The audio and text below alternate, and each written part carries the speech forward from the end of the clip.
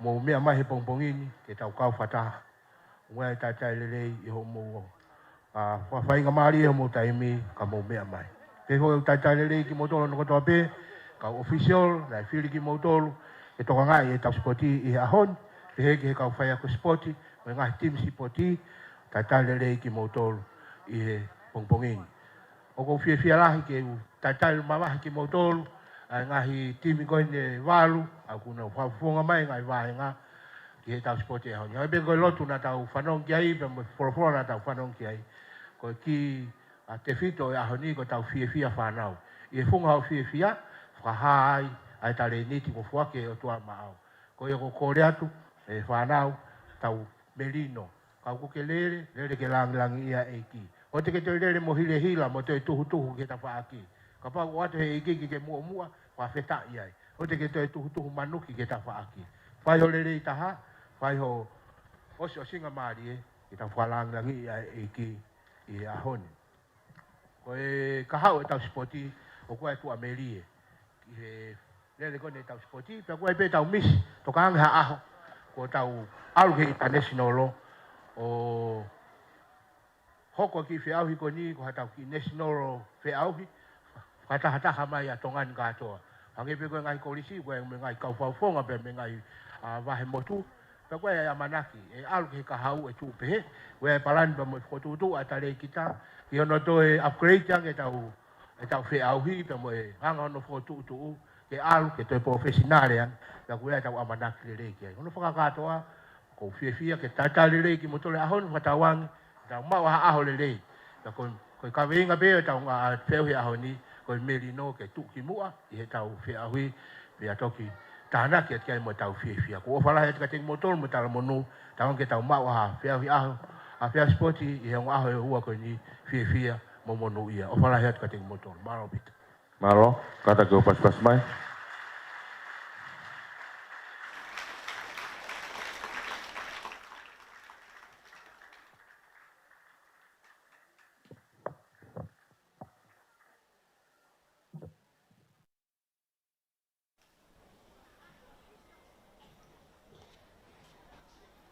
Ki he awhia tua mafi tau lotolotonga. Tapu atu ki he kau ofisa ako, kau pure ako, kau tahi whanau, na moku mautolu ko tau pe whanau spoti, kau whakatahe ahoni, amaraki ki tau whakailonga, ai makamaire o e ahona tau teu mai ki ai he ahoni.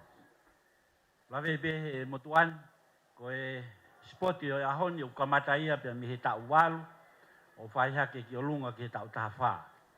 Ai au kuhinga ia ko kamata mi he kalasi whaa o whauhake ki he form 2.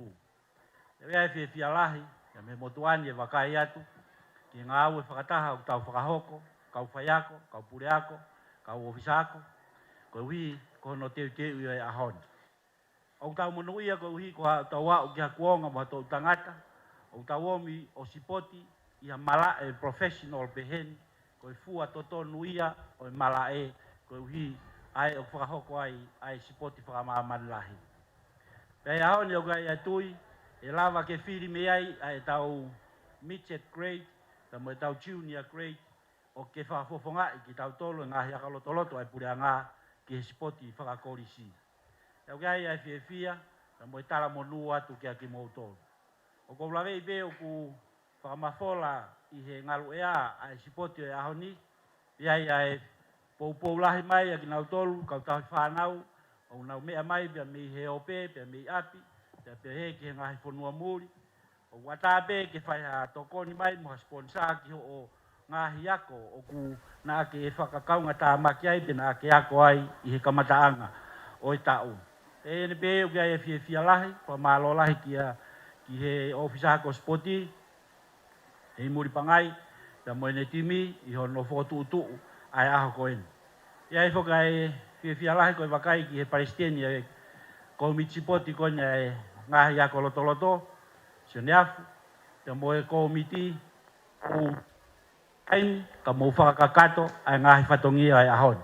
Ko whambe ke o te whakaloloa, he ku tatari e tau taimi, pe au tau ngāu e ke he taimi, Kau tau tai pabe hange ko lerei na tau whanongo ki ai. Neongo na sop na tula i he kamatanga o ikeni. Ka ku afio i pehe o tua mafi. Ko e sipoti ai whanau o ku kei maa ho nau loto pe nau fia. Pea ku uhi ngai ai alo maaria e aha koini. Tala monu atu ka kumautol whanau ki he ngahi iveni o e ahon. Tala monu fo ki he kautau whanau. O tau fia pehe tau whanau ake tau pa. Pea mo tau mo mea pe ho mo no foanga o pas mea ai tuang e fan ke nau pakahoko ai sipoti pea mei lo pakatoa o falahia tu mo tol fanau patawang ke tau ma hasipoti lelei fon fia mo bo ta po kina e ahon mo apong fok malo au bitu Koe pas mai. O malo ki he kare kita e waa e lau tohi pe mea kololo to ka koe whawhalang-langi o ka tonga spoti o e pongpongini i he apa mo whakalotolahi ko o mati ki tau tolu kau spoti i he taimini mo tuha kerewa ki olunga tokanga toi peke o mo kau whaia ko mo fokia toi peke o Io koe kakato ia laka pe foki he loto ai le whangako ia eti whahua pe foki rea taitari le whangako e sione afu pe kakato pe ame mea ai whawhalangi he peti tāke i whangaka o tarikita ia waa o nau tohi koe tuku e taimini te tau te teo atu ai pe ki e tau oloa ki iveni ko ia o e ahoni aia o ku i he lisi koni o ku mau ngawe aki o kia i e whainolo ai te tau hoko atu ki he lere mita e valungi au ai Midget Girls whainolo ia pe foke Midget Boys whainolo pe amo lere ko ia pe kahiri e hoko atu ai pe ki he lere whainolo ai Junior Girls valu mita valungi au pe amo e whainolo lere mita valungi au ai Junior Boys pe o kahiria e toki hoko atu rewa ki he tau lere mita e wangi au ai ko ngahi lere CVPN pe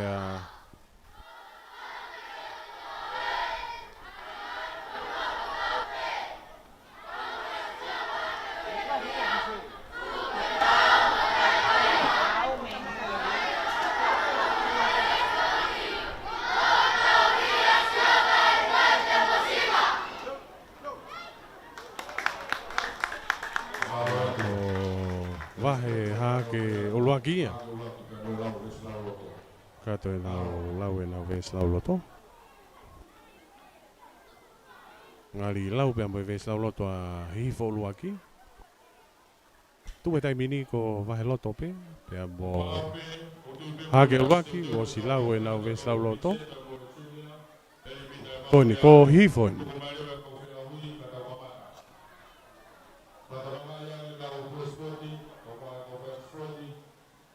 o ko si ma o pe te motora na ilis o o ke la hui tau la ni ko la ni la na o wes na o to aro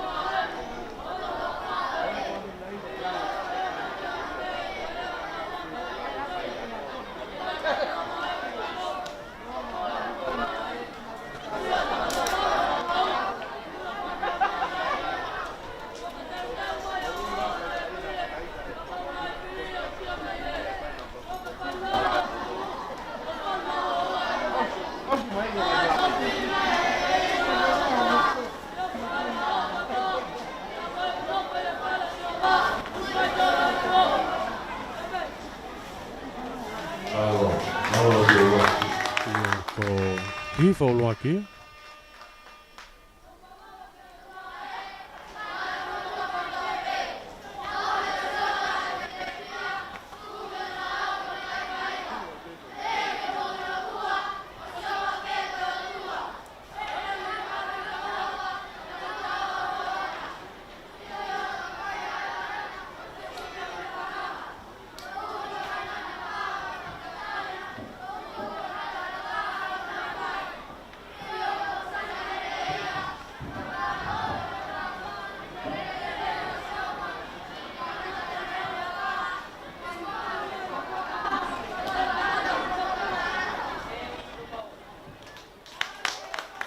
Hifo luaki au ki falaka hifo luaki nau vesa loto e ua. Ai tau teito tapi tau tolo ki he tau fainolo lere mita valungeau ai midget girls. Ai ko ni heni una ukau ki he fainolo ko sele tote ongosia pe me hifo ua. Ana lanto pe me hifo fikaua. Ko Matilda vai Nicolo pe me vai kolo oluaki pe mo ana tu sua me vai kolo oluaki. Hai terensia kite pe me ha ke fikaua pe mo ana teisi me ha ke fikaua. Sela sonasi pe mo Mariana Simlai pe me vai loto. Ko Mahesia pe mo me ofa pe me hifo oluaki. Jessica Alcovi pe mo tau famano pe me tonga science school. Ko Simai Mareka pe mo Josefina Fehoko pe me ha ke fikaua oluaki. Ko Elisi Ofa, pe mo Haili Nevaka, pe me vahe kolo fikaua. Pe ke Asiela Moala, pe me hake uluaki, Viviana Aho pe me vahe kolo ua. Filisi Lolo pe me vahe kolo uluaki, pe mo Taiana Piukala pe me vahe loto. Ai ko ni heni, apa na utiu watu ki fainolo. O lere mita valungeau ai midget girls.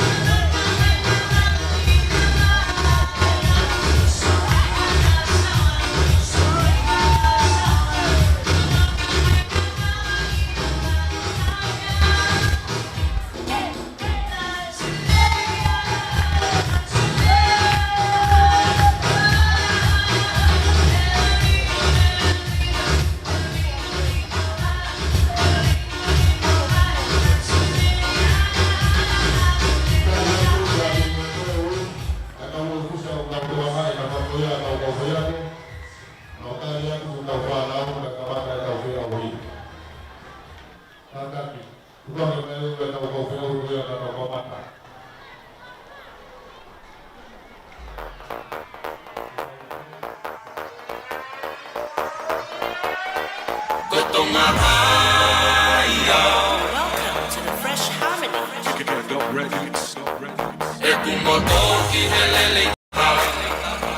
High school, DJ Saki.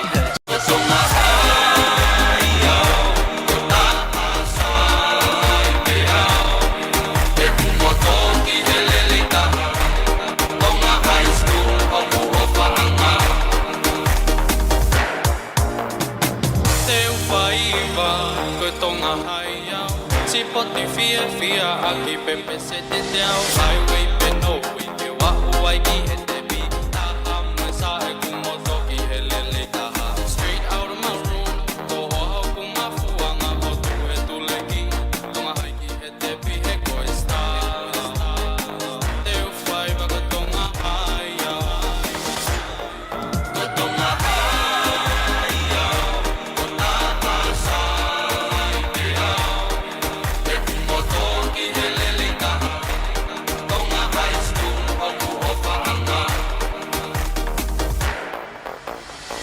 lele ke o matama play fia ma fai mata apiko taone popo ke te koe ante ke moto e popo kuloto kola mo sili papine ki peke ko na fono ko fai e ke atonga ai sio mai ke ku mafu ine number maroon e ko sta te u fai ba ko tonga ai ya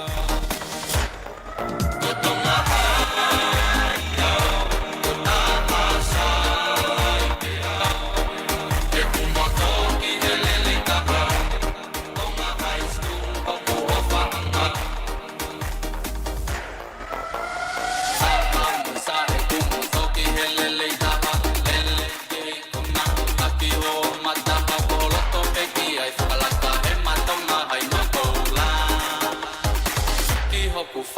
fata. Ta ta ta ta amasa ekum koki helele na lele na ati o mata akolo to peki ai palaka he mata mai na bola. Iho ku fata fata.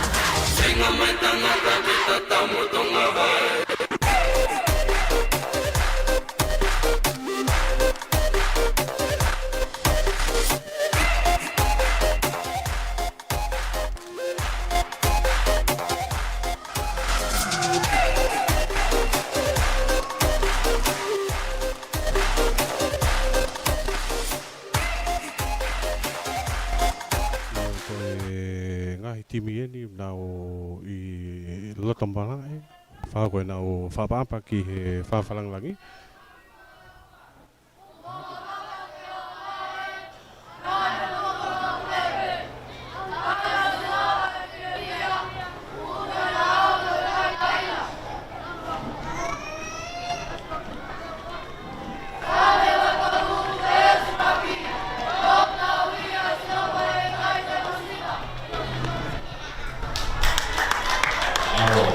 Kalau saya pergi, kau fatah boleh tahu ngahi kau tahu bisnis sih, ayong lele ni, tahu kau fatah boleh tahu apa kelamba pompong ini.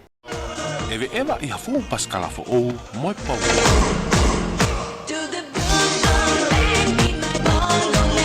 Kata wa kof ai foi fo season ewa I he pongo peanut rough window bay wheels I he kalame ni manoa te au pe me kalame wangi au pe ke ha I hala I tai totong be ita tohi au hingoa to sila pe mai fika I telefoni I he toa lai pe patai totong ko ia Pe ko ho fa o hangesi kof ewa o nga fai foi fo a season I ha sila pe tohi I ai a ho hingoa tu asila moi fika telefoni Whao ki he puhak tukwa tu ngai whare koloa, ki mua I ahmoni te ono o embeleri wanoa wano. Ka ke kau ki lulu at pongo. O ata e whenga malien ke tonga kotoa tau ta waru pe lahi aki ai. Kau ki ai, pia moi Pongo. Get on a brand new bike with Pongo.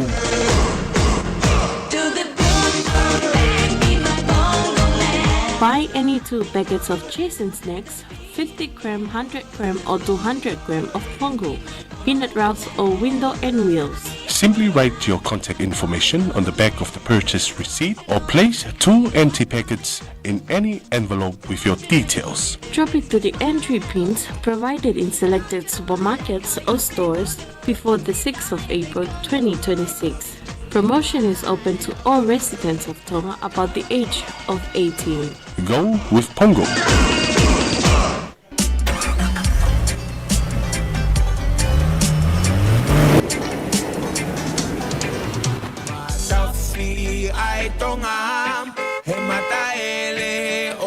Ko ke suaka ina kau taha rental car TNT lo to maufanga.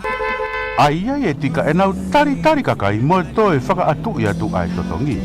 Ki hao whi ma umerere ke rent, ko e kau taha TNT o ku ke hea tu mō toro o nau ngahi merere. Whetu taki mai koe, ki e whitu wa tolu walu noa hiwa, pe walu whitu walu taha whātaha no ki hono whakaikiki, e o ku mau I he halawu nā pe o whea ngaki, pe mo e whea I tui matamoana, e loto mau whanga. TNT Rental Cars!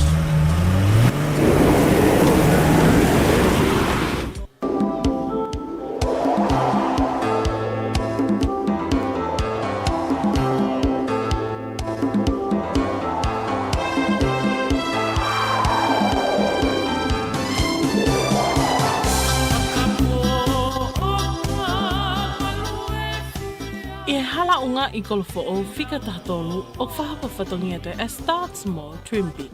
I loto whale koloani. Ke maua e ngai koloa kehe I he ki totongi mātua ak māmamo.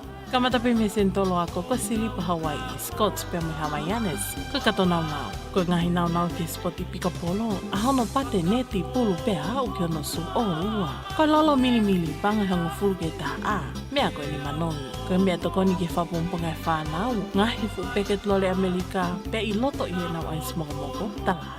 Flavor keke o inu keke tori mo filimia. Paku keke o sea ngai kolo, kau se e taimi ke whamata, ka ke au ton mai, keke whamoni. O kuia mu mawa e tahi hate, ta whake whale pulu whewho pucha. Ia me money cream ke te koe o tala whanga. Pe koho whetu tang me ke whika telefoni fitu anoa wha, ke tokoni iha whae peke. Start small, trim bigger.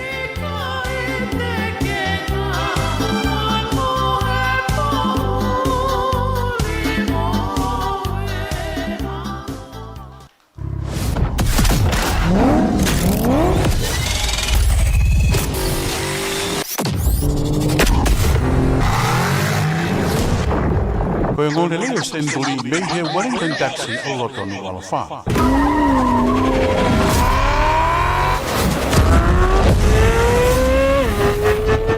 Ho eke moha mata apore, o fia mau bea kau ngā ue oi Wellington taxi. Tata ling moto ke wha ke te whaiwa. Ai koe ngahi timi au na osi tariu ki he teniti. Ai koe teniti koe aku nau tariu ki ai, pia nau toki lava mai koe ki he ngahi lere whainolo koia o e pompongiri au kamata kia ai whainolo takai ua mita valungi au ai Midget Girls hoko te peki he whainolo lere mita valungi au ai Midget Boys pea kahiria hoko tuki he lere mita valungi au whainolo ai Junior Girls pea mo e Junior Boys pea toki hoko tai peki he ngahi lere sivi ai lere mita e wange au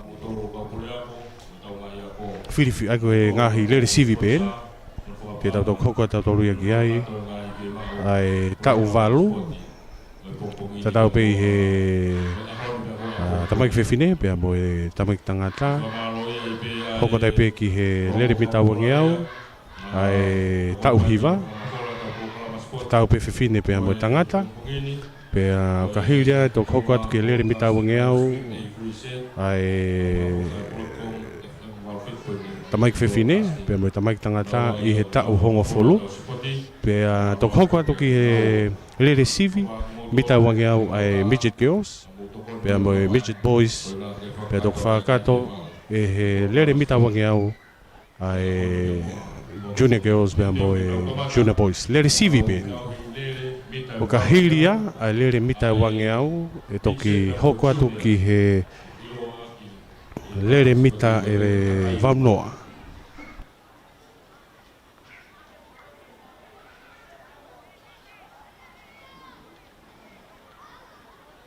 ai ko e lere mita vamnoa he tolo ai tau valo tau pe tangata pe mawhewhine pea tok hoko atu ki lere he tolo mita te au ai tau hiva pea hoko atu pe ki lere he tolo mita e te au ai tamaik whewhine tau hongo folu pea mo tamaik tangata tau hongo folu pea kahiria hoko atu pe ki lere sivi pe i he tolo mita e te au ai Junior Girls pea mo Junior Boys pea toki whahako pea mo e he tolo mita te au ai Midget Boys mo e Midget Girls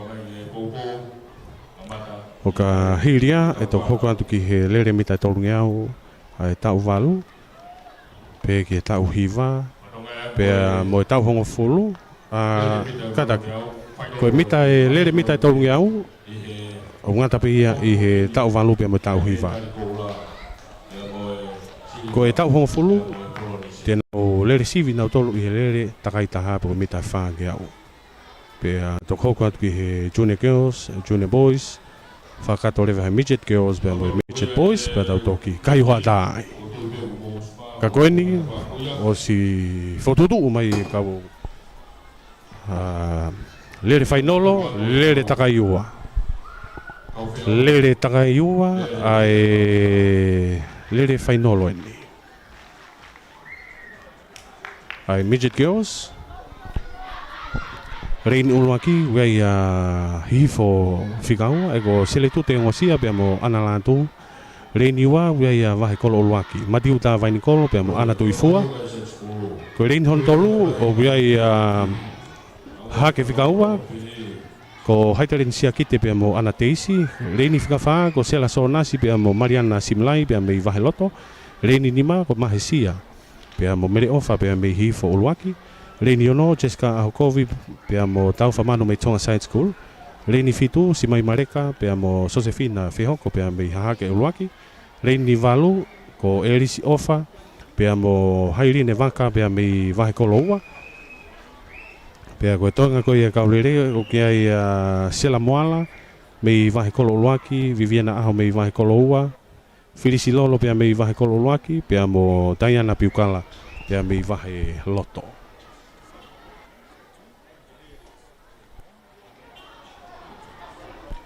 Ai ko vahe kolo uluaki na unga ke lanu hine hina vahe kolo ua lan pulu ko vahe ke loto falani lan kulokula pia mo talau sese lan hine hina ko hifo uluaki na falani lan mata tau sese lan hine hina hifo ua na lanu kulokula tatau pe falani pia mo talau sese hahake uluaki lanu pulu ko ia o kolisi lavenga mari. Hake whikaua rewa koe maroon, pia koe lanu e ngā aki pe ia e he Tonga Side School. Nau osi i he māka he taimini, koe lere whainolo pēni, lere mitai walungi au ai midget girls.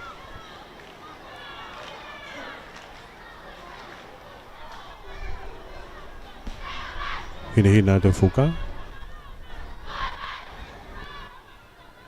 Toi ne tau bea i whia.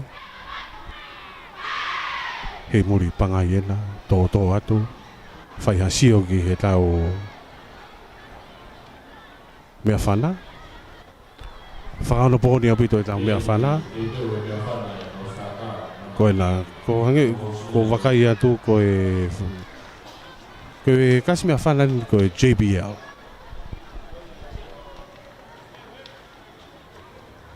Koe nā, ko tere aina. Whaia ko ia a hake o luaki. Io, nau mawahe atu.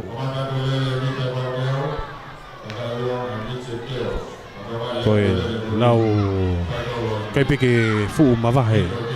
Ka koe nā ko hifo ua na wosi taki atu he hifo whikaua. Awhi paine mita tongi au. Taki mai a hifo, ko iono tua wei e ngofa whonga pia me Tonga Side School. Ka ko hifo whikaua ena, le taki mai au mai lere ki he wangi au di manoa. Mita wangi au di manoa, ke taki atu pia hifo. Hifo whikaua ena. Iono tua, whikaua pia ia Tonga Side School, whikatolu pia Tonga Side School, whikawharewa pia ia hahake uluaki. Na wafi mai ne mita e wangi au. Ke taki mai pia hifo. Hifo whikaua ena. Kamata ki hiki mai whawhonga koe pia mei hifo. Vave pia moe manga mai e whawhonga koe pia mei hahake uluaki. Hawhi mai ne te au. Koe lere takai ua whokian. Kei taki mai pia hifo. Ko hifo ena. Manga mai e whawhonga koe pia mei hahake whika uluaki. Ko hahake uluaki ena. Whalaka mai a hahake uluaki. Na watu ki he tepi kakato e takai uluaki ko takai whakausi eni o si whalaka toa hake uluaki a taki e to kaulere iono tu ape via ia hifo whikaua pe foki ki whikatolu via Tonga Side School ka koe na awhia duene he mita tongi au o si mawahe atua hake uluaki ena o si mawahe atu toi hiki atua hake uluaki ena to hiki mai a hake uluaki. A hake uluaki ena o si to hiki mai whawhonga pia mei hake uluaki. Ka koe na ko wahaloto ena turi atu. Afe mai hake uluaki i he mitai wange au. Mitai wange au. Hake uluaki. Hake uluaki ela. Ola. Hawai pe ko lere ko niko koula pe. Siliva pe amo e polonise. Umai hake uluaki. Ki he afe mai he te au. Kako vahe loto ina uturi mai pe ono tua. Ko hake uluaki. Ki he koula. Hake uluaki. Mita nai e ono noa ke tepi. Hake uluaki. Ko e fofua koula ini ki au ni. Fafonga koe pe mei hake uluaki. Hake uluaki ena. Hake uluaki. Ki he tepi. Koula ma hake uluaki. Silva ma vaheloto. Pea koe polonise ena. Tau atu ki ai fafonga koe pe mei Tonga Side School. Aia koe uluaki ia. Hake uluaki. Uat gaya vaheloto toki whikatau gaya Tonga Science School. Ko tui tokotolu foki pia mei hake uluaki hendi kai ki whapapau i peko Simai Mareka peko Josefina Whihoko peko Sela Moala.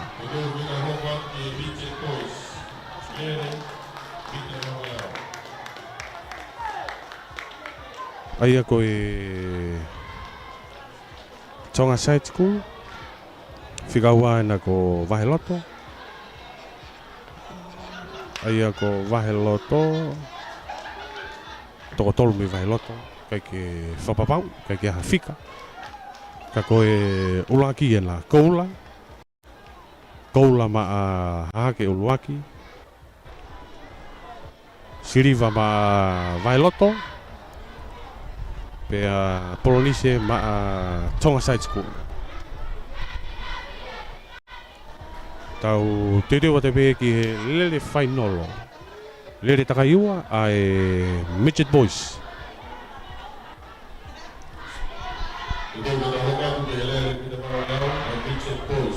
Malapito Karen pea kore ki whamarumara te pē ngā hi tala whaitapu ka e hoko re rea te pē me pāke te whaiwa a e tau whiauhi spoti a te rita ko ia whanau lautohi pure anga moe ako loto. Tau te teo atu ki he whanau tangata iiki pe koe Midget Boys. Aia e whiauhi me ia lo fia mafua mo siausi lose pe me hifo ua. Ko Boana and Grace Tafolo mo Fasi Eiki vi pe me vahekolo uruaki. Pe ki a sione alofaki pe mo vei mau nau whahu me hake ua. Virea mi tunu koafe mo virea miongi me vaheloto. Ko whangatua na Daniel mo tui anuku inoke pe me hifo uruaki. Ngā tū kalapa mo Michael Ofanoa me Tonga Side School. Samuel Akula pe mo Epifanio Frekaono me hake uruaki. Pe kia Paula Mafi mo Asio Holoia pe me vai kolo ua. Mui Frekaono mo na Daniel Lohea me vai kolo uruaki. Sio pe viau pe me vai loto. Pāwhananga, iwi me iwi kana o lovare taimini. Kurupe ua koe ni, mei he ngahi ako, tō tahaono, tāwalo. Ha koe nā ko asi hake a hifo ia, pea mei he reini koe i loto. Piko hake ke mao e mite torunge au koe ke tepi, kei kāke atu pea hifo, lofia mafua, saslose, koe nā ko hake nā ku tūture i pehono tua. Whai ai pe tai mi hake ki he tepi. Koe nā mata ta tau mahi taimini, mita wangau ke tepi. Hake mo hifo. Hifo ua mo hake. Koe nā ko hiki mai a hake ia. Hino tua kua hifo. Koe turi mai pembi ai. Eta koe Tonga Side School. Pia tolu. Ha koe nā ko hake nā.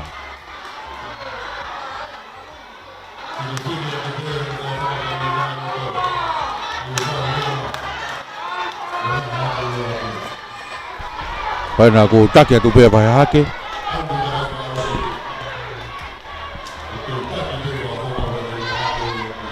Hake te pi nau takai whaosi eni. Kei take ku peha hake.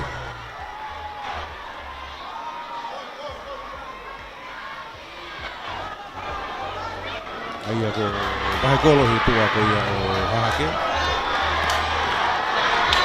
Koe na ko hake na ko motu mano mai hake ia. Ia pe mo ka lue. Ka koe na ko hake na. Te ke ko tu are ko ti ko fufua koula pe mi he ongo apia ko. Kai ngari ko re ko ti. Ko tu o vai hake u. Sene ala faki be mau na fa. Sene ala faki pe mo be mau na fa hu. Pe ko hai ha ta o tala vo ko ya. Ka ko ni ko hake ya. Hake na tau tolu. Hake mita e whanoa ki te pi. Mita tau noa, wanoa, whangapulu. Arat koe pe ki te pi. Urat ka toa hake. Pai koloi na no tua, pai si eiki. Pea mo tapo. Ua mo e tolu atu ai. Kako vai hake. Pea mo e koula. Sione alofaki pe ko vei mau nau whahu.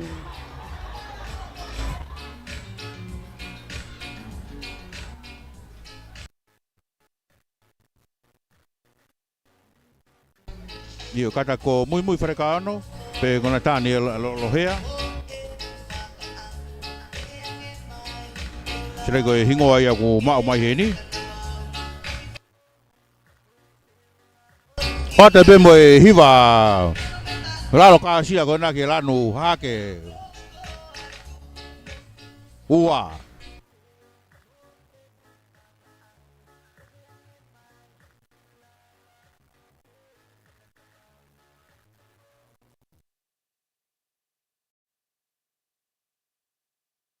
Io ko e hiria ai mita valngia ko ia ai Mitchell. Tau te wa te behe. Pia ko fatonga ia to faiako ko ia hake olua ki tere. Tere. Te pi ko kammo ka pure spotia hake olua ki. Pe toko ni ka tu no ko a mafua. Tu ai fai ko pure spoti. Ilonga bito nga hi to lau mea terea. Mau te fa ka wi ka pulu e. Ko ia. Ko la neua. Timi ko ia vahe haha ke.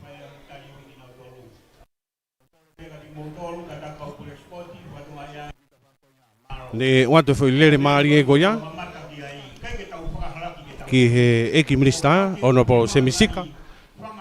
Pe fo ke tare kita mo ka nga we ko ia pot nga we ki nga we la lahi va ko ia na tokanga kina fe fo no nga ki hala pure anga pe fo ki ek minista ona por fane fitwafi pe ki a lady bolotu mo ka nga we ko pot nga we nga we falot fo no pe ko mia pe fo ki he Backstreet Tonga Billfish Bar and Restaurant pe mo Waterfront Lodge pe mo kauta Villa Plastic pe fo ki Homeland Enterprises o Hadeho. Tau te pe ki he Fainolo Junior Girls lere mita vangi au. Reni ulaki uia sinsa tuuta pe mo rinta kavilata pe ambe hifo ua. Reni wa Yoang Lee pe mo Willamila mau pe ambe vai kolo ulaki. Rein tolu Caroline Fratene pe mo tolofi tawalupe be hake ua. Reini fa silo patau fa pe mo mele frapuria me vai loto. Reini nima o Michelle Vakamilalo pe mo siare movuka pe me hifo luaki. Reini ono ya Iva Halapua pe mo Saintonga me he Tonga Science School. Reini fitu ya Monica Loloa pe mo sioka peni ainu pe me hake luaki. Reini valu ya Selamafi pe mo Pauline Noa pe me vai koloa pe foka Lorraine Fili me hake ulaki Maria Lecha me vai koloa Chona Lei Moala me vai koloa pe mo Efania Nico me vai loto tu kwatu kaulere ko ni o si mavahe ato a vai loto ia pe foki ki vai koloa na afi mai na wa he mita tolungi au o si taki mai vai koloa i he lanu hine hina ka koena vave bebe mo e manga mai fafonga ko pe mai hahake ua ka ke taki mai pe mai kolo luaki ko e fainolo ni lere takaiua pe ko lere mita e valunge au a junior girls afe mai ni mita wange au ke taki mai pe mai kolo luaki i hono tu a o ke fika ua ai ko hahake ua pe mo tonga side school hawendi mita e te au fulu afe mai ni te au ke taki mai pe vai kolo luaki fika ua tu ke ia hake fika ua pe to fika tolu atu a tonga side school tai mia tu pe hawendi ki he kakato ko ia takai luaki ka kona hiki mai a hake fika ua ka to langa mai pe fa fonga pe mi vai kolo luaki kakato takai luaki ko e takai fonga usi en ki taki pe vai kolo luaki yo no tu au ia hake fika ua ka ku vave apito pe mo e falaka tu ia fa fonga pe mi hifo luaki ki taki pe vai kolo luaki ka kona hiki atua hifo luaki falaka atua hifo luaki to hiki mai a vai kolo luaki afe me tolu ngau tonga side school ena o si mang hake fa fonga ko pe mi tonga side school ne to e langa i mai o tuku ka lere ki mui ka ne taki ia to pe tonga side school Fenga tonu pe mo e mita e wangau di manoa tai mi ke taki mai pe tonga side school ko hake fika ua ena yo no tua ka toki fika tolu atu kia ia hifo luaki afe ma tonga side school i he mita wangau ke taki mai pe fa fonga ko pe mai tonga side school fa fonga ua pe mai tonga side school ka ke wilo i ko iwa lapua pe ko Saint Tonga ko na mita e te au di manoa tonga side school ngari kai pe ke to ha velave afe mai a tonga side school e mita e te au hau hiki mai tonga side school hiki mai a side school tonga side school na ia to hiki mai a tonga side school mita e tolvoa tonga side school ki he koula ki he whawanga koe ni mea mei tonga side school ka ke o wiloi ko iwa halapua ko Saint Tonga ka ko koula ina avi ia mai tonga side school ko e siriva ina o hake fika ua pea ko e polonisi ina ko e whawanga ko ia pea mei vahe kolo uluaki ko e kakato ia lere painolo takaiua a e junior girls i kuna ia e tonga side school fika ua tu kiai a hake fika ua pea toki fika tolu atu ia vahe kolo uluaki Kau tete wa doi pehe ki he lere fainolo takaiua mita valungau ai junior girls pas kona wa tu kata motol malam ke tau kau fakataha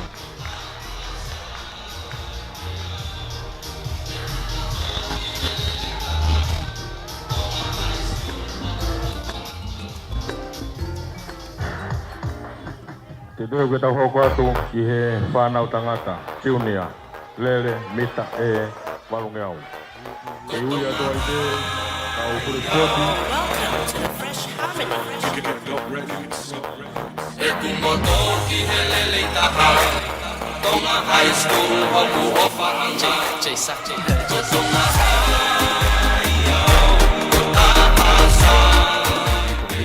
o famola mi tonga science school ka ma misiona vai laki o se ne tu tamoki mo fraki ko papa me haki ruaki sales haviri mo Henry Maia mi vai kolo ua tanya kau ola me haki uruaki Joseph Vaka mi vai kolo ua fitu ilea finau mi vai kolo uruaki ka ma Franis pe mi vai loto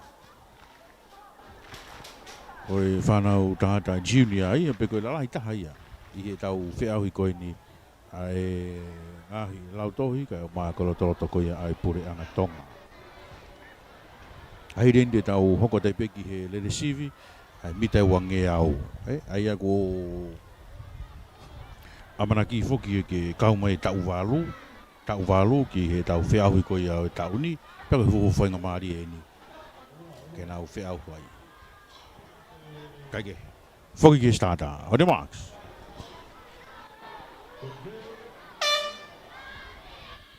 Ifi mai stata. Nau tuku nato. Tahiwa ki e toko wanoa. Koe o vai kolo ena. Vai kolo ena ko utaki hake, hono tua ku ia e lanu mata.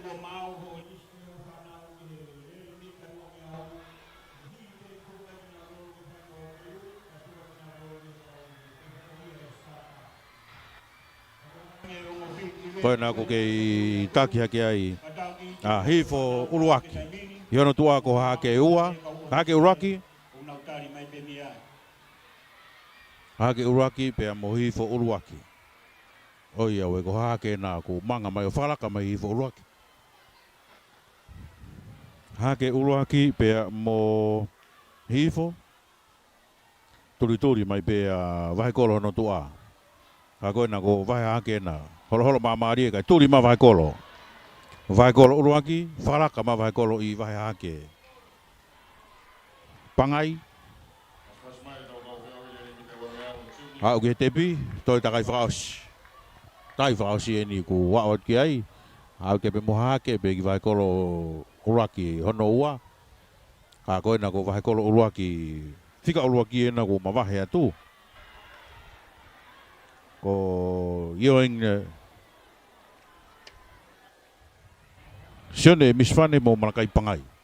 Ngo hingo e wo mai heni. Hata hape ngo kisuru ko ya. Sione misfane mo malakai pangai, ke tupe ko malakai pangai en. Tohi Yesu e malakai pangai. Pe tohi e pa ke teu faiva ko e rekoti ka koena. Ko toe manga lalahi hake. Ai ngo fafonga ia pe me vai kolo ua. Vai kolo ulak pe vai kolo ua.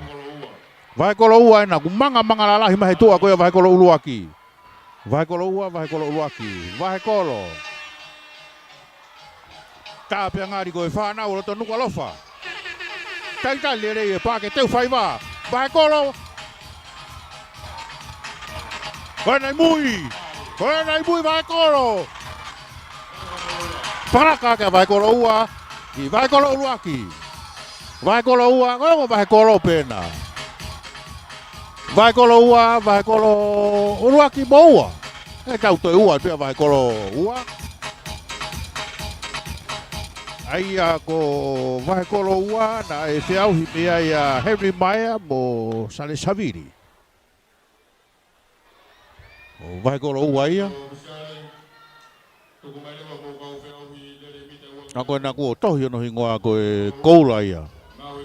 I he whanau tangata lalahi. Au pito, pe ko e Junior Boys. Iyo, wato e hiva ko na mai kau popo vai kolo ua. Si lanu e moana. Sokai.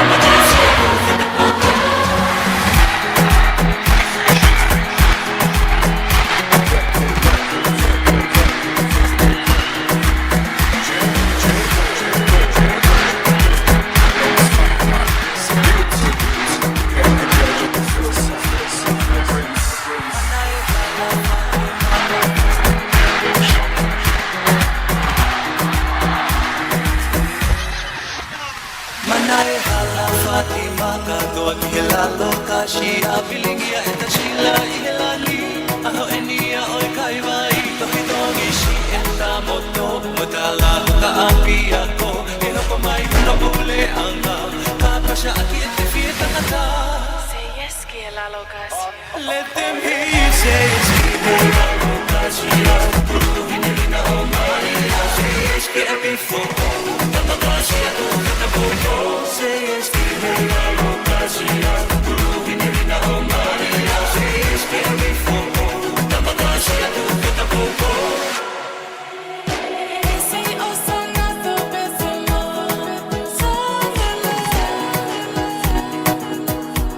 Kolosei pege tau ngahi ngongorerei, kau sponsors ko ia oe pongpong ini, ki tau foki mai, ki mita wangeao. Ewe ewa ia fu paskala fo o moi pau.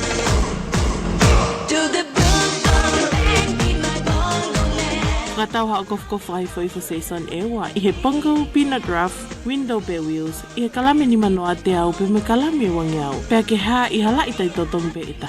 Tohi au hingoa to sila pe mai fika i telefoni i he toa lai pe patai totongo ia.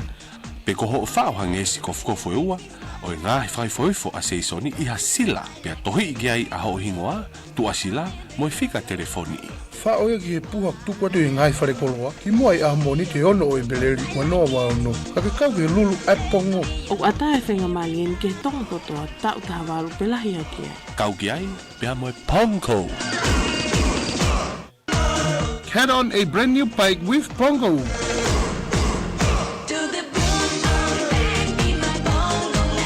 Buy any 2 packets of cheese and snacks, 50 gram, 100 gram or 200 gram of Pongo, peanut routes or window and wheels. Simply write your contact information on the back of the purchase receipt or place 2 empty packets in any envelope with your details. Drop it to the entry pins provided in selected supermarkets or stores before the 6th of April 2026. Promotion is open to all residents of Tonga about the age of 18. Go with Pongo.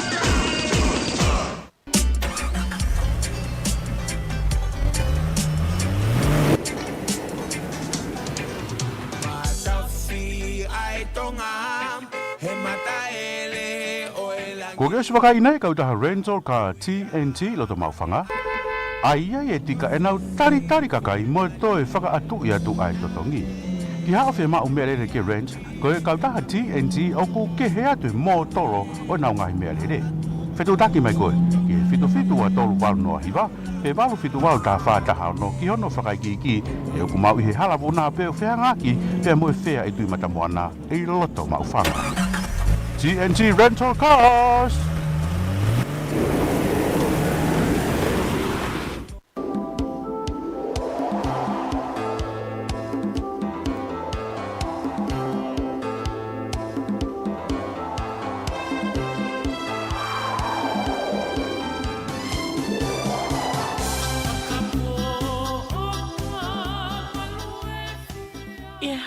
I kolofo o fika tahtolu o whahapa whatongi atu e Start Small Trim Big. I loto whale koloani. Ke maua e ngai koloa kehe i heki totongi mā tuak mā māmo. Kamatapi me sen tolo ako ko Silipa Hawaii, Scots pe me Hawaiianes. Ko katona mau. Ko ngahi nau ke spoti pika polo. A hono pate neti pulu pe hau ke ono su o ua. Ko lolo mili panga hangu furu ke taha a. Mea koe ni manongi. Ko mea tokoni ke whapumpunga e whanau. Ngahi fu peket lole Amerika. Pe i loto i e nau ai smoko tala atu. Flavor ke o inu ke tori mo filimea. Paku ke o se ngai kolo. Kau se e taimi ke whamata. Ka ke au ton mai ke whamoni. O kui mu mau wa e tahi hati ta whake whale pulu whenfo pucha. Ie me mani krem ke te koe o tala whanga. Pe koho whetu tang me ke whika telefoni fitu anoa wha ke tokoni i ha whae keke. Start small, trim big.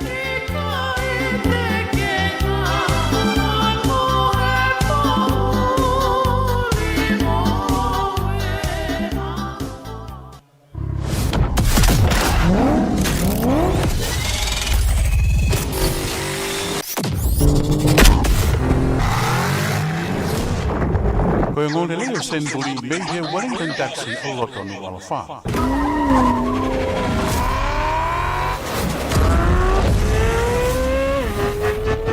Ho iku moha matapuri, o fia mau bia kau ngāwe o Wellington taxi, ke tani lelei ko i ho fia mau taxi i ha kapa bia loto nuku alofa. Nā moha hake, i hifo isa awahe loto. Io, koe nia e kau taha wawe, pau bia whakatui mo oni ai totongi. Ko mau teu teu ha kau tangata talawo mo ho wai fa fine hoi hoi fua ke toko mai ki ai aho falala. Whatonga iange. Ko mau hiki mai ki ta whaaki o Uriti Wanda Building, whihanga ki mo Teacher Cell Square, pia kaunga a whoki mo Wharekoloa Narratown.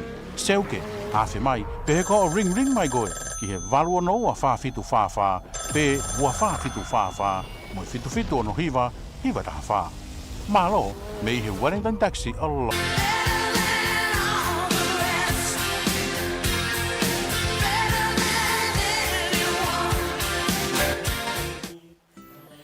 Whaunga ki ono ngai aki o e roundabout. Koe whaunga maluta haia ke whewhanonga aki, o kune whai ai tawhi e whewhanonga aki i ha whetaulag anga. I ho oa au ki he roundabout.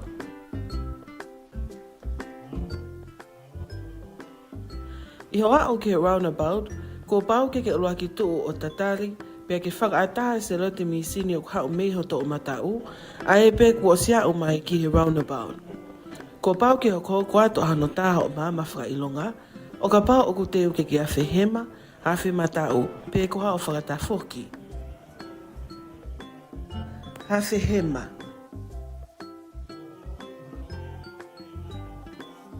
O ka pau te ke a whehema, ko pau ke taha o maa whakailonga to o he maa, i ho ofi atu ki he roundabout. Whapapau i o ata ai hala, pia ke a whetokanga. Tuku kehe, ka pau o toi iai halai ne maa ka whahinohino ma kehe. Awhe matau. O ka pau te ke awhe matau, ko pau ke tā a o maa mawhailonga to o matau, i o ofi atu ki he roundabout. Whakapapau i o ata ai hala, pia ke a whetokanga. Tuku kehe, o ka pau o toi iai halai ne maa ka whahinohino ma kehe. Lele hanga tono.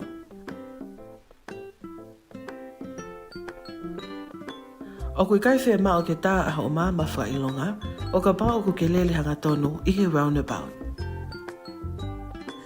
Hu ki tua me he roundabout. Ko o hu ki tua me he roundabout, ko pao ke tā aha o maa mawhailonga ki hema, pia tamate i whoki o maa ba, i o mawahe me he roundabout.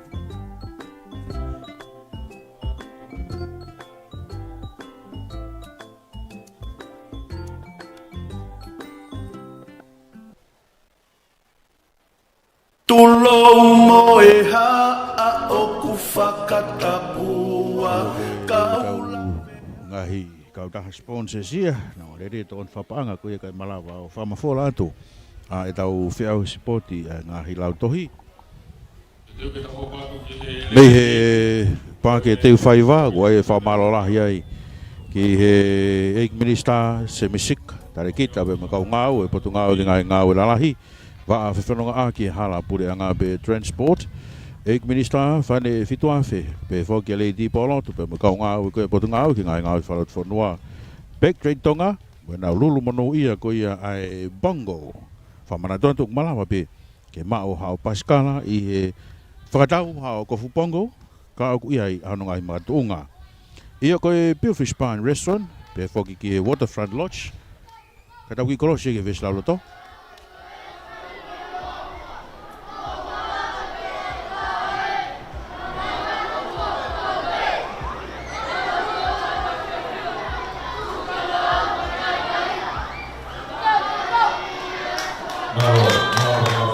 Pea mi vai hake uruaki ia.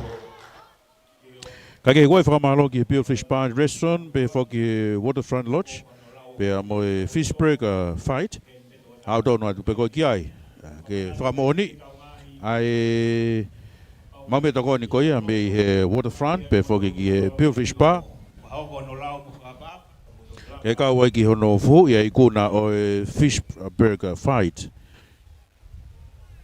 Pe whoki ki he hula he poni. I motol koe na ku kei e wahalo i tonga eiki te kai ke whoki tō pureanga. Mongi motol koe ngai ngau anga. Motol pia me i tōkanga pe ki wharehanga u pe ke tawhi e ngosia. Mo ewa mai mo tolu he poni ki he Billfish Barn Restaurant.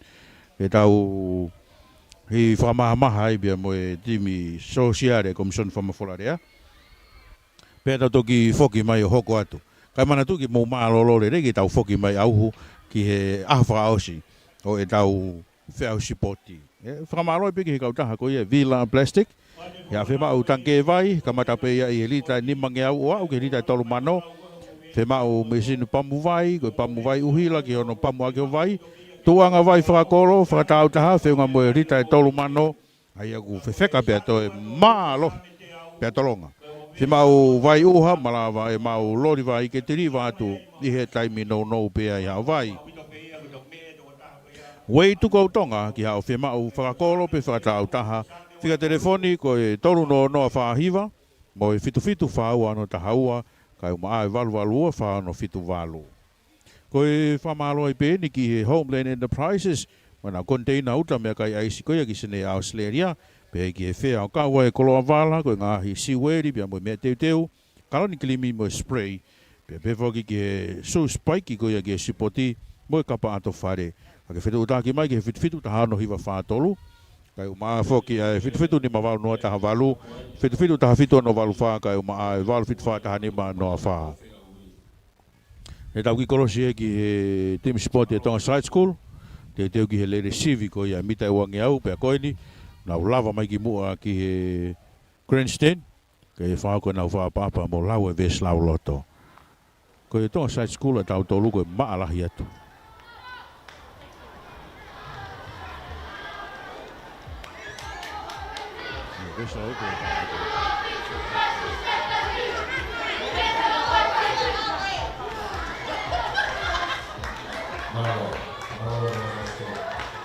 Io lava e whaapapa bea mo e lau e ves lau loto.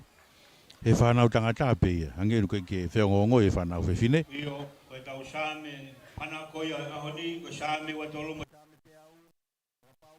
Me lau hao tuku pā au, lau pe ia ki tau whanongi ai. Pau koe ai mhao Kaike, koe e whamarola ki he Start Small Dream Big. Pea mo io te bowls. I he hala unga i nuku alofa ki he ngahi koloa tāla koia. Mei loto Amerika lahi ai Slipper Scots, Hawaiiana pe mo Hawaii. O ta koe Hawaii. Pe ki he nau ki spoti pika polo koe kaloni, kirimi mirimiri, lolo kaloni pe mo ngahi ala mea koia. Toi lava pe ai me ngahi sevesi e MoneyGram, i o mau whare koloa fitua, noa tolu, noa tau noa. Fitua, noa tolu, noa tau noa. Pau koe au mo ngahi whema. Koloa me loto Amerika lahi, ko e Start Small Dream Big, pea mo io de bowls, i hala unga i loto nuku alofa. Whika telefoni, fitua, noa tolu, noa tau noa, whea ngaki pea mo e TCC ko e na hala unga. Ko e tau kautaha taxi ko e Wellingtoni, pe Wellington Taxi, whirutaki me ki wa wha, ki e whakai ki. Ko e TNT Rental Cars i Halavuna, tu whenga ngai pe mo e tui mata moana, mau whanga pe me ngā hika rental, keke hai ani ai, i he pōnia, ewa mai koe ki he Billfish Bar, i ai e kau whewhine koe pe me he waa marketi, i olani pe ki a resieri, pe mo ki nau tōru koe ka wako tutu koe ko riskun sālote, he ki a katokakala, pe mo vai moana, ka e umaa star koe televisione, Liliani Porutere, mo ki nau tolu koe a tēnau, iai tau tolu he pōni, i he Billfish Bar and Restaurant. Kau maa whaka whina whotukawa, pea mo e kau aharu toku koe a kun Charlotte, ko Anavea, be ke Lupeolo, ki nau tolu e tēnau iai ke taitali reki mo tolu he pōni, i he Billfish Bar and Restaurant. Pea ka pau o ki ai ha whatongia te ke mo ua koe ki ai he whiawhini, mea koe ki ai aongangeia.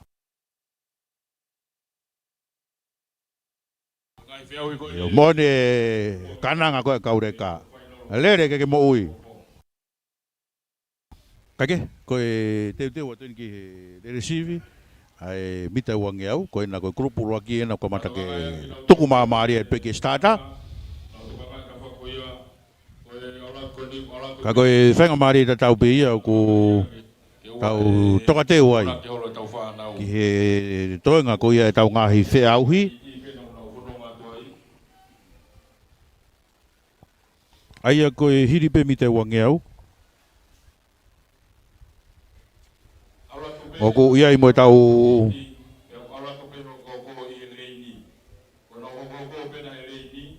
Io mo he tolo. Ka koe no whaha bea me he whakatau ki I tau polo karama.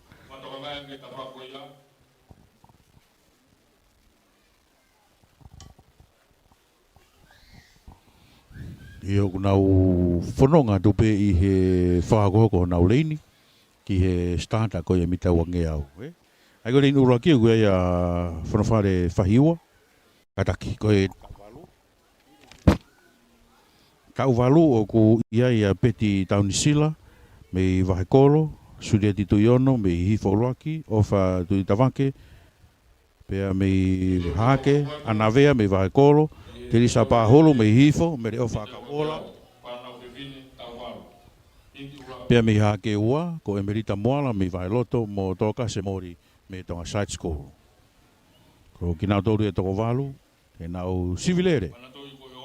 E whanau whewhine, tau walu.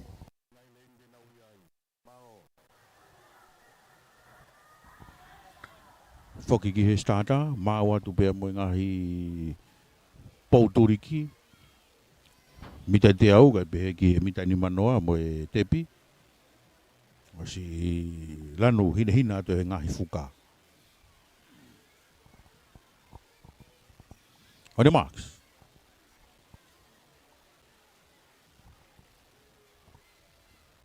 Te whoki e ko whemau he stata ke te whotu who'o. Koe no koe pe mo ifi atu mea me he tepi. Io māua te kau ofisiare ia.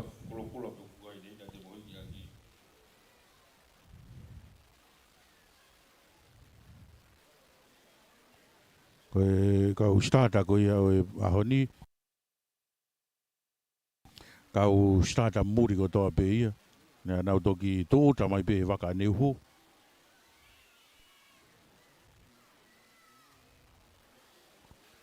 Ia koe ni ko māua tu, lanu hina atu e ngai fuka. Mita ne mangiau, mo e tepi. Mita te au.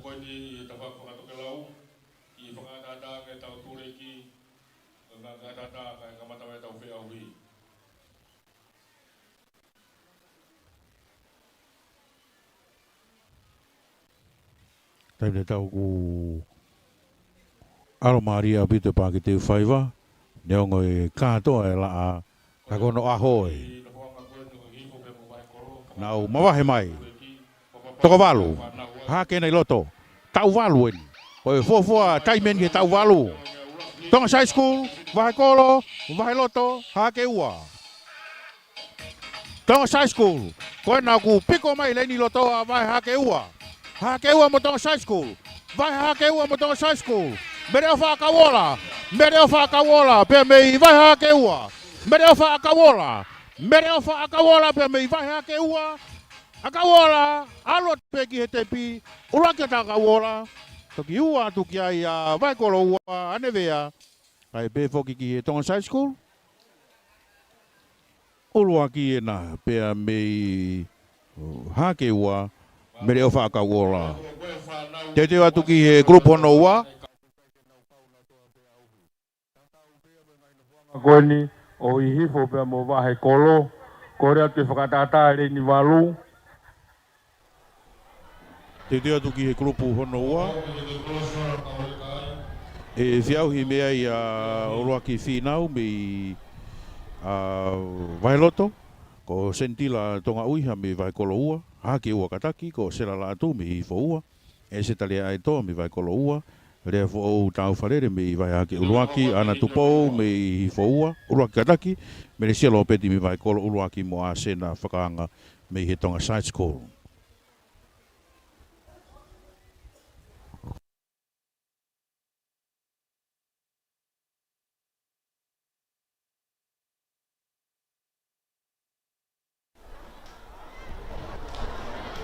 Mau mai ngahi fuka.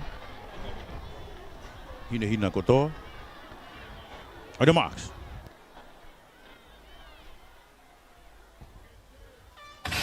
Nau, mawahe whakataha mai. Me he reini ko ia i loto. Ko na ko vai ko Uluaki. Hifo Uluaki mo tonga high school. Ako na ko manga mai reini ko ia i loto a hake Uluaki. Hake hifo. Hake hifo. Me hake reini ko ia i loto. Sentila tonga uiha pe me hake. Tonga uiha me hake. Ko na ko kamata ke Asia ke mo Uluaki finau ia. Uluaki finau na mahanga kia tepi. Vai loto, vai hake ua. Toki veteki mai e temsia ne mani pea me tepi. Uluaki finau sentila tonga uiha kai beheki Meresia Lopeti. Kau mahanga ko na toki tukutukuange mamari mai temsia ne mani pea me he tepi. Foki mai ke stata. Reini Uluaki o kuia ia Aris Malolo pea mei hifo Uluaki. Koe mo vai kolo ai ke mau hingo a heni. Reini tolu ko ana seini mori me tonga side school, reini fa ko Maria Asperi me vai loto. Reini ma ko Winita City me hake ua. Reini ono ko Tirikusa Paholo me hifo ua. Reini fitu ko seini lie me vai kolo ua kai ma fuke reini walu Wendy Faingaa me hake Uluaki. Whanau tau waluen, hoi mamata apore. Mo tolko na mo mea mai I heope toko walu. Nau mawahe whakataha mai. A koe naku kamata ke Asia ke tua. A hake Uluaki a. Turi mai mo hake ua I loto. Hake ongo hake na. Hake ua, hake Uluaki. Hake ua, hake Uluaki. Hake mo hake. Hake mo hake loto. Koe na au maki ngatonu kia tepi. Hake mo tonga high school. Tonga high school. Mai he tonga high school. Tonga high school na ko whakaraka ke tonga high school. Ana seini mori mei tonga high school. Ana seini mori ki he tepi. Uluaki atu ua tu ki ai a wahekolo. Whiatolu atu a hake ua. Oka. Yep. Kata ko tonga high school au ia.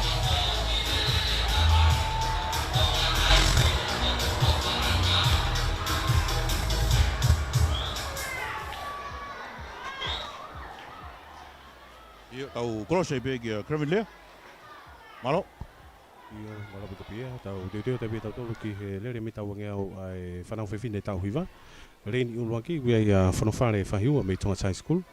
Reini tolu ia whareta meriana pea me hifo Uluaki. Mawahe mai e kau lere koni hiti Uluaki eni. Homba upito asi mai whafonga koe pea me tonga high school. Whanofare whahiua he Reini ki loto. Afe mai de vita te amonga pulu. Ko whahiua.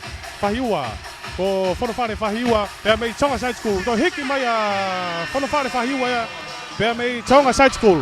I hono tua o ngai a wahekolo kai ke o mai e hingoa whafonga pea mei wahekolo. Pea koe whika tolu ana ko wahe loto. Ko Luisa Siulua. Uluaki ena ko whanofare whahiua pea mei tonga high school. Whika ua tuka wahe loto Luisa Siulua. Pea toki Whika tolu atu kai mere Uluaki afua. Kakato ia e hiti Uluaki, hiti ono waini, Reini Uluaki, ansopa ahokovi, ahokawa, pea mei tonga high school. Reini wa Siena tapu eluelu mei vai loto. Whika tolu Ariana Makoni mei hake ua. Reini fa, Michelle Lisala mei hifo ua. Reini mama kareta kefu pea mei wahekolo ua. Reini ono latai riha poto mei hake Uluaki. Reini fitu la tawawane pea mei hifo Uluaki. Reini walu rewa ko Cheska Tovo pea mei wahekolo Uluaki. Hiti honoa, lere mita wange au, ai whanau whewhine tau hiwa. Oni Mark. Kechet. Nau tuku mai taimiti. Iom, abito langa mai whafonga koe pea mei hake whika ua. Ai ako Krista Laume. Ka koe na, hawe mai na mita e te aunga pulu. Ko Tonga High School. Asupa ahokawa pea mei Tonga High School. Tonga High School. Taki mai ia e asupa. Ahokawa pea mei Tonga High School. I he Uluaki. I hono tua ia hake whika ua. Ko Ariana Makoni. Ka koe na Tonga High School. Alatoi pe asupa ahokawa ia ki he Uluaki. Whikaua tuki ai hake. Whikaua pea whikatolua hake whikauluaki. Kakato ia hiti ono wa. Teo te peke hiti ono tolu. Lere mita wangi au. Whanau whiwhine tau hiwa. Rein uluaki laki whanua. Pea mi hake uluaki. Rein iwa au kawa Rachel me i whikaua. Rein tolu. Ko Serian ni maasi me wahe kolo uluaki. Wha. Sela kalapa me tonga side school. Rein di maa tina la savia me wahe loto. Rein iono soane taufa. Soana taufa pea me hake whikaua. Rein i fitu. Neo mai saluni. Pea mei hifo ua, reini walu lewa ko Katrina Harrow. Pea mei wakaloa, lau tunguna mai tai. Lere mita ua ke au, hiti ono tolu ede whanau whiwhine tau hiwa. Koena, taki mai ia he whawhonga koe pea mei hifo whika ua. Ko Katrina Harrow. Ka koena, oma upita asi mai Tonga Side School, Sela Kalapa pea mei Tonga Side School. Taki mai e Tonga Side School. Iona tua kiai vaheloto pea mo haka whikaua. Ka koena, kai peke toi whelave. Ko Sela Kalapa pea mei Tonga Side School, uluaki atu. Whikaua kia hifo whikaua pato kikatolu atua vaheloto. Kakato ia ai hiti. Hiti ai tolu. Ai whanau whiwhine tau hiwa. Tau te te peke lere hiti uluaki, lere mita wangeau ai whanau whiwhine tau hongo fulu.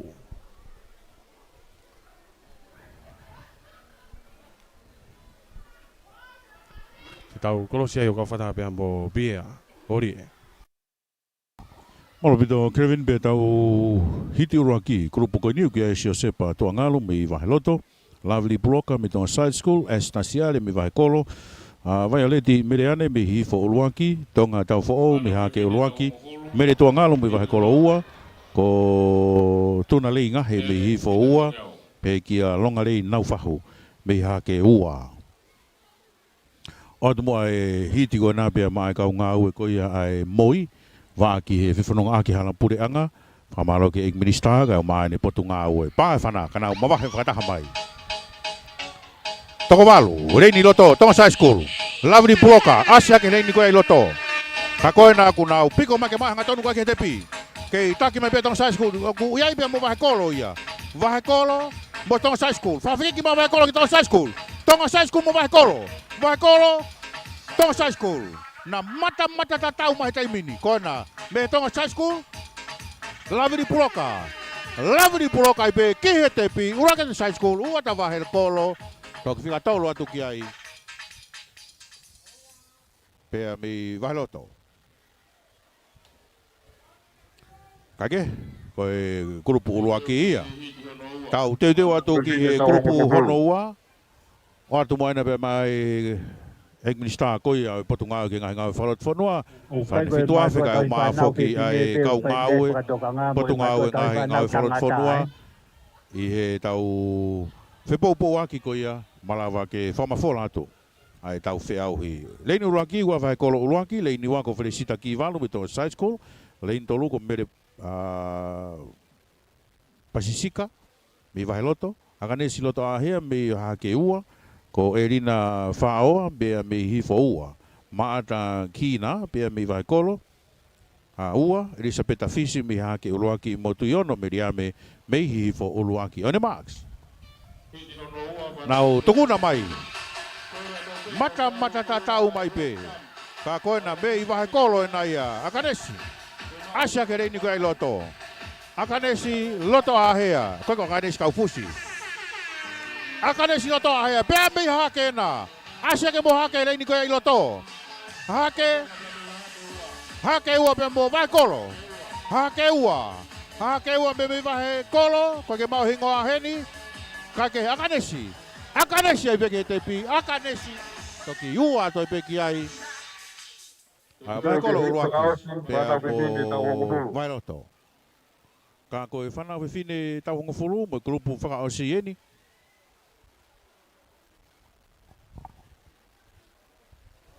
Tuku mua ke whawholawa tuia ki he Backtrade Tonga. Pea mo tau lulu monu ia ko ia mau hao Pasikala. Ka pau te ke kumi hao ko Bongo. malo tau hausia le mai ai hoani tau kau whakataha tu ai pe whainga maari e. O e whamafola ko ni tau iai e loro toka ni. Ai pe ko mo mea ki ai tau kamata mai he pongpongi ni i he aho uaki o e spoti ngahi ako loto ai pule a toka tapu ia. Au ofisiare ko ia puna. Mo ia he taimini. Ai pe ko ia ko e mita wangi au ni tau whanau tau pongo fulu e. Whanau whiwhine tau hongo fulu e. Ko ni ko nau tiku mai. Nau ta fe mai ni ke ngata mai ke te au te mini au ke mata tau mai pe ilo apito va loto e leni tu ako pe sipa por i loto hake pe ga va ko laki ko atelaite kau ka me tu li hake a ha hake hifo ko na ka ko si mo apito ai va he hifo ia ki mo a i te pi he tai mini hifo o va loto ata o va loto pe sipa tipo ego hit for aus e bia whanau whiwhine he tau kongofu. Tau una tu le vai ni ki he bicheti. Ego le volo ni koe Spotify ko li si ene. Ia e whanau ko ni. Koe micheti ene.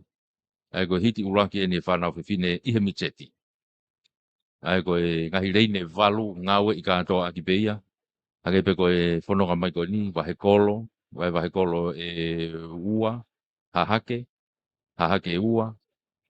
Ko e tonga high school pe mo wahe loto. Ofisiare ko ia puna. Mo wahe hifo kataki. Tonga high school pe mo wahe hifo. O ku tahape. Ko toi ngā ia o taki ua ia. Au pe au ko ia puna. Hahake. Ko ko tau ko pe au ki tau.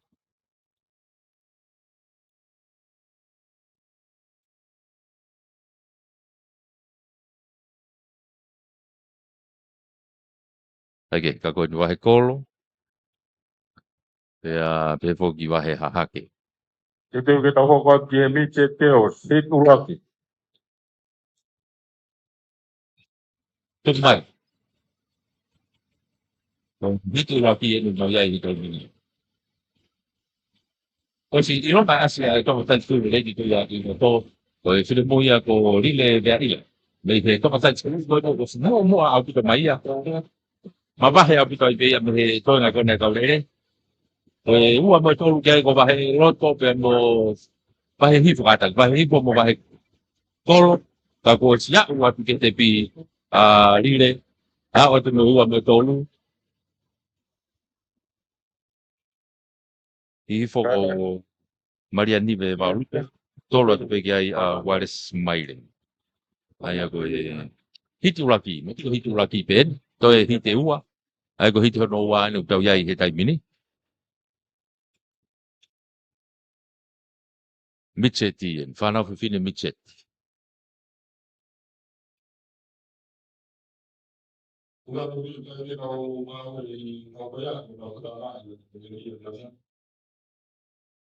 Whanau whiwhine micheti. Whailonga ngai turiki ku tukunga maari. Uangea weni. Stata mai me he tokalau hahake. Turiki ko ia. Tuku mai.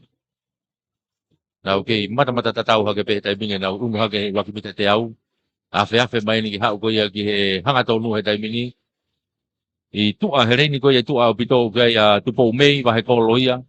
Ua, ka kona ku tuli mai loto a Jessica Hakovi. Ka ke, o si mawahe au pito mua tupo mei wahe kolo ua ia. Aratu, hika ua he peo no tua he ta whaaki. Ka wahe hake ka ko au ki he te pi. Ko tupo mei wahe kolo ua. Mahina o pito ne mawahe au pito ana ia. Mei he toenga ko ia e kaurere. Wakai ki he ngahi ngoa koe ni. Koe rile vea ila. Tonga side school. Ko e tupo mei. I he wahe kolo ua. Hai ko ngahi ingoa ni e. Te nau toki tā pepa nau tōri he whainolo. Ka koe mitsetien. Hito no tōluen. Hit whaosien. Ai whanau whiwhine mitset. Mita e wangiau.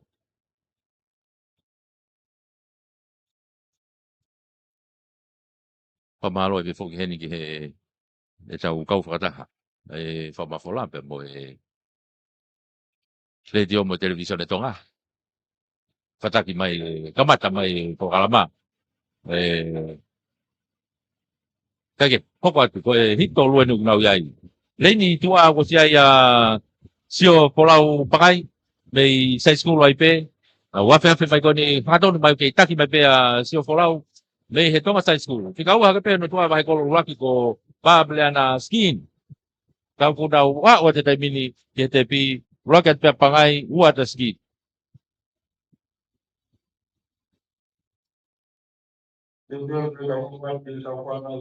Oh ya, kako hange ko lawe ko hingoa ko na te tana ke tu ai sio folau pangai. Me he tonga side school. Tena ki I waka ua na ua pe morire. Vea ila I be tonga side school he whanau pe pine ko ni micheti. Katau unu dau toluia. Ki he junior. Ko whanau pe pine junior hiti uraki I he te tolu.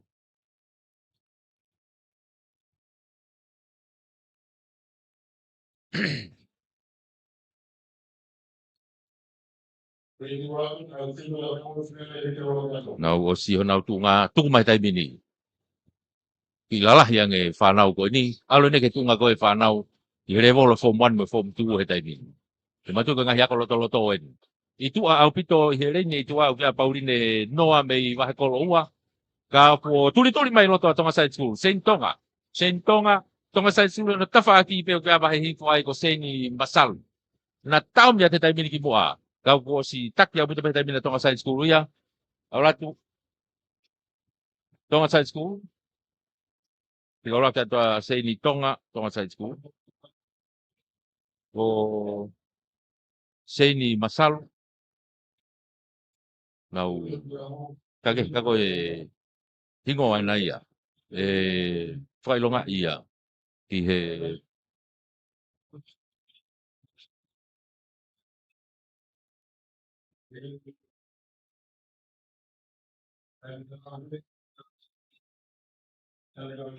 hiti hono ua. Tau teu ki ai. Maka I benga hingoa ko ni. Tau asia tu pe he ngahi whamatala. Wako wange au wenu nau iai. Ko tu pe tenu nau toi lere pe te au. Ai whanau ko ni. Hange ko he tolo. E nau iai. Kako yanga pe makai ki ai. Tuku mai. Ko hiti ono wai ko toko wha pe iau lere mai ai. Toko wha pe lere mai ai. Ko wakai atu ko ki ai. O ni na wafe ape mahe tai mini. Reni raki watolu. O ka wahe kolo ua ni. Tika raki mahe tai mini. Wahe kolo ua. Tika raki mahe tai mini. Alu. Toki ua tu ki ai hihipo. Kai kona wa o te vi.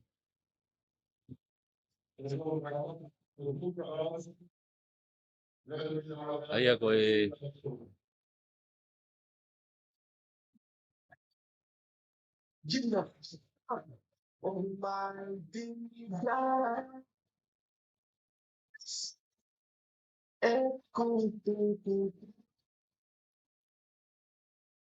Whanau Whiwhine Junior. Ua ngea ua ni ngau. Ka kato mai nau tore fo hiti ko ni. Tuku mai. O si kamata asia kea whine mui tonga side school I tua Iwa Halapua. Ange ka teo ko hingoa ni asia mi te tie tau wosi. Ko ia ni ko unu hako Junior he tau ni. Iwa Halapua. Tonga side school. O si mahino au pito. Ene mamahe au pito ia ana. I mua. Toki tuli atu kia I loto hahake. Kai pehe poki hihifo ta whako ni. Ka ko si mawahe au pito pea Iwa Halapua. Tonga side school. Ko star mi chete ne tonga side school e tau ko si.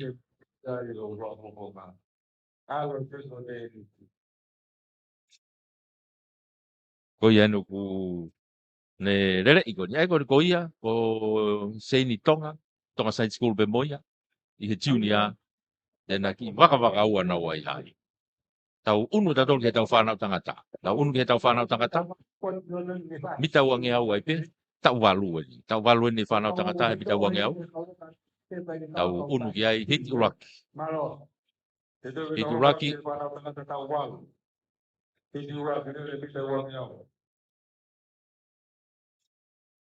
Toki holo i whoni he kaure ka ai nu tau iai he taimi. Yo, tuku mai. Tonga sai school hange ko wakai atu kiai ko si kamata ene laku anai ki mu e kaure re. Afe mai he teo ni manoa. Na i unu mai ni ke hanga tonu mai ni. Ko e hingo pe wasi ko ni ko fi now. Ko e tonga sai school hingo ko wasi ni ko fi now pe. Ko en ko si mo mai no tava ki pe tuli ki ko ni. O kiai e o mo tamba ko ya mei tahake. Pe mo e info. Kako si mahino pe finau ia tonga side school vahe au buto di moha kata ki pe ko hingoa pe wase ni ko finau wes e kero ko fa i ku ia pe ko hingoa ulo aki ana ngalo ya muri pangai mo ne timi ke tohi ke kakato hingoa fa nau we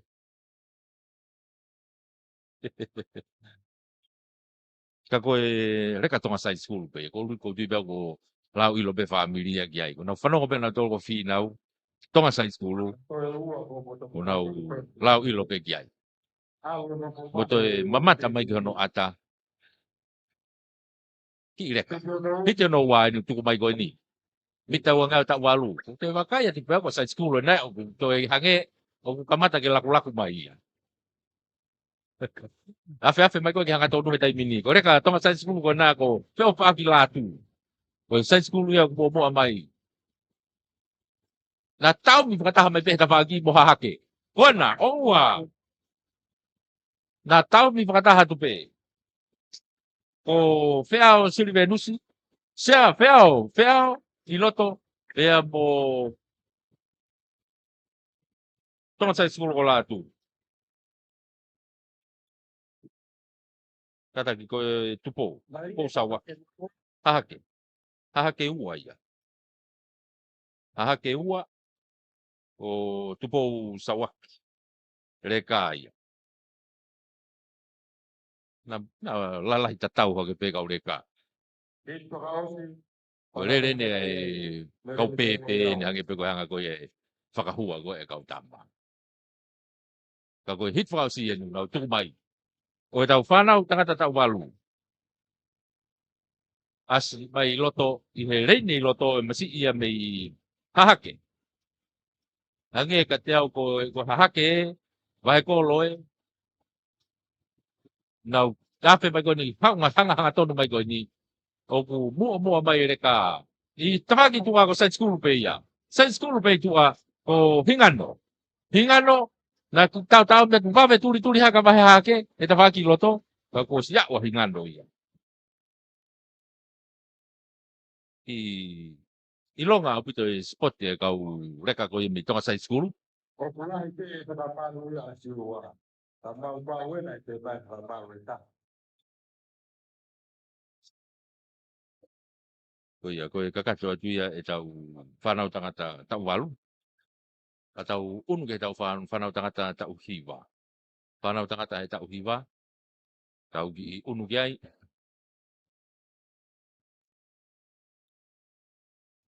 Dito ka para ba ta walu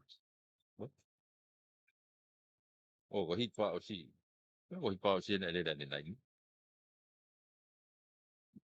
tau hiwa hiturak unu mai nau mata tau me pe mine afe mai o si ilonga hake tonga side school ia tonga side school mua i ro tafa aki pe va loto ai tonga side school va loto na ki tau mi mai tai mini tonga side school va loto ko mo tama pena ko simo te malani mo latu selu vai rea ko na latu selu unu haka latu selu ka ku o ke te pi kali ko latu selu na pula ki me hihifo me va he oia Dato malan simo te malan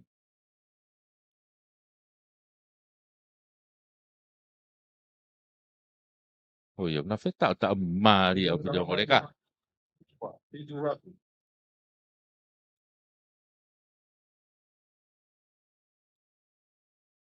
Mai mata tatau mai pe na ure mai. Tu mai ape mai ke pagi ko ni di loto. Na okay, tatau mai pe. Sen school rena ko piloto a mahekolo. Mahekolo sen school hifo. Mahekolo sen school hifo. Na unu ka to me te pi. Ko ngari ko hifo. Na ikuna e foi lele ko ya. Mahekolo piloto. Kapau ko hiti ulaki ai bene whanau takata e tau hiwa.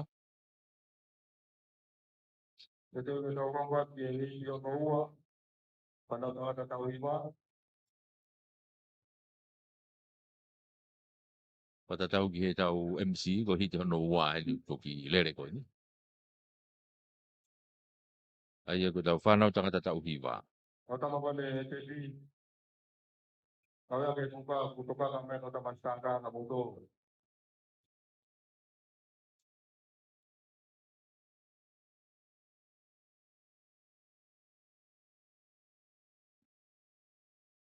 Tukumai.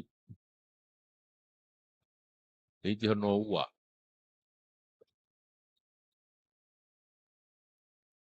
Na wafe afe mai ni ki hau ki hanga tone tamini leini ko ia i loto. O ki ai a hifo. Hanga tonu mai ko ni fui e leini loto putoa vahe kolo. Vahe kolo ena mo mua mai ko na. Vahe kolo ua ia. Ko hate haro. Vahe kolo ua. Turi pena tawhaki a Tosa School. Lisa Lavea. Vea mo Ifen Lope. Ko tiko hiti tolu e nia e whanau takata koe.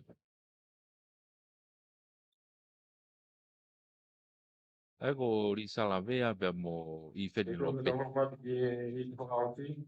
Panatang tao hiwa. Iko ya ko ite tau ko pia ite tolo. Kahiri. Patatau ki leine. Ito yung kebu ai kahiri. Tau ko pia.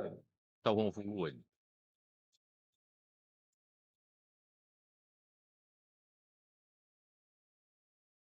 Panau ko ni tiga kilo na mga ko deo si pero kaya uli ko kire ba ko ma. Tukumai.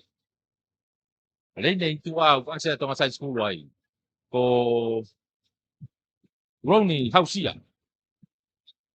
Kau babe aputo asia hahake i loto. Kala kau au lupano. Nei hahake. Ihono tapa aki pe. O Silve Nusitei. Kai loto au pito vea halapia pitari. Halapia pitari. Manga hake pe halapia pi loto ma loto ia. Leini ulaki ia. Kau nau fetau tau mi maria tu pe. Alatu. Nau ofi hake. O kia i pe hahake. O hake ulaki hake ua ena. O kuna tupu mai.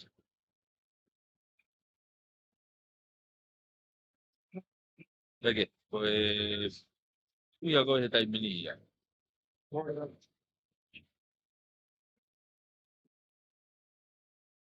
O ko pera kire tau panau ko to koros yo.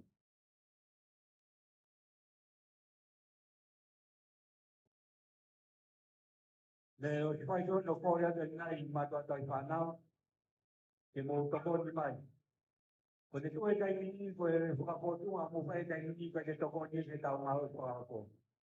Mo si o ko pe mo i ko pa pare ma lo ko ni to si ko mo ma mo to koros yo. Kuya te kana pare ko ni ko ran te mo ko mo mai ko mai tai ni. Si mai pare ko ni lo to. Mo kata ka mo ko mo mai ko ma. O nga mo ke ko mo to lo to e to nungi sa kai ko ran na woman. O ka ni na pa to ko ni ta mau. Kuya mo kata ka ko mo mai ko ma. Inu atu.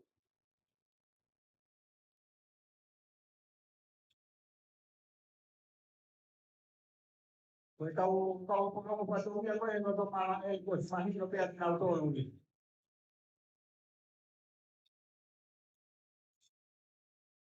Koe ne kau paya ko koe no mo mai o to kau ina ko yo to ka mai ke mo to ni na mas ai ni. O to koe mo mo to ko ni mo koe mai ai tau pa no ko ko no sio mai. O koe dia ai ka yo ka ko mau ai ni. O ta kata ko to ko mai ke ta mau e. Ko ki lo ai te ni no dia.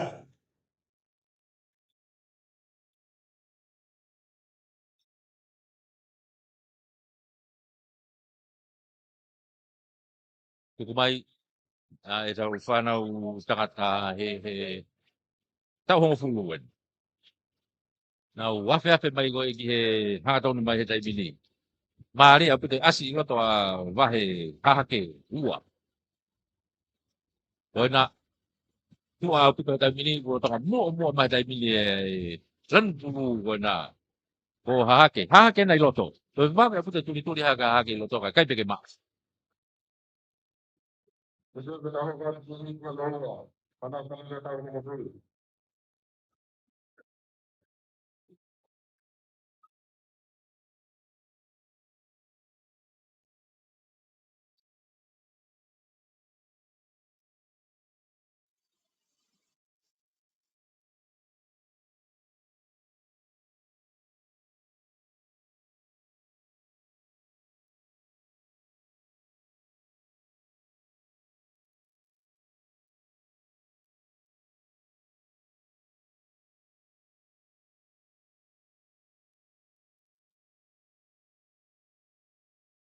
Mai, nau unu mai. Koe hiti whakao sena e whanau tangata tau hongo fuluan. Nau tuku mai taimini. Afe mai koe ki hau kanga tonu i tua pito kai a hake uraki. I loto maari e ringu uraki ko wahe kolo uraki. Loto a pito ko wahe kolo ua. Wahe kolo ua na mo tonga side school na tau mi mai. Wahe kolo ua, tonga side school. Wa o te taimi ke ti wahe kolo ua ko i pen moi. Tonga side school. O ko kata ko South Fine, South Fine. E amo Pennsylvania tu su.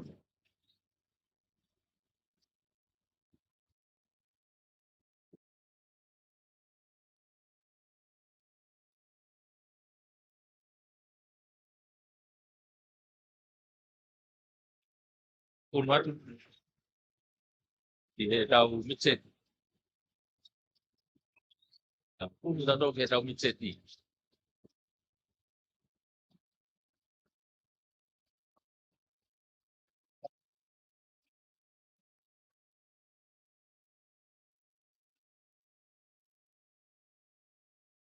Ini pakau sih panas tangata.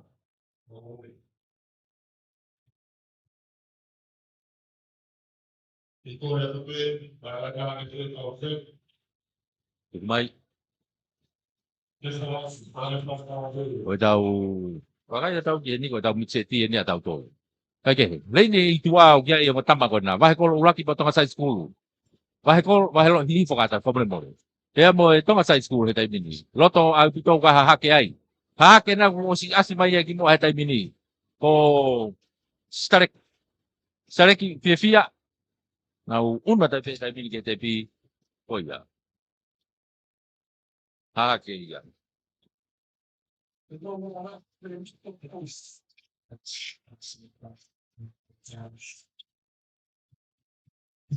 Una tai mini ke ti ua.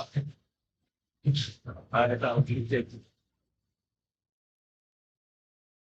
Tau uno atu ki ai.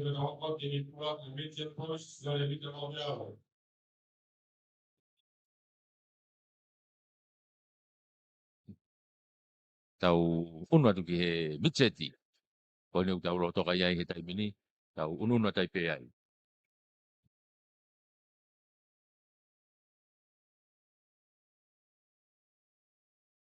Mitseti hiti ua.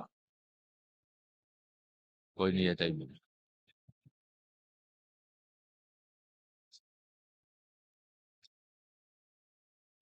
Tuku mai. Tau unu mai taimini. Wape aputo ase loto maari a wahe kolo ua. Wahe kolo ua. Hanga tau ko uwaki vea ena o hau ko na. O si mavahe au pito mai ki mua. Vahe ko ua. Ilo itu au pito ko tamatai tsu. Pete lo wani wanga. Ko ni ta faki ko. Alatu uwaki vea vahe ko ua. Lagi ua dia masih tamatai tsu. Uni wanga. Uni wanga. Masih apa pete lo uni wanga. Tika ua me tamatai tsu. Uwaki vea vahe ko ua. Koe star. Tau una ke hit frausi. Tau una ke hit frausi eta mi. Bitte. Hit frausi bitte.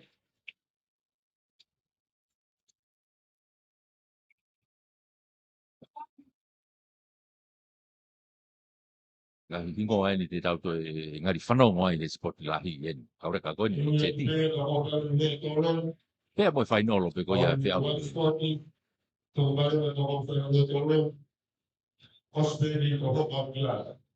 Oia, koe hit frausi en mi te ti. Maari au pito anga o i Falstaff.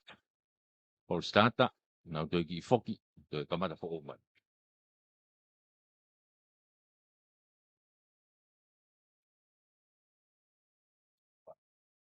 Masi gona me agata wo hahake uraki na.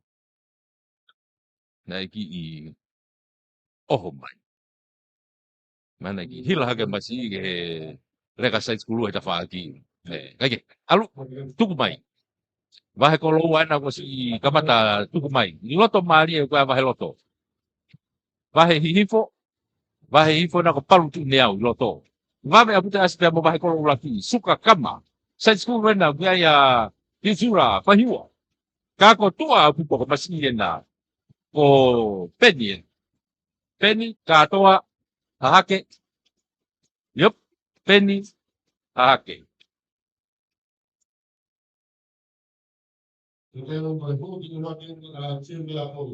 Tau unu tato ke junior. Unu tato ke junior. Hago ko blave le volo ni spoti whakakolisi e no ia e whanau woi.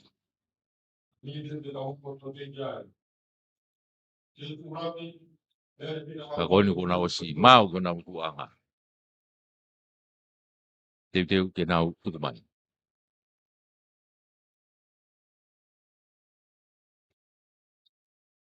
Yo, hau. Now, ulaki pita teo na vave asi loto vahe kolo ia. Vahe kolo. Anga teo. Oh. Na teo ki for starter. Tena to e foki. Ko kamata umai kau tamai ke mita ni manoa. O si mawhao mai masi haha ke.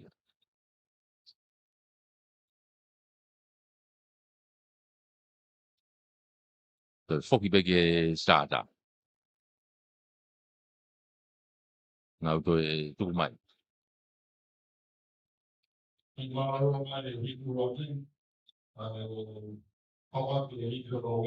Oh, egi unu mai hiti uraki o ki manawa. Karena to ki aga ko tipe de na ulere fausi na tolu. Ka lere hiti wa mo tolu. Karena to ki fausi na tolu. Ke ko si anga ki taimi ke na ki manawa. Ko hina na wosi os tahae ko na wa una do game tani manoa. Ko se fa hinga ko se be ya. Ete foki bege to pam fo manawa.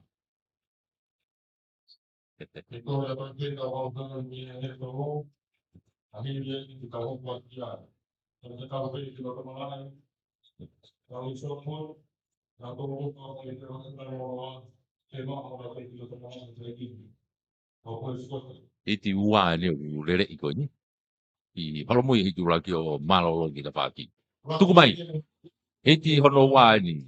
Nau kei tau mi mari e. I hifo. I hifo na kuwawe apita ni ase anai loto. Ko lolomani taya. Lolomani taya me hi hifo na. O si mua au pito mai e mua. I he. Nau kuwawe apita aurasi e loto. Vai ko Pali. Ko hiti ko niu nai o hange o gi kage ka kato mai pada tau malisi.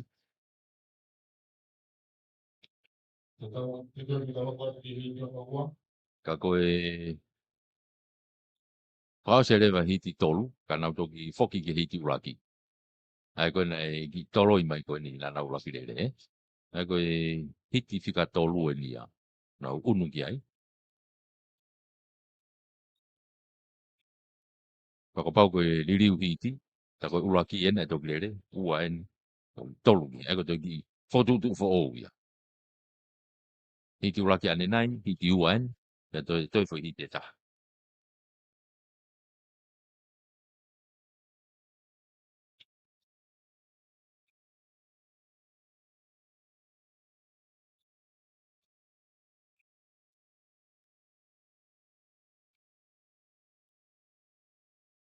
O si mau kona o mai tuanga.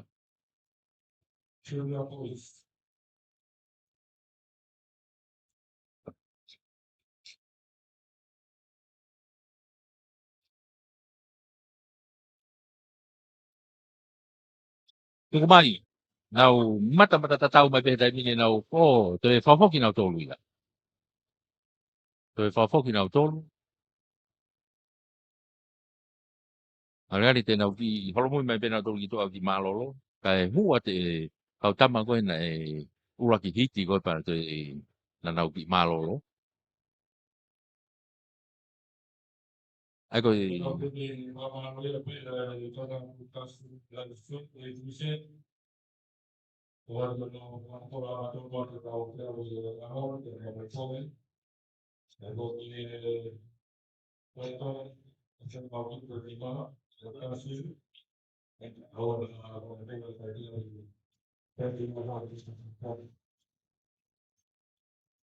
Kage nau tuku mai koe ai koe hiti uraki ne koe na e uraki lele ane nai. Nau tuku na mai tai pini. Au o masi e na mei hihifo. Leine wa wea wahe kolo uraki. Nau tau mi mai koe na o si ma wahe mai e ki mua. Hau, awatu. Alo au ki te pi uraki atu ai pe.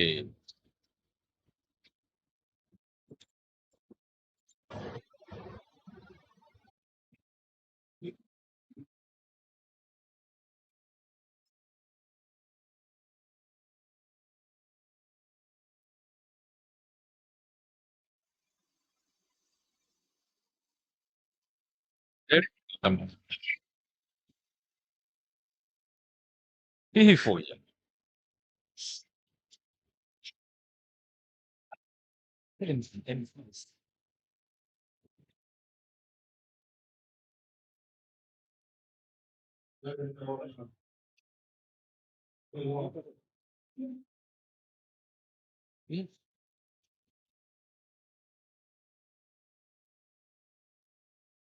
Unu mai he tai ki mua ai hiti whakaosene tau whanau tiunia ai. Mua mai mua ko masia ko langa nga monu. Mei wahe kolo urak. Ma wahe au pito ia. Mei he toenga ko ia o e kau lele. Hage ko gulawe. Ngahi hingo aena. Toe asipe ia. I heanga ko ia e tau hoko atu ko ni. Ngahi veni lere pave. Pau pete nau asipe ai. I heanga ko te tu. Koe tu e taimini. Uo tau unu ki tau tolu ki he tolo he taimini. Unu ki tau tolu ki he tolo. Tau kamata toi pe me he tau walu. Ako tau walu ia nau he tolo mita walu noa pe. He tolo mita walu noa. Ai he tolo.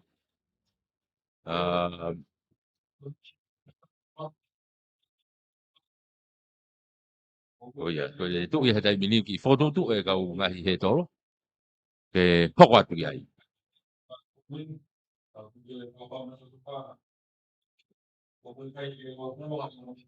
Ai ko he tolo mita e walu noa, ai tau walu, toki mita te au rewa, ai tau hiwa, o e tau hongo furu junior, me mo midget mo junior.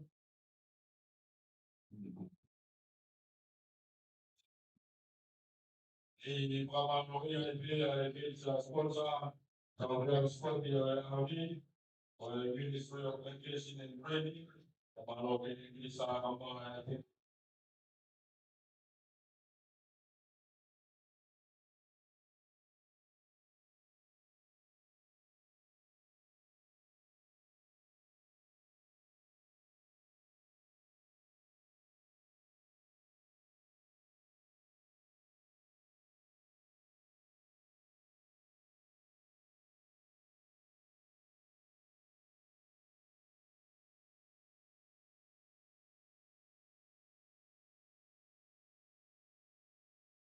kita di mana video kita buat kita video itu sekolah kita tahu yang mau yang di Kristen sesuatu yang mau yang sekolah ya kan itu di rumah itu awal dari sekolah kita awal dari itu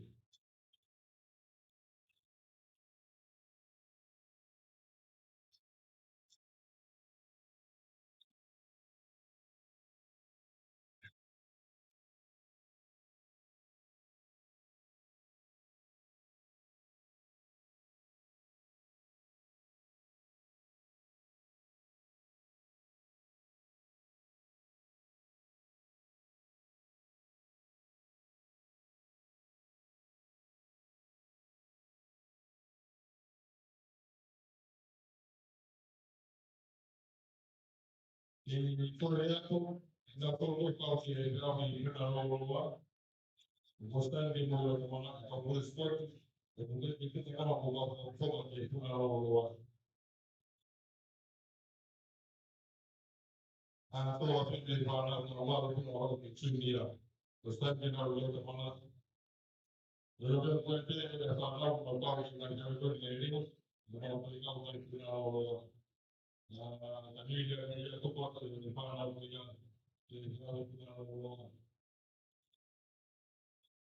Nyata kalau bisa kalau di Tolo, kalau itu ya di Tolo, maka itu ini apa yang membuat itu ya sebenarnya itu kita pakai ya tahu buat itu tahu kita bisa. Kalau saya kalau itu lebih kita perlu apa? Tadi di Tolo, kita buat kita Tolo kita faham kita tahu kita buat. Di Tolo, kita tahu Ele kita faham dan untuk kita buat. Dari itu gue terbuka. Kalau mau nanti, itu kita pakai. Kalau ini kita paham, kalau ini kita paham, kalau kita paham. Kalau mau kita paham, kalau kita paham, hukum itu. Hari ini, kalau mau ekspor itu, mau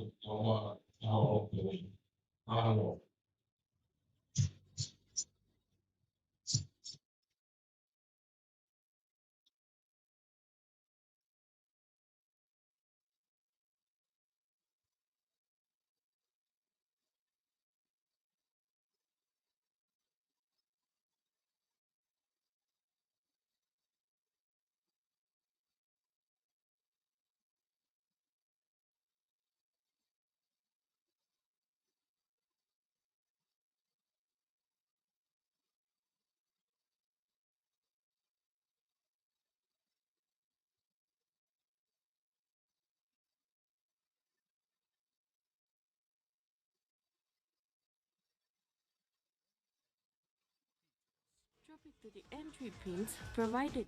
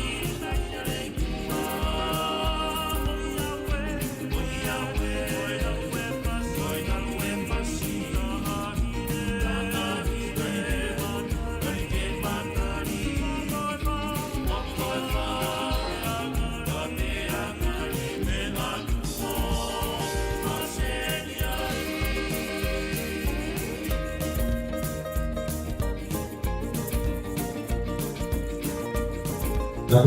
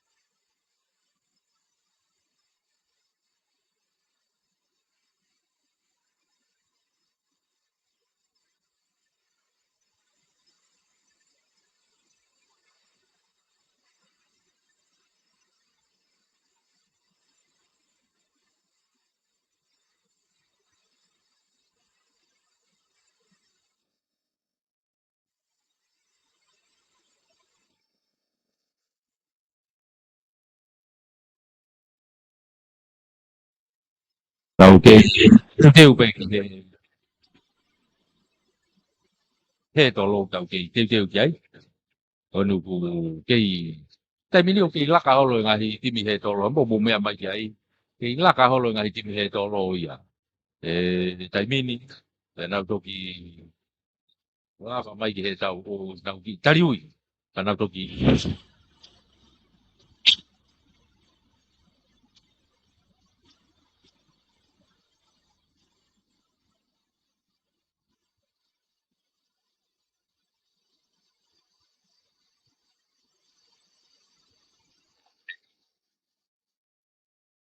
ya tàu tổ kỳ hốc qua trời bị tàu ai còn itu còn có hệ tổ lô ấy hệ tổ lô vào vào nó à pe ai còn tàu vào người tàu chi vào Ngai tau walupe. Koe tau walupe he tolo walu noa. Kamata he tau hiwa. Nau unu na tolo he tolo kakato pe mita te au. Alo e pe wau ki tiuni au. Koe osi ene. He tolo pe mita e tolu nge au. Pe mita whange au. Tolu nge au pe whange au. Pe i break kia ki he lunch. Mau mea toko ni hoa tā. Ange koe na ura. Osi ene. Osi he tolu. Tolu nge au. Whange au. Pe lunch. Ma. Ai ko ne tu fo e mita e tolu nge au ia. Koe tau walu pe mo tau hiwa. Tau walu pe mo tau hiwa o tolu nge au. Pea koe tau hongo fulu mi teti mo tiunia. O kuna whange au na o tolu ia. Ai ko hinga ia he kai ke peheke lere kotoa e tolu nge au pea. Koe lere kotoa he whange au. Ai ko ne tu u. Koe mita tolu nge au. Koe tau walu pe mo tau hiwa. Tatau pe tangata mo whawhine. Pea koe mita lewa whange au. To kamatai he tau hongo fulu mi teti mo tiunia. Ai pehere ai ko ne tu u ia. Osi pe ngo foi ngai foi veni ka to ko ni ai ko he tolo ngea fa ngea mau be to kon hota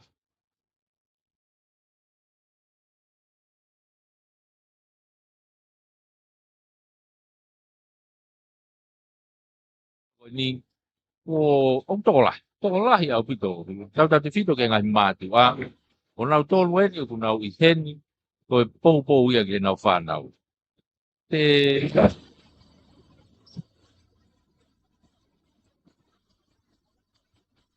e halabaha kolo. Osi lere pagingia lere mai pe halaloto mai koni a polisi wa mai koni ki teu faiva. Fon au pito mai pagingia koni teu faiva. Osi fon ka to pagingia. Ito ki lava mai. Koe fafu ante ke pagingi mai koe me moi to lui mai ai e. Tu ke peka pa tolopu mai be koe pa te piga pu be koe anai.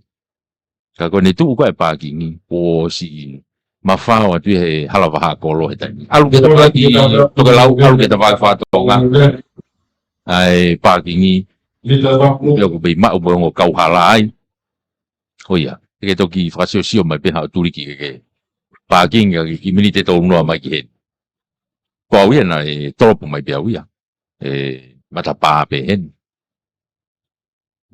Ka ko ke fa ko ke lava mai ki te fai va. Ko ke tapu ya ko ke ta ofi. Ka ko ho ki pa ki mai me turi ki ko moi o lu mai ya ye. Ke ko ke lere pe ta utari u. Mo te ko ya ki he dolo.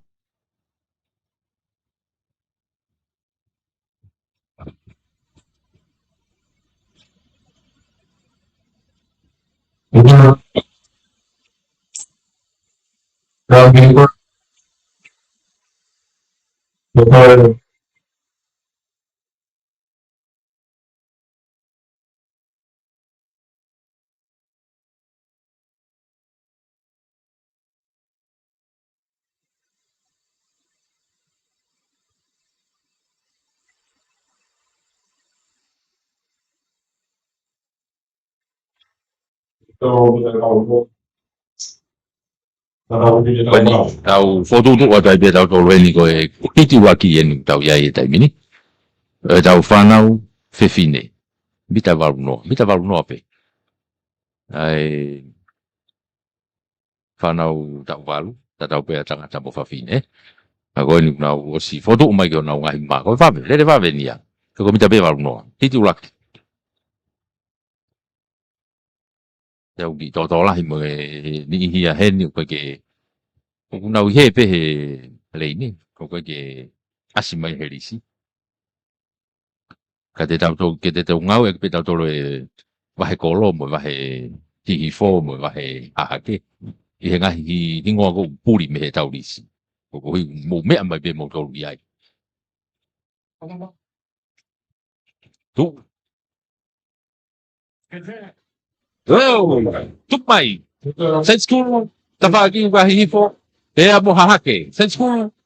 Hihifo kahatu. Sa school na mo hihifo. Kakoloto opiso. O kiyay, alam tuya ba kolo. Owa. Hey, pare sa school. Ito hikke ni ma.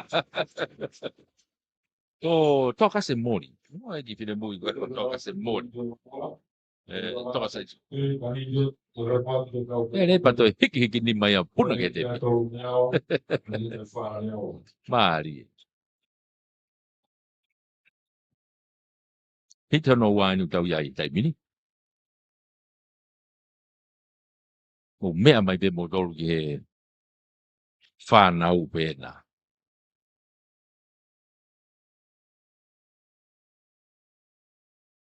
Kei ke te ha whanau ke he ia koe tau whanau pēnā.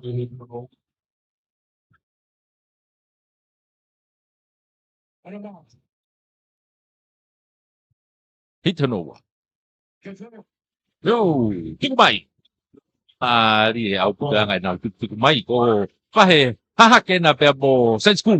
Hahake na mo sen school ko Fatiola tua kalau be mo whakanga. Sena whakanga. Na o te taimini ke te pi hahake te a sen school. Hahake uraki. Ko hahake uraki ko Fatiola tua kalau. Be mo sen school ko sena whakanga. Ngo filmu yang na iguna ya tele kona. Tau unu ke hit fra osi tau whanau whiwhine tau walu.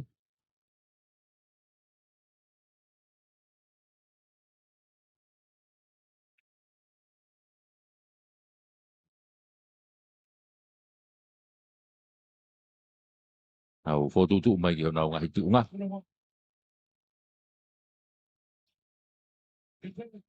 Yop, tuku mai.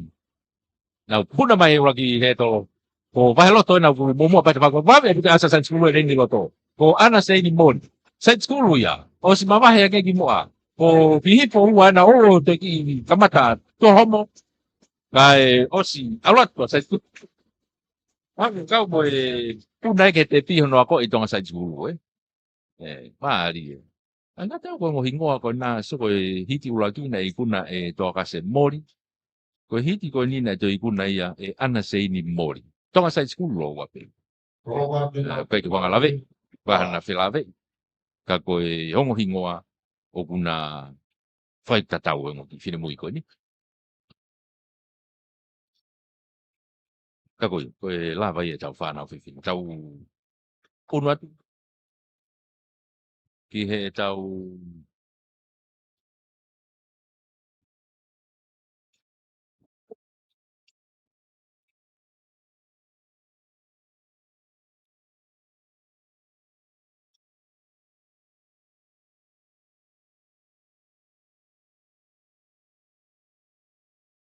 tau unu atu tole tai mini ki he tau whanau whiwhine i he tau hiwa.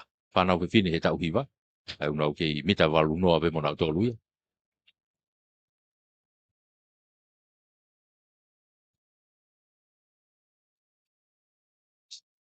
Ka koe tau whanau whiwhine tau hiwa ai. O sen pe ai ko nau hiti anau tolu. Le lewa pe mo whanau tangata he tau hiwa. Ai ko walu no tau walu tau hiwa. Tuku mai. Puna mai. Koe na ko hahake na pe mo sai skulu na i loto he tai bini. Ko asipa au kawa pe mo laki whanua. Io unu haka laki ki mua.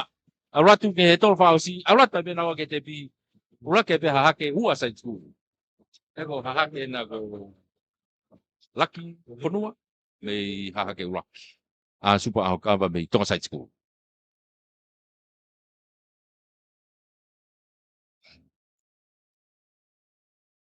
Mari unu mai tai mini tau whanau whiwhine ai pe hiti hono ua tau hiwa. Hiti hono ua tau hiwa tau whanau whiwhine. Hiti hono ua, whanau whiwhine tau hiwa.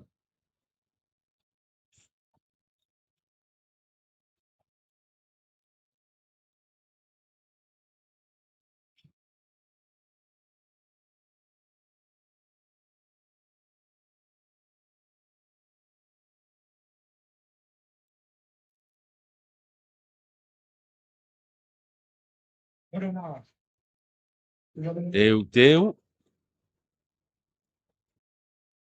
Ito ki to ngahi he tolo ia. Kone ki hawiri lahi pe ana pui e ngahi he tolo to. Papa to ki hawiri lahi ang e pui apuna mai ki hen.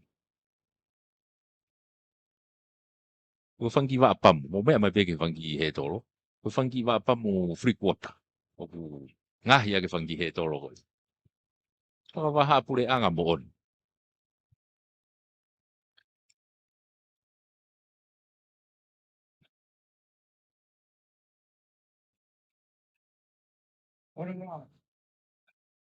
Talo fa si hola ki foi pai pa free quota ke di koko ya ke pai pai api to mau e. Kage, tu bai. Set school when I tua. Leni lo to kau tua ko ifo. Set school ko ifo. Na unu bai. Ahora tu que he tolo fa si. Set school ko keno. Kono fare? Yep. O fono fare pahiwa. Set school ifo waki ko Ankama Rachel. Mari abuto. Mari abuto le fa na. Ego ifo uo. Kata ko ifo uo ia. Seki ase hingoa deni. Ko hifo uraki au grere a kapa. Hifo wa. Hikon hos. Now puna mai wake to wata mi. Vabe abuto ko haki. Sen skura nei ko to ko au haki e dito a. Ko sela kalapa. Sen skuri. Yep. Alwa te peke te bi. Rock te pesa. Sela. Vahe haki. Vahe haki uraki. Ua. Vahe haki ua. Kone fi ko ke ase ngoa hen mo me mai bigi tau unu da tau whanau tangata unu ke tau whanau tangata ko e hiti uraki nita e warunoa he tō Mama e okusana puri kona tokoni atu ka okusare wa ako e tau ka fia wi akapaka hiti uraki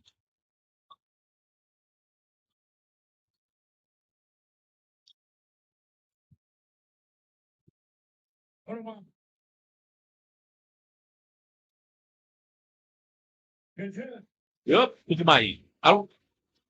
Iyo, au puna mai mata tau tu. Yoto kona sense school no kas mai ki mo taimi. Sense school o ya vida. Kona kita tahu nya ke mo siwa pe tu. Yoto. Alat ke te pi. Yup. Sense school. Tingo biam. Tanya kata o ko whakakato pe te fini mo tangata he puna ko ke te pi. Sense school. Yes, sense school. To ya o ke te pi pa to ki puna.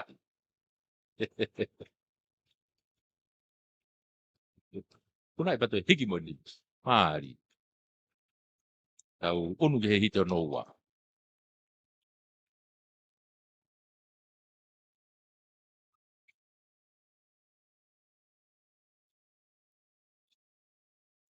Hito no wa.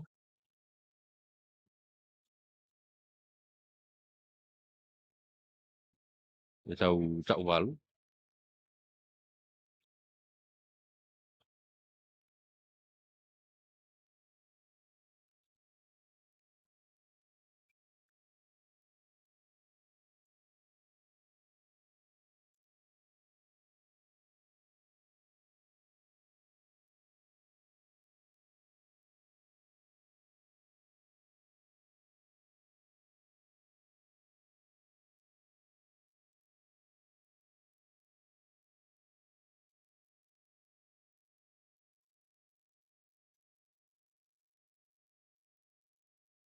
Hito no wa e dai mini.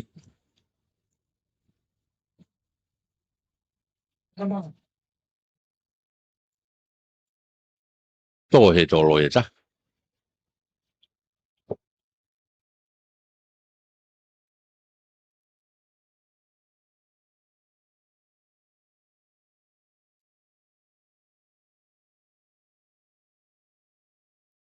To ki fotu tu pe ka te hokwa.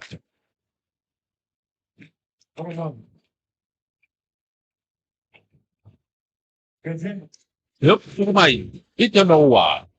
Now, mata tau mo pe. Fa ko asi ka tau dito yan. Pahe to. Pahe hake uwaki na ila. Hake uwaki. Mas nena ko so ano man papagit. Owa. Ite kin. Mahal ko ba Kuan man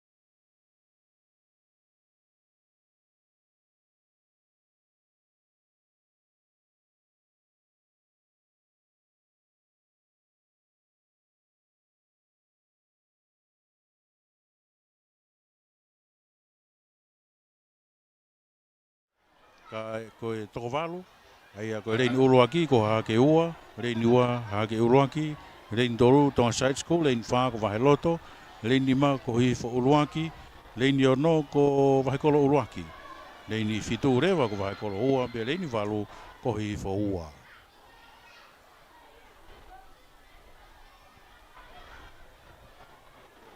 Ko ia koe kurupu ulu aki na re receive, whanau tangata tau hiva, ai ko fangi pepe ane nai ko fangi baby seni. Rau hoko atu ki ai.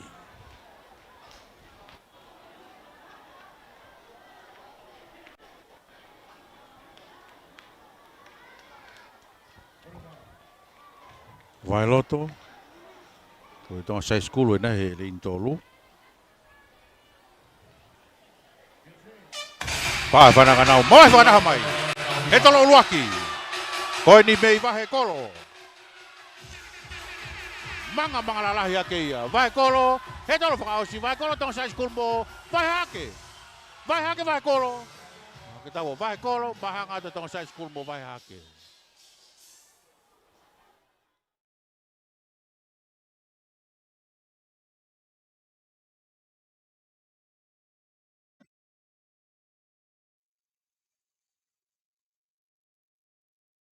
Ko me tu na e. Tu bon ai. Ai ko wahe kolo ua pe.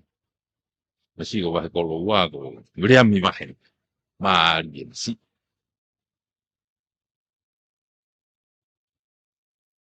Koe hiti hono ua. Tau unu kia tai minu.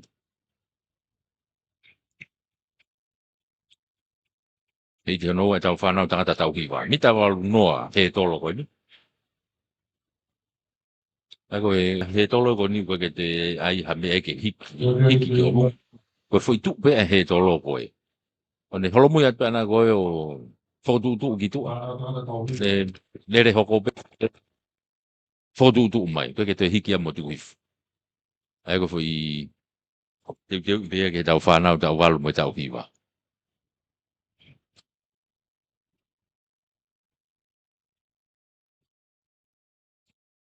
Ka koe tau hita no wanu tau iai tai.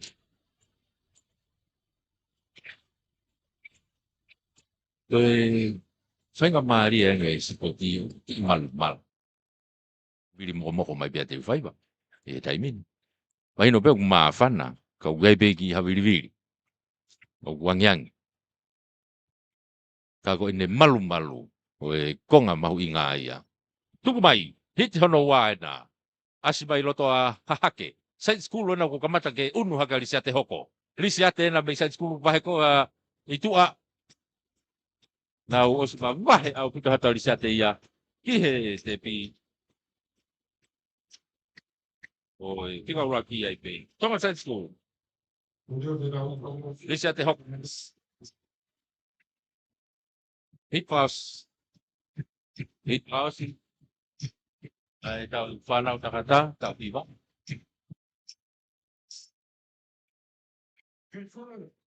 Tuku, yep.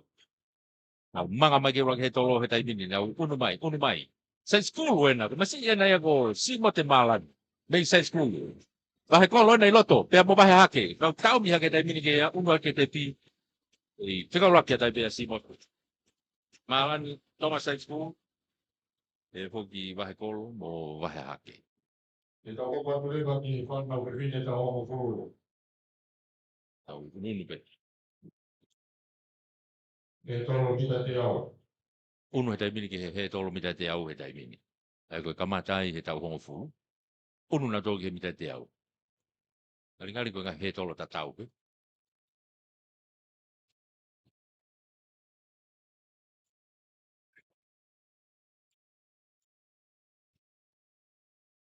Alu le vai ke he tolo lalahi ke. Unu ke he tolo lalahi. Ai koe ne tu koe na he kai ke hiki. Koe ka koe ngā he tolo lalahi penu alu ia ke he taimi. Whetu kumai whangi he tolo i kia ki to. E ni ihi pe.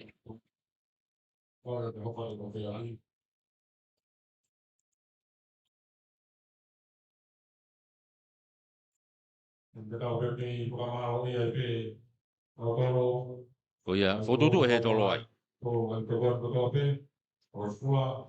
Ka tau toki hoko ai.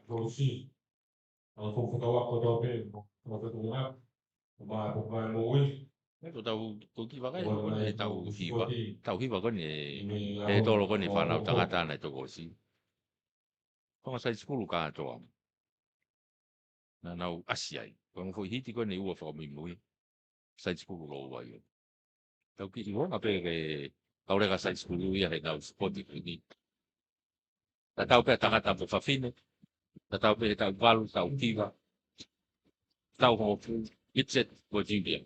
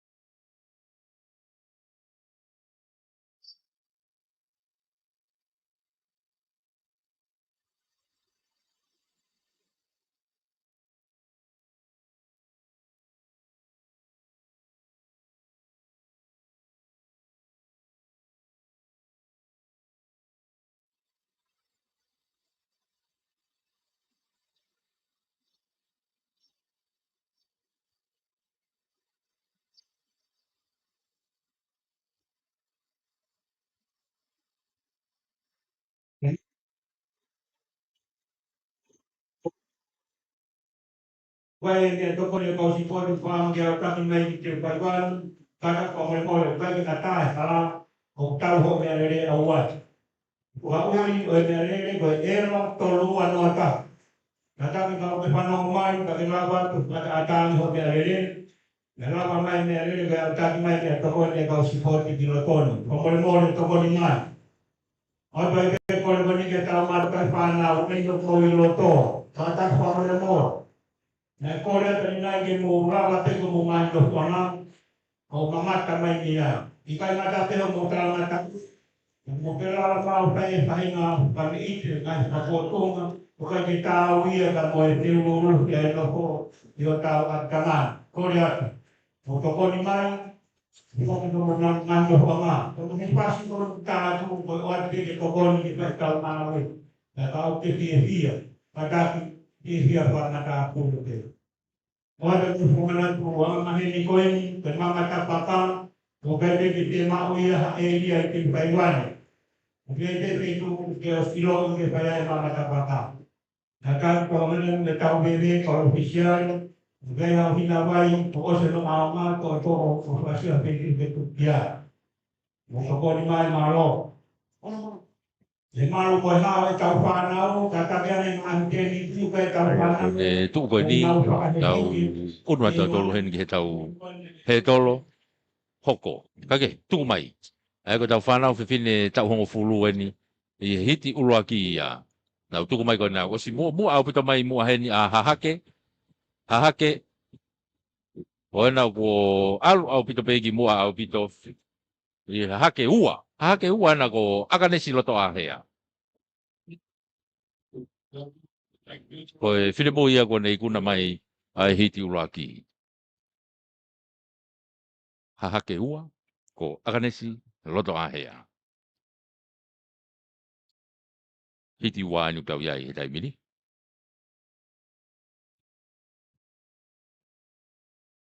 Hiti ua anu tau iai i he whanau whiwhine tau hongo fulu.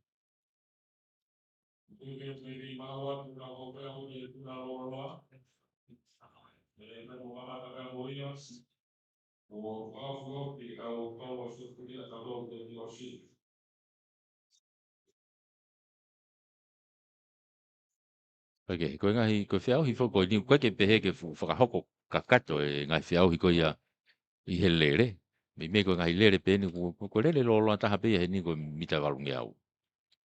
Ai lere lo taha ko he.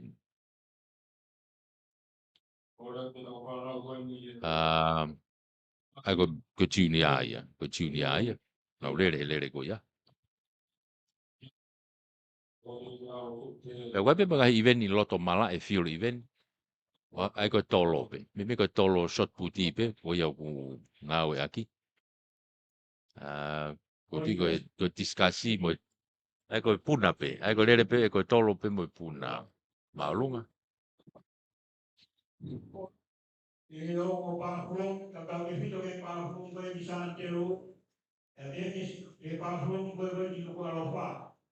O tui pio lo pe e whanau ako, i o pāwhong koe ni, ka mo whito e ka o suke me ki, ono tui nai ki nau tonu, o i kai peke nau o piara. O kai tui o ni kore ke mau whai ako koe na mo o pia ki ai, e o pāwhong koe ki Sāntero, ka me ki luku alofa, o pamai o ka koni atu e ka whanau koe ako. Foi uma panela feita na polícia. Eu estava na casa ali, já tocava na espírito, que ele era na casa do. Então, os que eu me lembro com nada que reia, eu tô com meu pai. Mas se eu tava lá no aí, eu tenho uma copa na outra, eu vai todo ele na pouco da do mais do pão. Vamos lá que eu escrevi que eu mais. Tuku mai. Ai hiti hono wai. Whanau ku whine tau hongo fulu e. O tau iai he taimini. Sai skule na kui loto. O ku agatau ko felicita ki walu ena. Lei sai skulu. Ko wahe kolo. Wahe hahake na pia mo wahe kolo he taimini. Na whika ua tolu hake. Ka ko si mawahe aputo ki moa felicita ki walu. Mei tonga sai skulu.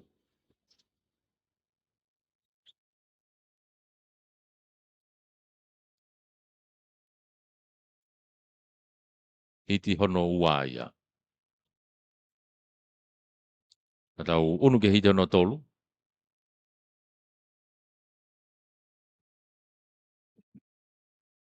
Ona tuku mai hiti hono tolu. Unu mai. I ilonga wahe hahake i loto. Wahe hake ulaki.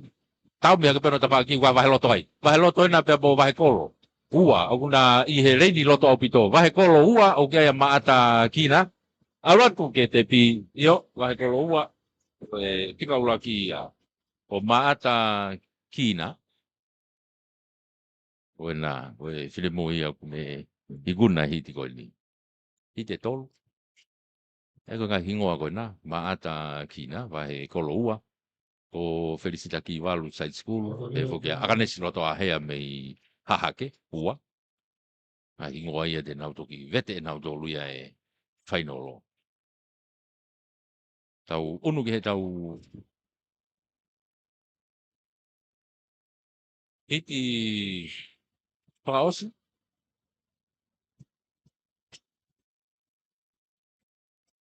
Kaike, kona o wahi hifo. Hifo ena pia mo hahake uraki atu pia hifo ua hahake uraki. Aiko hifo ua.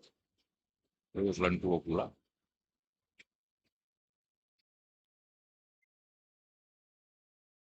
Kau buat kita upaya jangan kau mobil. Kalau kita dia.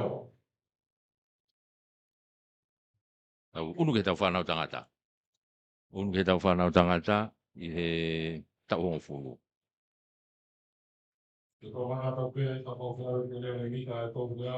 E me koe ngahi hiti tolu pe. Fo hiti pe tolu. Ki urak. Yop. Tuku mai. Whanau tangata ane atau tolu. Hau. Ko set school unu mai loto au pito ko ba loto ia. Ba loto na i loto ko Wilson ni i ka whanga, wawe aputa mo asa hahake uraki. Hahake uraki na ia ko Malakai Vairea. Auratu e meke te pi uraki hahake ua ta site school. Hahake uraki o Malakai Vairea. Site school wa Nelson ni Mailau. Na whatonga e tau tō ere ka wahe loto. Kana e kau ia no taki i mai koe lere a Wilson. Me pango ia ko nito. Ka kua tau unu ki tau tolu ki he hiti hono ua. Tuku mai. Manga mahe taimini haka tau wahe kolo. Iyo. I loto au pita ukai wahe kolo ua. Wahe kolo ua na ko staki ake taimini. Silvenu sitei. Iyo tafa aki pe ko. Iyo. Arwatu wahe kolo. Sindiago. Silvenu sitei. Wahe kolo ua ia.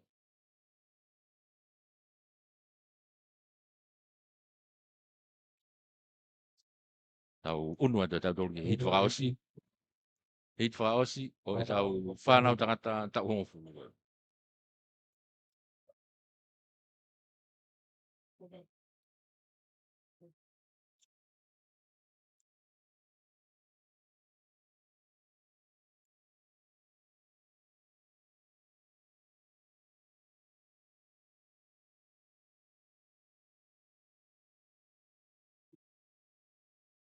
Tuku mai e tau hit whakaosi.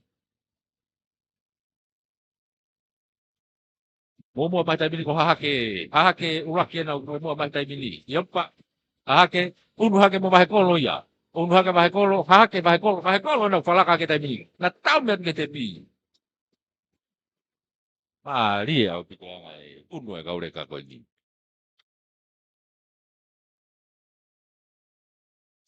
Ego mahe kolo. Di sulur pokok bapak pergi ilo oleh tak. Orang lagi bapak kira ka ini obi tahin. Aku ke pohaka. Koena te tuku mai mo e toenga ko ia o e whanau tangata. Masi e nei wahe hahake ena. Mo au pito koena. Hahake. Mari. Alu. Ma wahe au pito ki mua.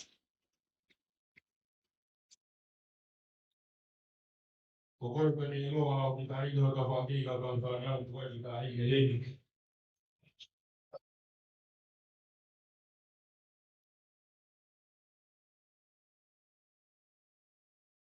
Ege, koe lava te tau whanau tangata tau hongo fulu ia.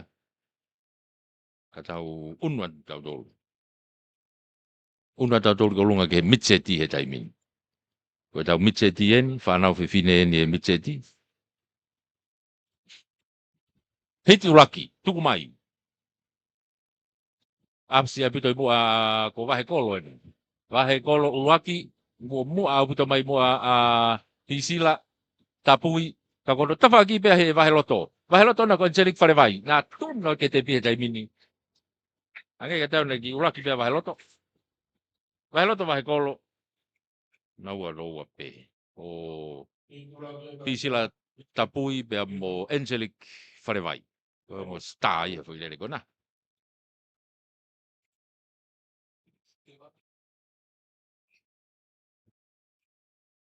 Una ke te hiti ua.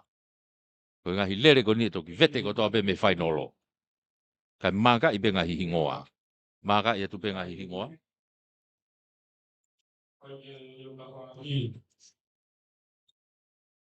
Oke hao ko rekai.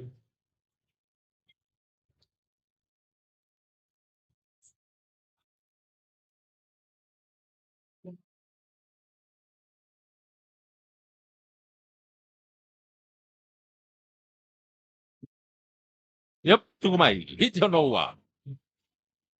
Wa me apu te asi tu a vi ta ko ni hahake. Hahake.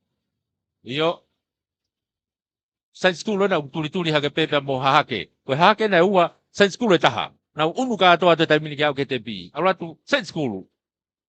Mari. Te ko e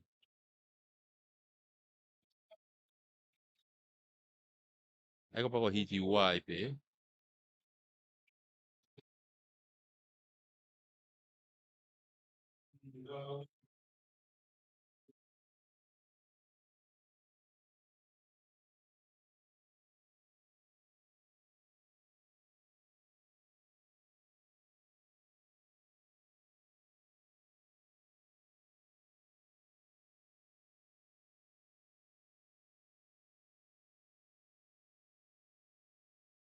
Hitolu, tuku mai. Puna mai ke ulaki hetolo. Hetolo wa science school na longa pute asima ya sio folau. Pangai ena. Yep, ma vahe au pito iki mua hetolo fa au siena. Nga o te peke te pi science school pe a vahe kolo. Ego science school o sio folau pangai. Kau en hene kau ma o pe ko na hiti uang au ka ane nai.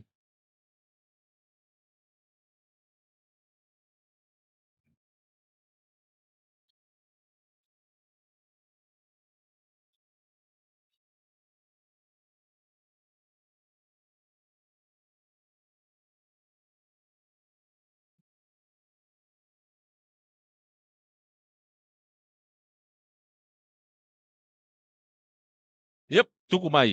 E tau whanau whewhine e pe koe whakausi e nai a. Hei ka tau koe hit whakausi e nau tuku mai koe ni. Science school wai pe. Yo.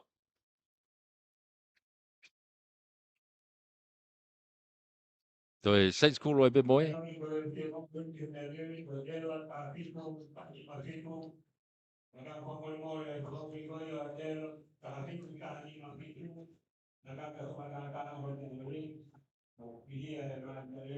Nau ki una tu ki he e tau whanau tangata e. Una ki e tau whanau tangata mitseti. O asi he tau risi hene hite tolu ka ku hiti wha mau pe ia. Te wanga te lawe e hite ono wha. Eke, alo he taimine hitu laki ia. Vahe kolo e nā. O si ma vahe mai taimine ki mua he taimine a hihi a vahe loto. Vahe loto nai mua. Masi ia ko foniki po mana. Vahe pute tuli haha kei loto. Ka ku kei mau pe foniki po mana. Vahe loto ia. Ko haha ke ua. Ele a saula mafi. Koe nei ua. Saula mafi.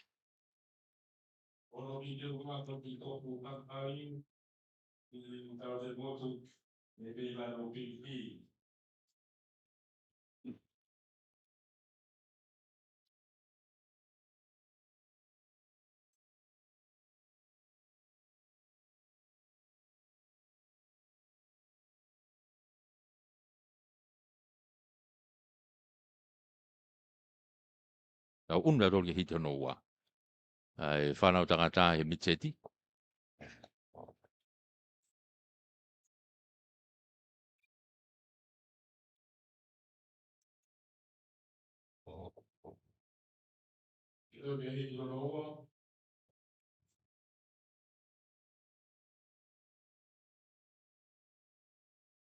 Whanau tangata i he mitseti hito no ua. He tolo mita te au. Yup, tuku batu. Ma se ko reka hihi fo na ko si mua au pito mai ko ni mua ko ni. Alu to ho ya we to masi ga unu mai science school. To masi avahe loto ya. Mo mua ta leva science school ma o pare. Io to masi na ko ketsura fahiwa. Tonga science school. To ngo tama na i mua ya.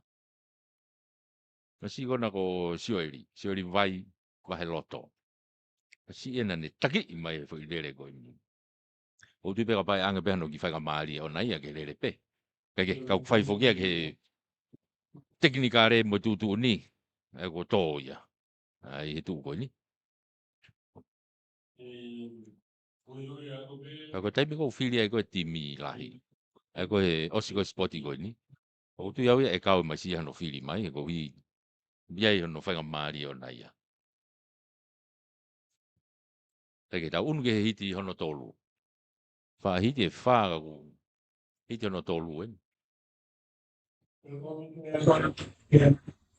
Ela afiku tani mafiku kata ke to koneman. Oke dia oke mau ya kan mai di perwan kalau ila dari dua dari ai halal dari ai. Kata pemolon kaum pokon lagi pada tam.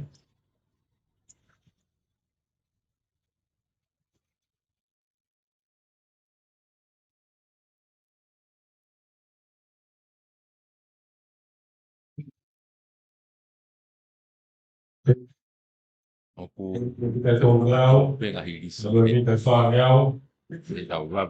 Tuli atu ai pe. Tuku mai. Ko masi wa he haha ke uraki e nei tua. Haha ke uraki tua.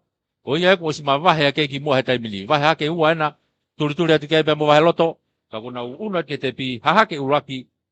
Una ke wa he loto o fika ua.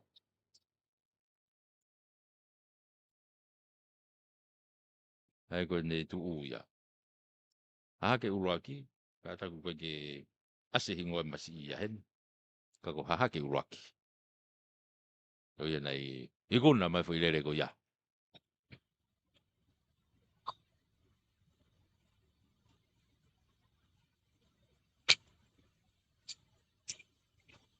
Unu mai koe ni. Hei te whā. Ka koe hiti pē tolu ngata e taurisi a tau tolu. Ono mai. Keke. Toki whama a pōpua tu peke whaino robe. Mea mai peki ai. Ka koe hiti enu ko tuku mai.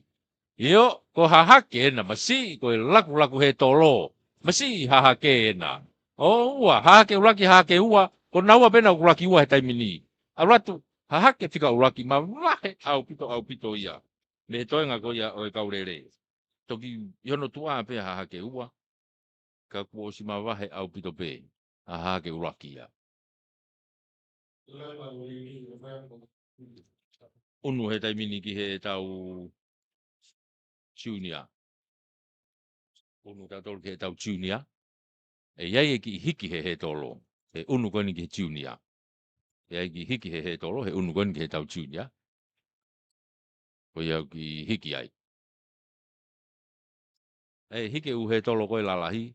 Ka koe he tolo pampivisi e pure whakawao pe ia.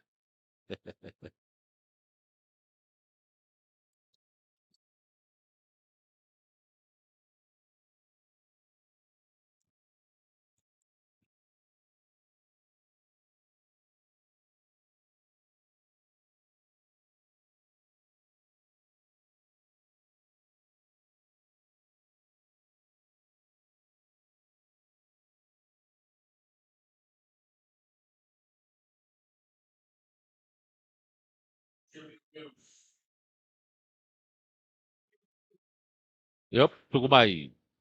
Ko tau junior fefine ni. Nau tuku mai ko laki hiti eni. Aga te au alake ko wahe kolo uraki ena ko Maria Tungahala. Maria Tungahala. Wahe kolo ia. Oh, have pe he tolo ele tai ni hifo. Ko ma ko ile ia. E wahe kolo.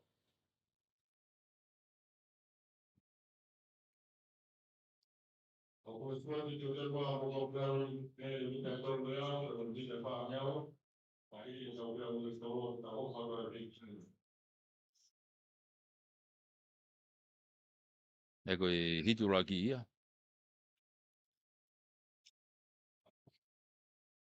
Tau unu ke hiti ono ua. Yep, tuku mai. Hahake uraki, hahake ua, i he reini loto. Nau ana ko tuku mai. Toi to hahake. Kaku unu mai taimini ki mua koe ngo hahake pe na ia. Hahake. Tau toko ua mai taimina hahake ia heni. Uraki pe hahake, ua pe hahake. hahake ulaki hai ko ngo hahake ua lo wa ia na e lere ko ia ko e hingo ko asi ni ko tu bo masima hahake taha ko to ka se tunu fa ka ko kau hahake ai pe ia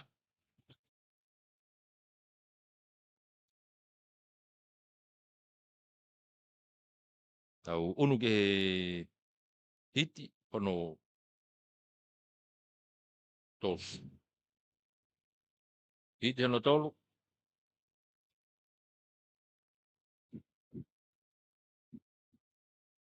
mo ate tamini ko ngo loto na ua ku ai ganen si kolo matangi ko na wa ke te pe tamini na to ya ula ki wa te pe ngo loto ia ki te pi o tu pe ko o si pe ko nga he tolo ko ni ko have au pito pe ki he tolo pai pa PVC ya ko ko o si ya ma te pe he tolo ya te pe he tolo ni ba ta pe ko fangi he tolo pe ko hoko pe ai ko ne motu koe na pe me pena to kasa ya to hukilot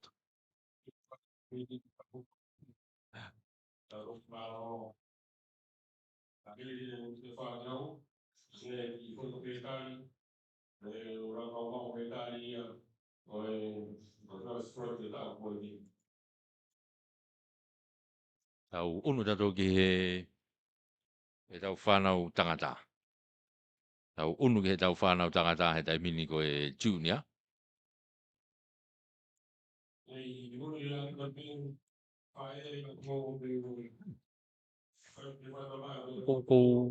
O tau ui he MC he ne ki tahine. Koe ki tahine maha ko he tau ua, he tau tolu. O kulotonga tau hi he ni he kau MC he kau mulea. Koe ki hata hai hau, talo ni maha ko huane taha. Kaya, masi ia na bei, haha. Oua, vahe loto, vahe kolo laki ko. Lakanga monu, oua. Lakanga monu ia mei vahe kolo moene fo ilere ko na ko star mo de masia. Samson talia uri ai pe mei vahe kolo ua. Nga masi mafanga masi ko ia Lagi.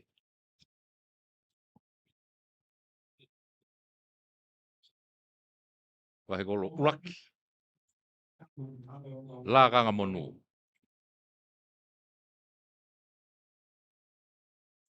Ako ki lawe ni nai. Mako alen ge mei hafe ho ai ni no ke uinga ki he kau MC he ne kita he ne ta ua. Na loto nga no fo moia. Tika ke asma ta hai ke ne na ku whanoko maha taha he na ku ne ilo ha ki tahi ta ua taha he ni ne whakasio sio mai ki ai. Talo ni hano uia ne nai kua peke asma ha whae ia pa kua taha ke ave.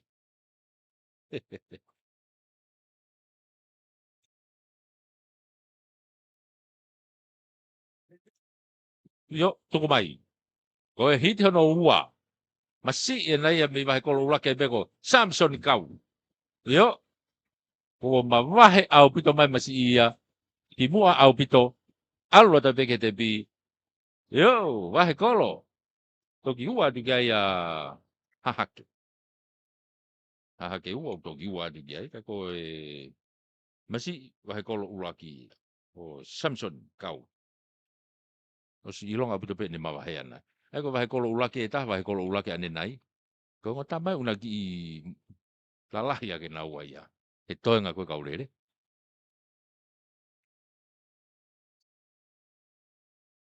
Kako e hiti hono tolu. Hiti hono tolu. Tau iai he taimini.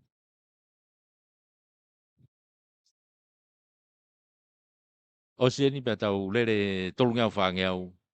Tau pe MC egi whakmetari. Alu whakataha pe whakmetari moi. Kai hoa taha. Lunch time. Tuku mai.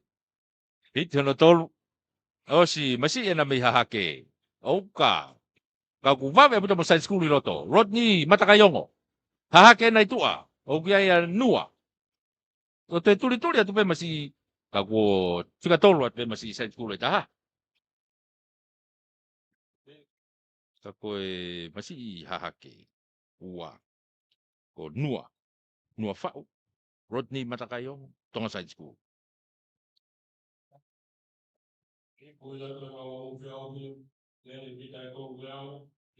Nau unua tueni ai ko tau he tolo whakaosien. Hit whakaosien he tolo eni. Ia whama popo le vaia. Kai unu mai e tolungi au. Moi whaangi au.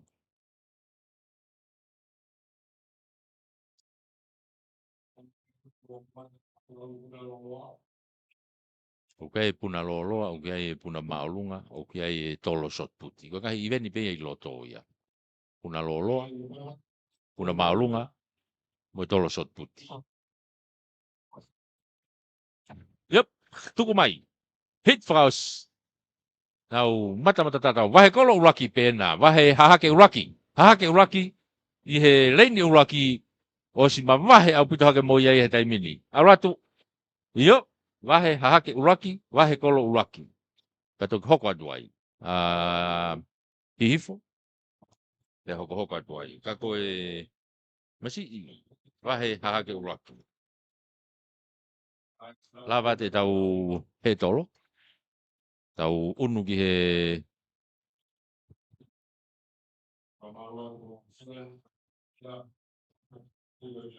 tau unu ki he tau tolungi au tau talitari ki ai.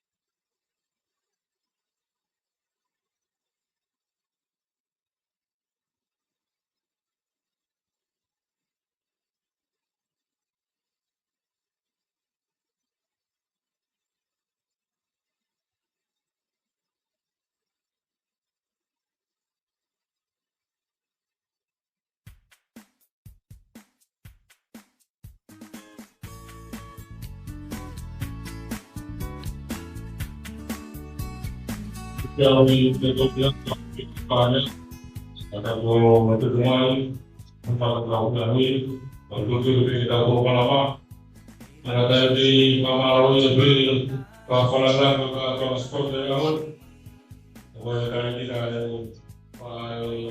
kayak orang ini kita nifal, ini ada di mana ekspor kita tahu, kita bisa.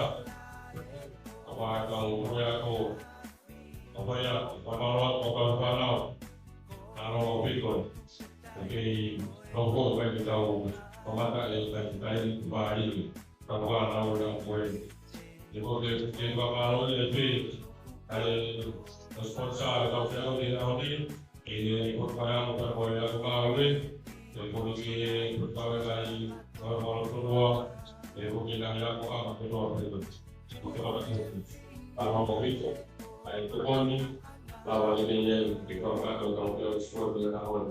Oke, koia koe whamalo ia koia. Kau atai pe mo e tau whamalo ia ai. E tau kau sports, ha? Koe whamafola koe ni e tau sipoti. Ai au ku e whamalo lahi. Koe uhi, koe ngahi katoa ngā sipoti. Ai ni uku Tautou whakahoko atu I tokani, ai ngahi ako, ko hiko e whetokone akia.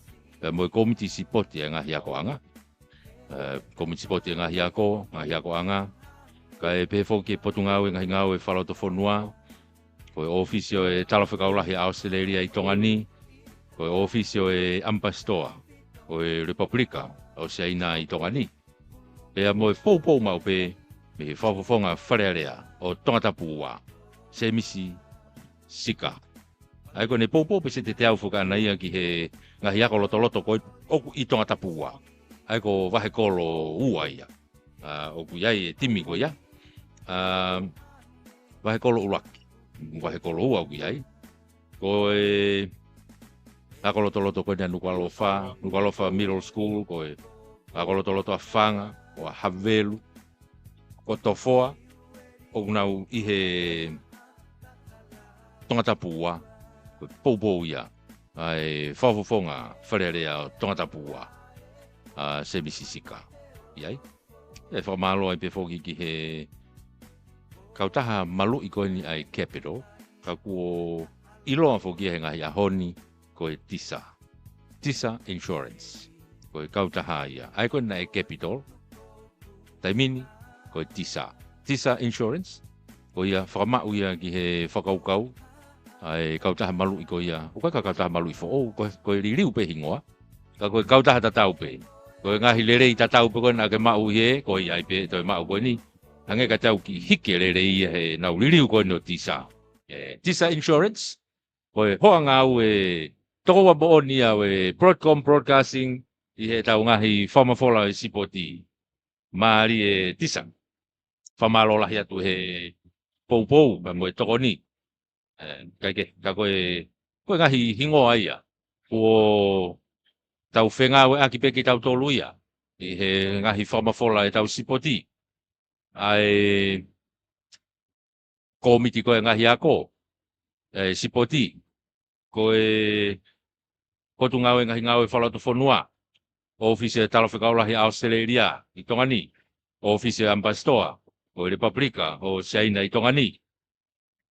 Se misisika o e whawhawhonga wharearea tongata pūua. Tau ngau e whakataha mau pe he taimi kotoa pe. Pea pe he whoki ki he Tisa Insurance. Ko e ni ako tau hoko atu ki ai e tau whengau e ki mo e Tisa Insurance. Te he lolo tongani. Ko tau, ko whaifatongia whoko e ni. Anga pena po mea mai ki ai na e uraki kamata mai pe tau lere he pongpongini. Ko e whamalo lahi ki he Tonga Broadcasting, komsoni whamafola rea Tonga. Peko, le te omo televisione Tonga. Ko hi ko e tau whengawe aki, whamalola hi atu, I he poupou ko ia. Ai ni au tau, iai he ahoti. Tau ngau e whakataha, poupouan. Kahi ngau e ko ia au tau whakataha ai. Ka koe rerei whakaluku fua pe, I he teke ai pe o e tarenit, o e tau whanau. Bobo watu ki he ngai tapa ko to pe utau kau whatahai. Li whamalo lahi atu.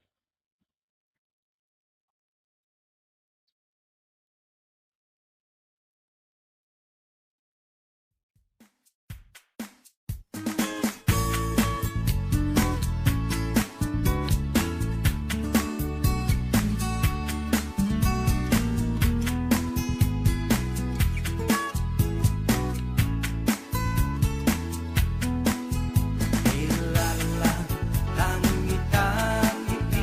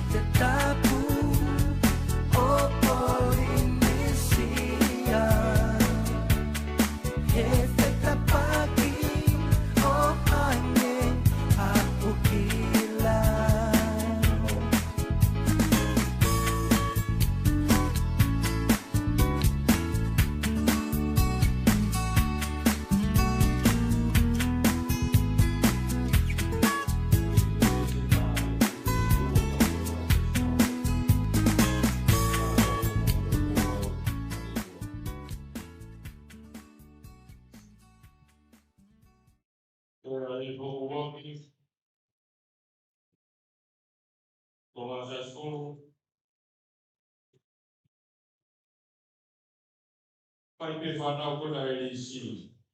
O atu ni o.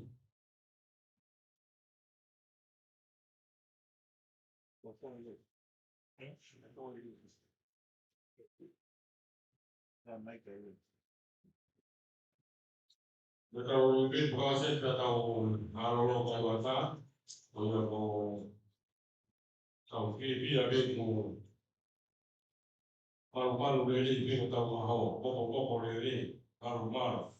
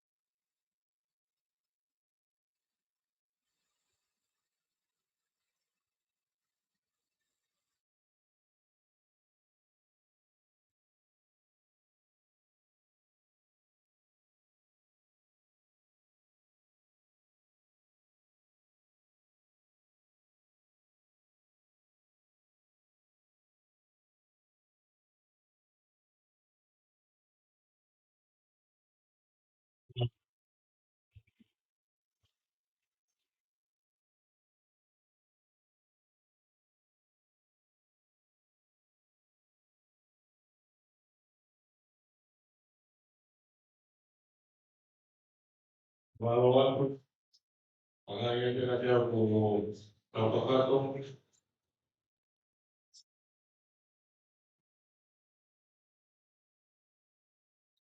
Well, mari mengusulkan kalau boleh dilakukan ini perkasa dari lebih juga dari akan di konfirmasi.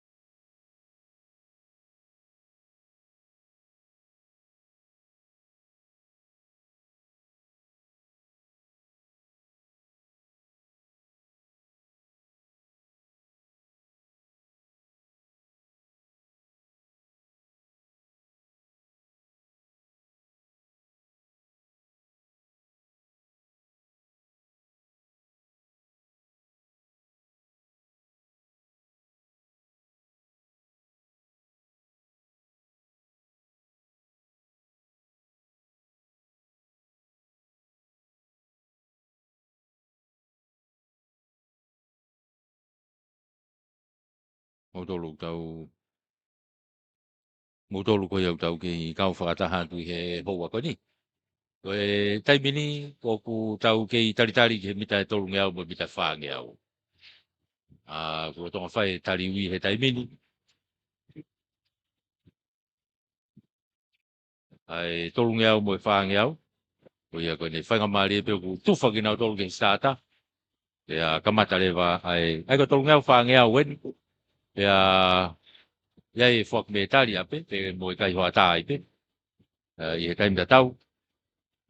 Ka koe ne tu uia koe ai polo kalama i he taimini. Ka toki whakakakato mai ki hoa e whiawhi. Kau kei whakautaki atu ai pe ai whakamalo. Whakamalo ko hi whoki koe ngai kātoanga si poti koe ni whakahoko. I heni, i tongani. Oku tau whengau e aki wāopi au pito. Pea mo e ngai komiti koe ngahi ako pe. Ake koe ni koe ako loto. Koe ako ngai korisi. Koe iau tau whengau e aki mau pe. Wāopi au pito mo whetokoni aki. Kai pe whongi ki he koe ngai ngau e whalot whonua. Ai ko malu e spoti. Ai mureanga. Koe ngai ngau e whalot whonua e mia. Koe ofisio e talawhekaulahi a Australia i tongani. E poke ofisio e ambassador e Republika o China i tongani. Pamaloat. Ia mo e popo mau pe. Me he tau whawhawhonga wharearea tongatapua. Se misi sika. Pamalo lahi atu. E tau whetokoni aki. Mo e tau whepopo aki. Ai tokoni mau pe. Ai popo a se misi sika ia ki he nau wahekolo. Nau ngahi ako koe wahekolo. Me ko wahekolo ua. Me maua i e ngahi kupu koe ni o wahekolo tongatapua. Ai ko wahekolo ua mo wahekolo ulaki. Ko wahekolo ulaki. Na wahe pea i ngahi timi. Ka koe popo kakato ia. Me ho mo whawhawhonga. Wharerea tongatapua. Semisika. Malo e popo. Oku wate whamalo ki he Tisa Insurance. Tisa Insurance, whamalo lahiat. Whamalo at kia ilaiwah. Tove, kia mo e Tisa Insurance. Malo pito e whetokoni aki mo e poupou. Ko hiko e whengau e aki. Ki hono mui e atuai pe ngahi sipoti e tau whanau. Ka koe te kei piho nau ngahi tare ni ti. Kau kai poupou lai. Ai Tisa Insurance. Ki he tau mui holoko ia. Pea mono whamafola atu. Ki he tau inasi ai. I he tapakotoa pe. A te whamalo la. Oia, koe poupou ia. Whamalo ai peheni ki he le te omo televisione tonga. Ko hi koe whengau e aki. Tau kau whakatahai. I he whaingamari no tuku atu. O e sipoti meheni. Me te whaiwa. Ahoni ma pongpong. Lere ai e whiau hiko ni. Ai ko pongpongi. Me ko ngai whainolo. Ata pe whahoko. Wepe whoku mga event whainolo. Ia hange ko tolungi au. Nei kamata ko ane nai. Kata ki walungi au. Walungi au. Nei kamata ane nai. Ko e ngahi event ko ni he tolo. Mo puna i loto. Ai au ku whainolo ko toa pe whoku ngahi event ia ko ia. Tato hoko atai pe. Ka koe tau unu koe ni ke uraki hiti. O e walungi au, o e tolungi au he taimini. Ko iau tau iai he taimini. Ko e whanau whiwhine tau walu. Whanau whiwhine tau walu. Ko e tau uraki hiti ena. O whotutu he taimini. Stata u whaibai me he turiki tonga hahake. O whai me e stata. Tuku mai. Uru mai. Oku i mua he taimini o kai i hifo mo wahe kolo. Side school ena whakatolu atu ai. Hoko atu ai hifo ua. Ia rewa pea mo wahe kolo ua. Pea mo wahe hake ua. Konau tolu ena unau lere mai koe nā. I he taimini. Wawhiawhi mai. I he nau kau koe ke hanga tonu he taimini. O si mua mai reni tu au pito ia wahe kolo Wahe kolo uraki ia. Koe ke ase hei ngoa hepika ko wahe kolo uraki enu mua mai koe ni. Toki ua hake ki mui au pito ia. Kono tuli mai mo wahe kolo ua ia. Ke toi whakalaka mai ke whikauna. Petau mi mai mo hake uraki. Kako wahe kolo uraki. Wahe kolo uraki. Wa o te taimini ke te pi uraki. wahe kolo uraki, unu atu kia ipia mo wahe hahake mo wahe kolo ua, na ulo wat mo naua i he tepi he taimini.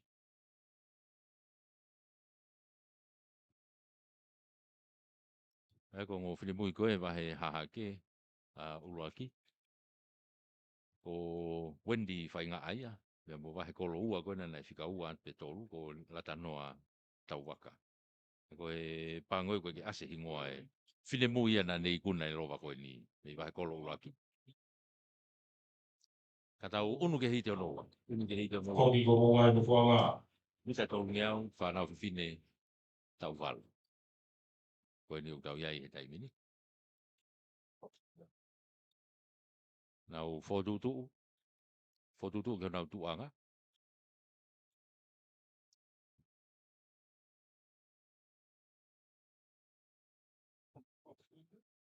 Eo, tuku atu. Nau alu ai be. Side school na kui mua au pito mo waheloto. Side school ke a sena whakaanga waheloto na kia uruak whina wai. Hingoa kona uruak whina ko hingoa ia ku ilo. Kaike. Kona ko uruak ena ku whalaka hake ia. E taimini ko naua pe utake taimini. Uruak whina me waheloto ko utake mai taimini. Maka puta me ase ngai leini loto. O kia ia hahake uai ko ere noa funaki. Loto au pito ko hihifo. Hihifo uraki o kia ia sureti tu iono. Kona ku hau mo ia. Hahake ua. O kia ia ere noa funaki. Ka ko osi mamahe au pito mai. Uraki whinau. Waheloto. Uraki whinau waheloto. Ua pehe no tuahe te whako ni ko asena whakanga. Side school pe. O te taimini a uraki. O te pe mo asena ko whika ua ia patu. Ia o te pe mo toinga.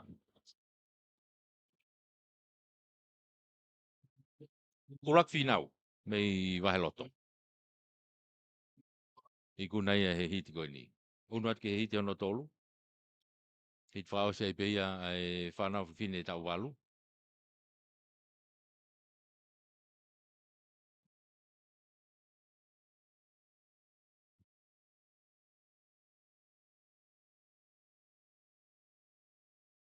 Hiti ono tolu.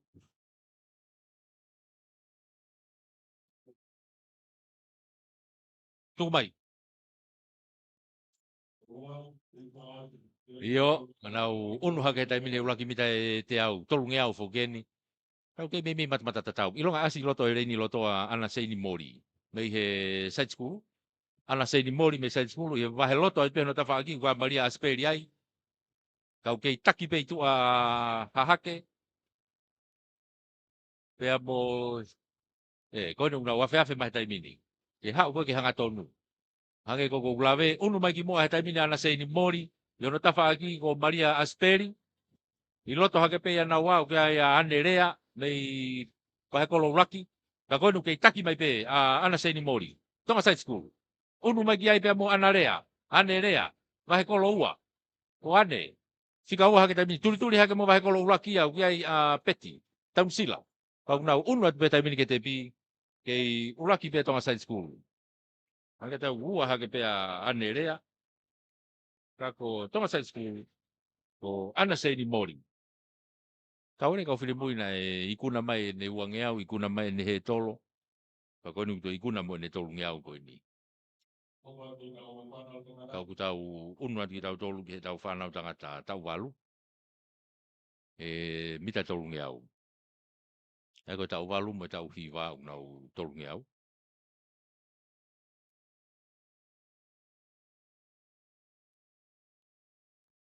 Tau walu mo tau hiwa tolu ngeau. Unu hakare vaia he tau hongo fulu. Mo e mitset mo tiunia. Nau whangeau nau tolu ia.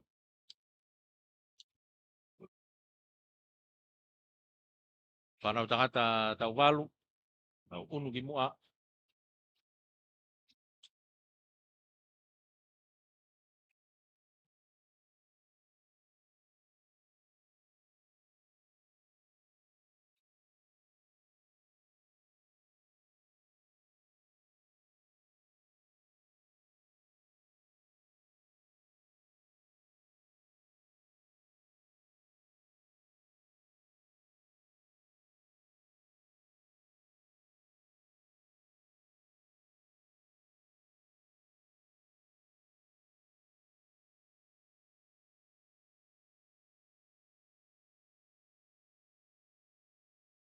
Tau whanau tangata tau walu.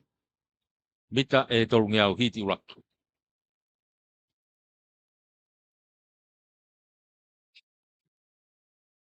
Maari e alu e sipotia ke tau whanau koni to i iki hifo ngai lau tohia ngai ako loto loto e. Tau iai.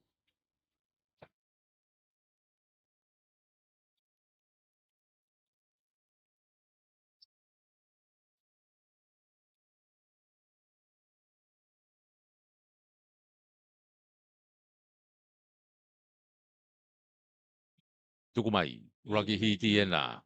I wawe angene tau whanau tangata. Ele tu ko ni masi e nei ko me haha ke na ko asi ai loto. Valentino uataf. Ma ria uno ki tau mi ha ke peta pagi mo e reka kona me wahe kolo.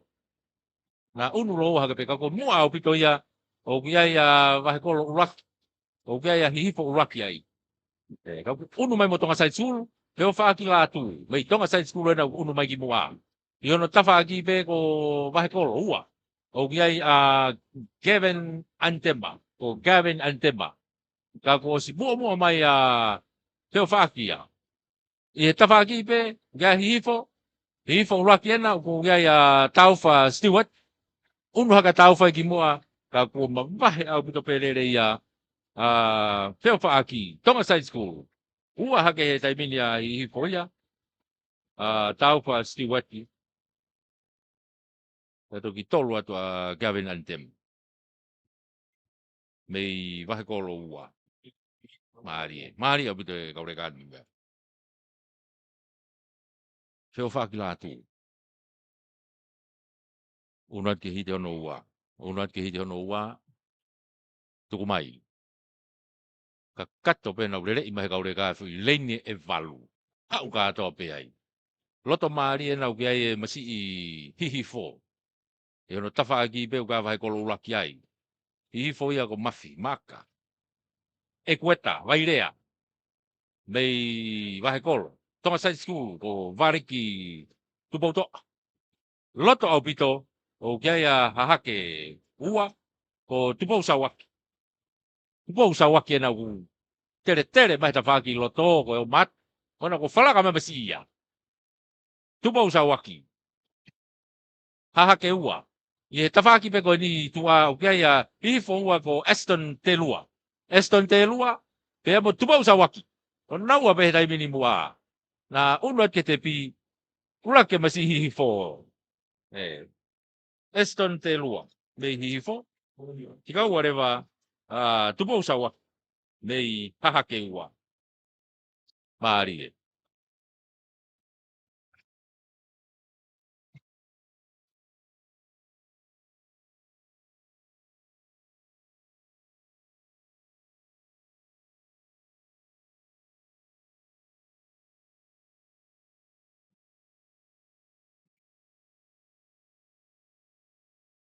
Tau unu tato ke hit whakausi.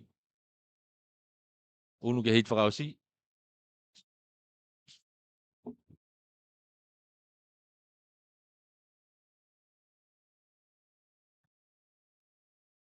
Unu atu hit whakaus. Nau tuku mai. Nau kei mata tatau ase masi sai skulu i loto. Masi ena ko hinga no ena. O si tuku mai ia kaurere ki mui. Ape mai he wange au he taimini. Kei taki mai pehe rei nei tua hi fo ia. Aia ko masi ia ko pauria si mafua. Ka kona ko si falaka mai he taimina hinga no ia. Mei sai skulu. Rei ni loto maari au pito kwa vahe kolo ai, vahe kolo ua ko amanak fis. Vahe kolo ua na ko amanak. Ko kia ipe amo hahake uraki ko Solomon e mafu. Solomon e mafu, hahake. Ka koena, ko masi ia Solomon e na ko unu mai ia. Unu mai a Solomon e ia ki mua. Na ke iwe tau mi pe mohingano. Solomon e mohingano. Ha ua pe na ua ia ki he alu ke te pi. Uraki pe hingano. Uraki pe hingano me sen skulu. Ko ki ua tu kia ia Solomon. Mei hahake uraki. Ma rie au pito kaure kani ia. Kaure ka koni ko kaha urere imbone sipoti.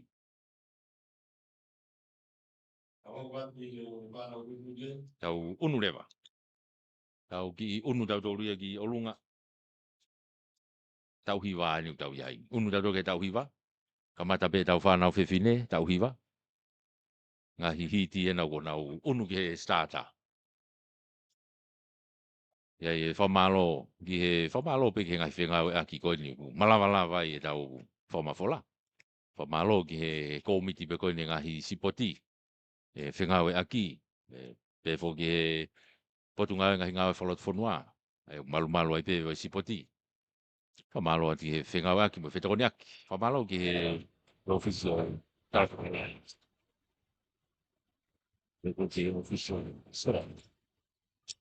change.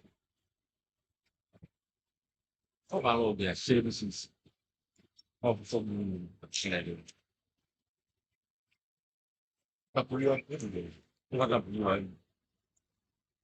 Tau i kuna e kau rere mei he wahe kolo. Koe area ni o tonga tapua. Side school koe area to tonu ia o tonga tapua.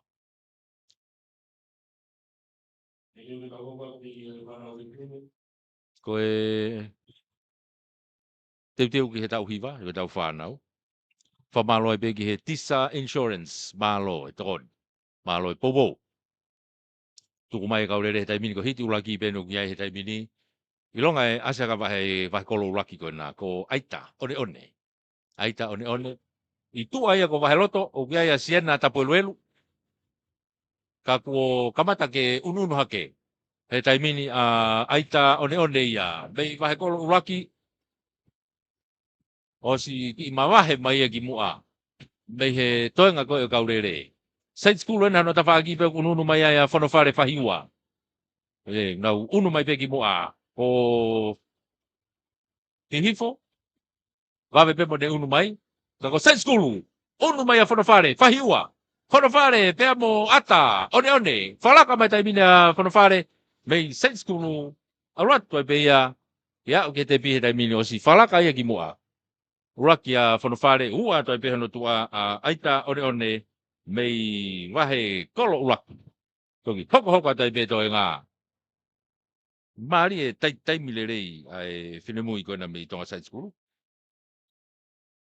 E toki whakalaka i me pehe hanga tonu mai mitani manoa. Taimile rei au pito. Tau unu tau tolu ia ki he hiti onoa. Tau unu ke hiti onoa. O nau stu me sata. Yep, tuku mai. Tau hiwa nau tau ia he taimini. Nau kei mata tau. Wawe asi loto a hahake ua. Hahake ua nau ko si unu hake i loto. I tua au pito kwa wahe loto. Ko hahake ua ka ta ko moru ko kia hingoa hene asiai. Ka ko wahe kolo ua na ko mamai te aho. O kui tua ia. Mamai te aho na i tua. O kui loto pe mo hihifo. Ko hihifo ua nau kia Michelle Lisala. Hihifo ua. Michelle Lisala nau taki mai taimini. Leini loto maari e whikauraki ko a supa hokawa me tonga side school. Ka koena kona.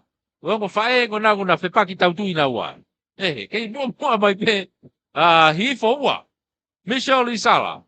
Iono tafa aki pe o a supa hokawa. Me side school. Ka kona ofea ni ke te pi. Yep, uraki ai pia hifo ua tai pia side school. Michelle Lisala, koe uraki ia. Ua antua ansupa ahokawa, petoki, hoko tai pia toi ngā. Maari.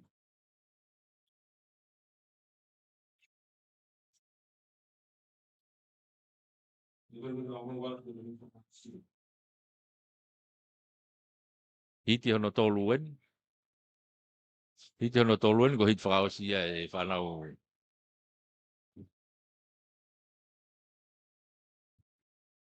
Whewhine i he tauhiwa. Ai koe rere whakaosi ne tauhiwa. Ospata whanau tangata. Unu mai. Nau kei mata tatau hake pe. Ase hahake ua i loto a siaila waka. Siaila waka bei hahake ua. O si ilonga upito ne asia nai loto maari. Kei taki bei tua. I he reini tua tonga side school uia, Ai au kia ia sela kalapa ia. O ki mawahe haka sela ki mua. Leine i tua, kau alu bege ki mua. Nau tau mi hake pea mo wahe loto i loto, ko tina la savea. Me i wahe loto e nau ku unu mai boia ki mua. Ka koe ni, nau wafe afe mai ki hanga tonu, pea toki mahino ai e sila. Kei taki pea sela, kalapa, tonga side school. Ofi au pito hake tuli hake a tina la sa.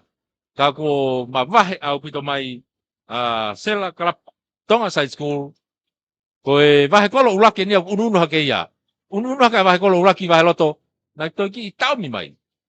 Ka ko sia wata side school. Ki kau wata i pea wahe loto. Ulaki pea sela kalapa. Fikau watu tina la savea. La vai e tau whanau whiwhine. Kai whausi mai tau whanau tangata e tolungi au.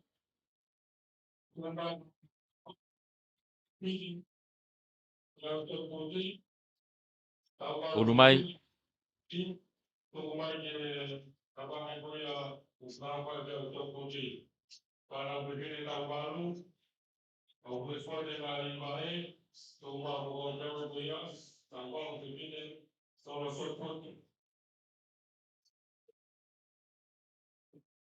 Tau unu ke tau whanau tangata tau hiwa. Ai koe ai hit whausi e nio e tolungi au. Ka tau unu rewa ke whange au. Tātu kua kia ko ngaulaki o e aho. E koe tau wau mai koe ki he ni, koe taimi, koe taha. E koe whakafufua, koe taha ua, koe lansia. Koe taha en, ka te tau tok lansia taha ua.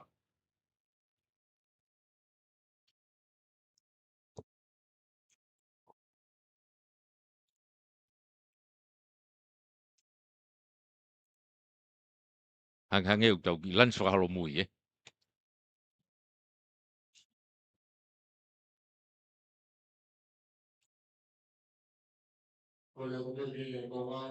Whanau tangata tau hiwa, foi hite tolu koe ni te tau tātu kua ke tolungi au, hiti.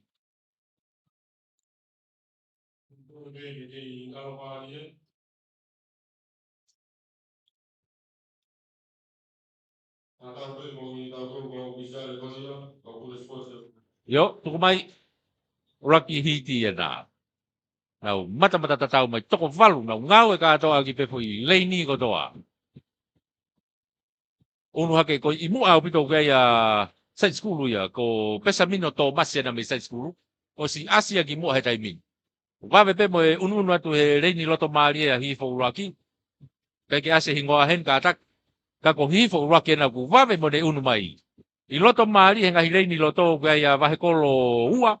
Wa he kolo ua na pe mo wa he hake uraki. Wa he hake uraki na ka ku hake ko grave hi fo uraki. Ko side school ko pesa mino ena tenau ko ai ko side school unu mai tai mini pe mo vai loto ki mua unu vai loto ki mua unu alwatu ke ulaki pe side school ala ke masi vai loto ka ua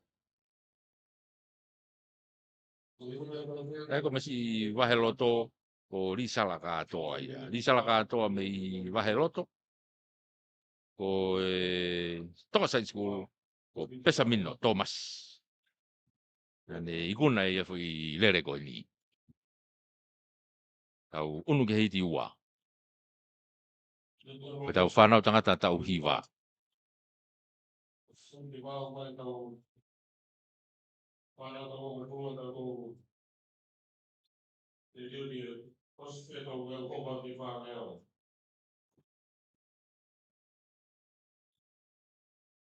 Yop, tuku mai. Nau Egi for start ai kuna te foki ki mui.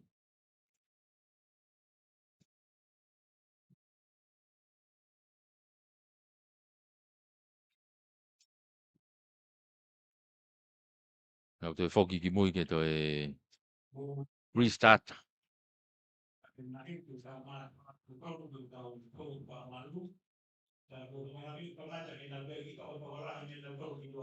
Tuku mai.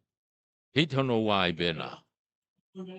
Wawe apute asi he reine I loto ai reka side school ali sia te hoko. I loto ia. Io no tafa aki pe wa vai kolo ulaki o asperi mori ia. Ko kau tama ye mua he taimini. Hifo ulaki o kui vahe kolo. Kataki vahe kolo ena ku i mua. Asperi mori. Unu atu pehe no tuliki. Pea mo side school.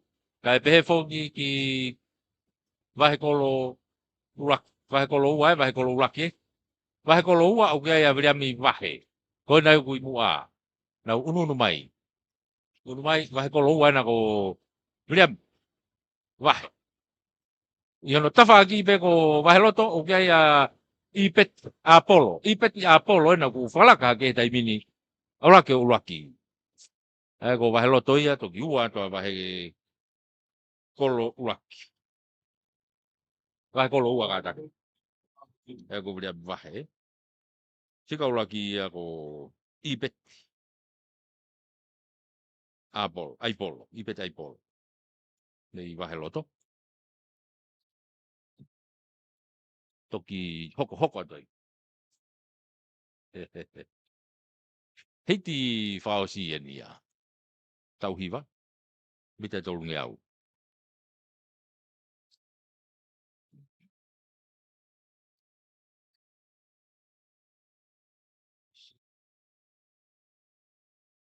I fall start, Mo mea atu he skuini e o atage. Masi kona len fika walu me hihifo ulaki.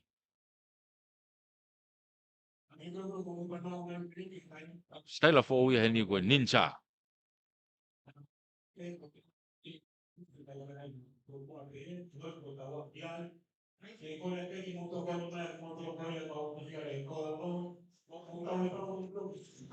Yo, tuku mai. Nau wape abuta asi le ni loto mali e ya vaheloto. La tu selu vai le na me vaheloto. Yo no tafa aki pe ka ali salavea me sai skulu. Nau ana hange una ki unu nau ki mo hetai mini. Afe ba ko wange au na si mo alo na waya. Li salavea tonga sai skulu. La tu selu vai le me kata ko hihifo pa pore. Hihifo aga tau ko hihifo ua ia o e palahamu tau asi hena le ni ko vahelote kage. Unu mai ki mua. Kei taki mai pe ki mua hetai mini ali salavea me he sai skulu. Vape mo unu na ke ia ko vaheloto na unu ke loto. Ai ko masi ena ko la tu selu ena. Ka ku unu ke mo au pito ke ala to pe fiola ke be ali salavea. Vaheloto ko la tu selu bea.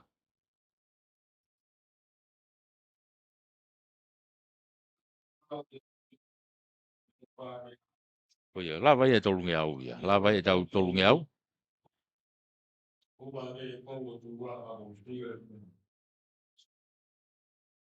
La vai e tau tolungi au ngā hiti. A tau unu ke whaange au. Ko tau hongo fulu ia. Midset pe mo junior. Ko tau hongo fulu ia. Mita ia whaange au. Ko ini te tau hoko ki ai.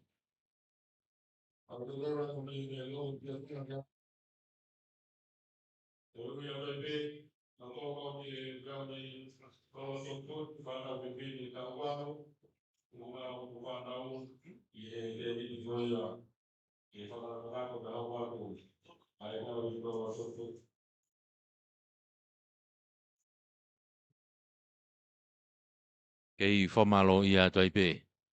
E tau kau sponsor. Kei ke mei malawa e nia kai tae oua. Ai tokoni mau pe mo tu ta whaaki mau pe. Ai tau kau sponsor. Wa te whamalo lahi. Honga au pito e whengawe aki mo whetokoni aki. Tau te whito ke ngahi komiti ko e ngahi sipoti. Ngahi sipoti ngahi ako. Tau ngau e whakataha mau pe. Tokoni mai ki he tau whaka ua tu ki he whamafola ki ngahi tapa kotoa pe. Hange ko e komiti sipoti ko e ngahi kolisi. Ko e whamalo ki he potu ngau e ngahi ngau e whalot whanua. Mia. Malu e tau sipoti. Te whoki he ofisio e talo whekaulahi ko ia Australia i tongani. Ko e ofisio ambassador o e Republika o China. Whamalo ki a se Misisika. Ko e whawfonga i a wharearea tongata puua. Ai au kei tūki mua hene ngahi timsipoti ko ia wahe kolo. Ko tongata puua ia. Whamalo atu. Whamalo heni ki he Tisa Insurance. Whamalo ki a ilai waha tove. Pea moe kautaha ai Tisa Insurance. Whamalo atu ki he whengawe aki pea moe poupou.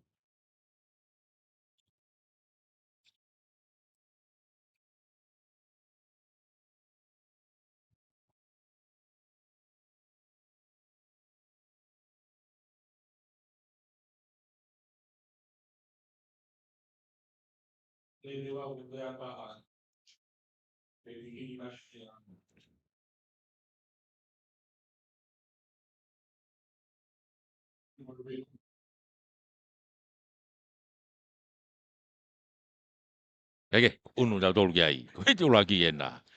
Whanau whiwhine tau hongofulu. Mita whange au. Takai taha enu nau iai he taimini. Ange kamata ke ki ilonga to hahake iloto. Koe hahake uraki iloto. Ko...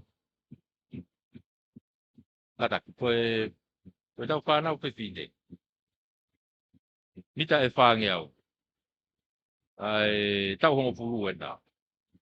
Wafe mai ko na mua au pito pe mua ia vaheloto ia. Ko vaheloto na ku mua au pito ko pe sipatu pou ia. Ke mua au pito ia. Pe hoko atu le vai to nga ia. Leni loto mari au pito ko ia hahake ua ko Roslyn Vehikite. Roslyn Vehikite I loto I pe ai o ia hifo ulakia. Hifo ulaki ko whangatua Jessica. Nau tolu ena ka ku toki unu mai taimini hifo ua. Kako hake uraki ena ko lolo mad. Kako tafaki ko ni o kia vaheloto ai ko pesi patupou. Yono tafaki pe ko hifo uraki ko whangatua Jessica. Ko nau ana ki mua he taimini. Na aula tai pe wau ke te pi uraki pe hifo. A vaheloto katak favorable. Uraki pe vaheloto. Ya toki ua tu pe hifo uraki yono tafaki. Eko pesi pa tupou. Koe star ia rere koe ni. Tau unu ki he hiti ono ua. Tau unu ki he hiti ono ua o e tau hongo fulu. Whanau whiwhine tau hongo fulu. Eko tau talatala noa koe ni koe kalasi, tau pepe koe kalasi nima. Tau unu ki ai. Kalasi wha, kalasi nima. Koe pe ngai tau hongo fulu ko sia una to kalasi ono. Ka koe to uia koe ia.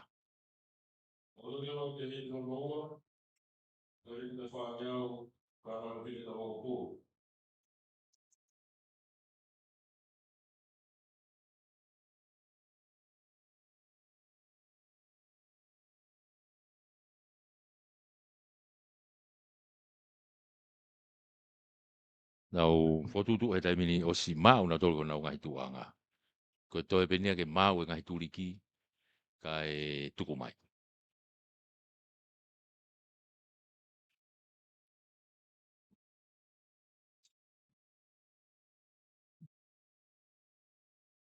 Yup, tuku mai. Nau alat tu ko na ko foi toko valu ka kato pe ngai foi reini ko toa. Afe hake tolunge au ke turiki ko. Ilonga e asi loto. Ko skamata foki ke ilonga ngai tu ngai he taimini. Hahake uraki tu ako Nancy Fiefia.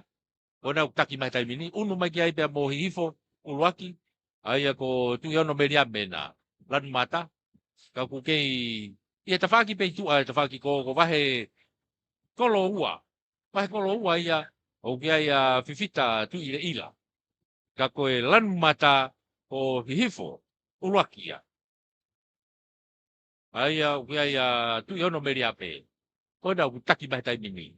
Tu yono meria me hifo uraki. Na wafe mai ki hau ki hanga tonu. Kamata ke unu mai motonga sai skulu e loto. Alamita pangai.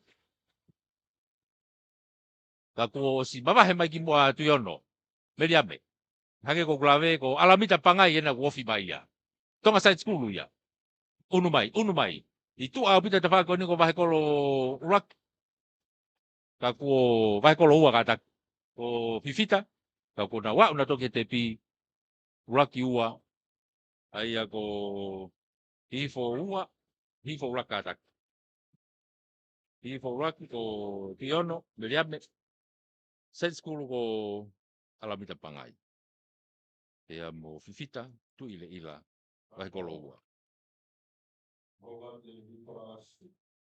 Tau unu e totol ke whaangia o whaos hiti ai whanau whiwhine tau hongfuru.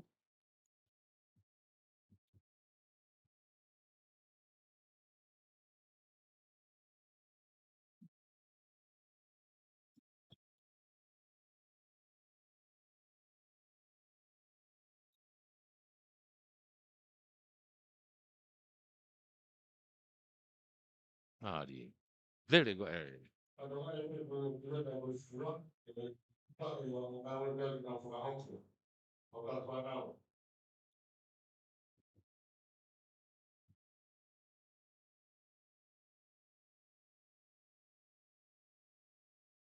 Tau unu ke hiti ono tolu. Hit whaos henti. Whaangia ue tau hongfuru whiwhine.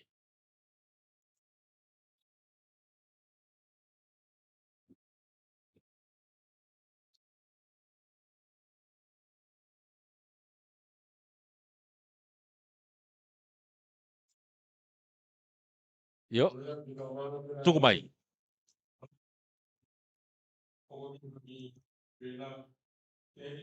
Wawe apito asi a hahake. Ko hahake nei loto hahake uraki. Ko mana langi-langi. Nei hahake uraki. Kona ko si unu hake ki mua. Ko ia na koe reini whika uraki. Ka kona ko unu hake ia ki mua he taimini. Kei taki pe reini tu au pito a hifo.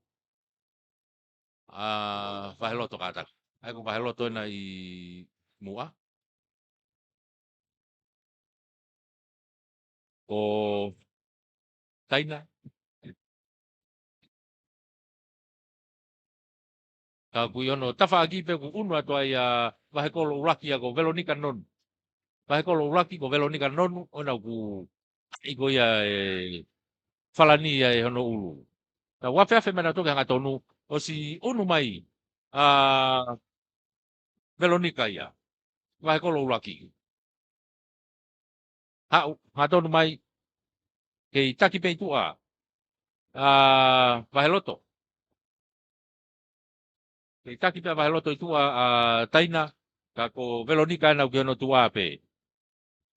Na wa ate na toke te pifika tola ta sai skule taimini. Watu a Veronica. Waheloto kataki. Watu a taina. Koe fika uraki ia. Ia toki Veronica. Wahekolo uraki. Ka koe ikuna ia ko taina te lua. Waheloto ia. Tau ki unu haka i pe tau tolu heke tau whanau tangata. Tau hongo fulu. Whanau tangata tau hongo fulu eni. Koe nau hiti uraki eni. Bere taipi.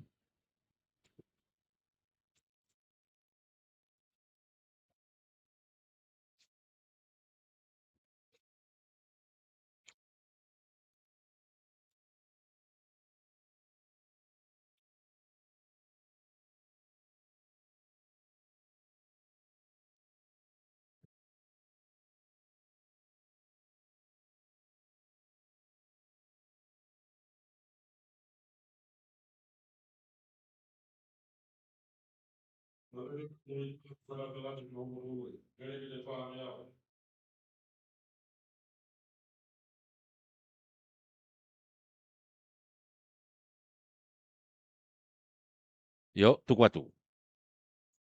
Koi toko walu ena. Ko reni roto maari e.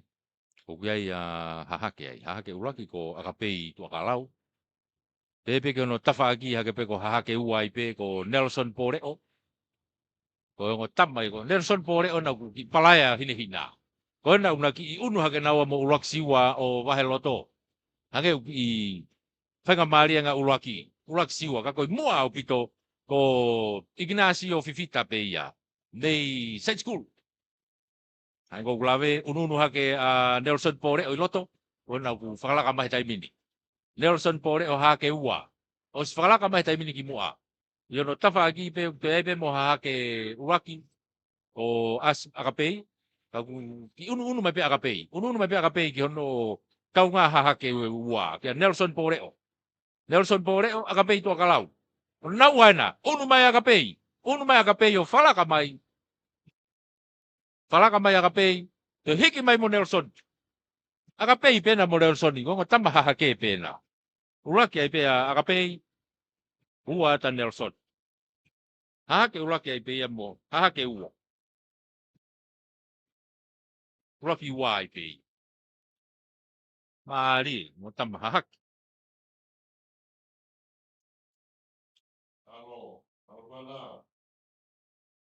Mungkin kita ngobrol di Sulawesi. Karena ternyata tahu.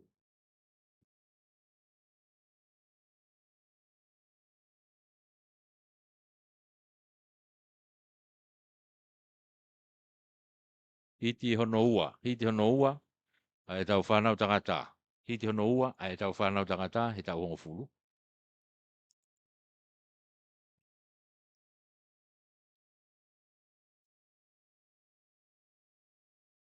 Ko iau tau iai he tai mini.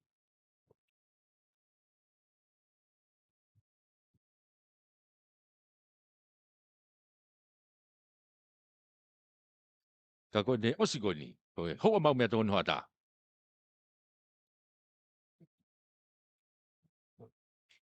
Koe ui ko palangi koe lunch time. Ai au iai mea koe lunch. Hiti ua, tuku atu. Ilonga e asi loto a wahe loto ena ko Wilsoni i ka whanga. Wilsoni i ka whanga, wawe a puto moe unu atu ia Roni Hausia. Nei Tonga Side School. I mua pe ai ko Wilsoni, wahe loto, Roni Tonga Side School, unu hake moha hake, uraki ko make reka, loto maarie o kia ia hihifo, uraki o moturiki sione. Hake ko te au unu haka moturiki i loto. Sione mei hihifo, i hono tawhaki pe ko wahe kolo ua, ko Daniela Sila. Ka kuna wafe mai koe kanga tonu ko side school pena, pea mo wahihifo. Side school, o kiai Roni Hausia, ka uki unu hake hono tawhaki o na ia hihifo. Wafe a puta mo turi i mai masi i, ha ha, wahe kolo ena, masi i wahe kolo ua ena. Iyo, na wao ke te pita mini, ai ko hihifo, wahe kolo, pea mo side school. Hihifo ua, o hihifo ua ko siotami pa hulu ya. O side school ko Roni Hausia, masih wahe kolo ua, ko Daniela Silai. Unu magi mua.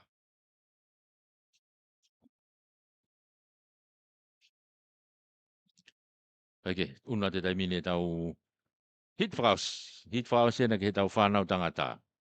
Ai tau hongo fulu.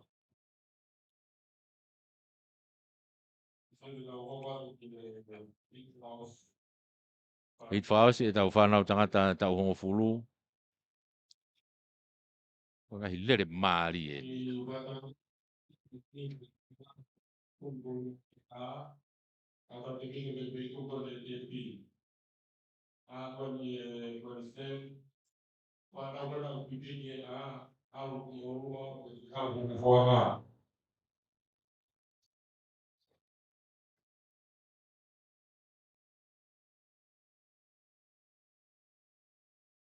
Hitfraus.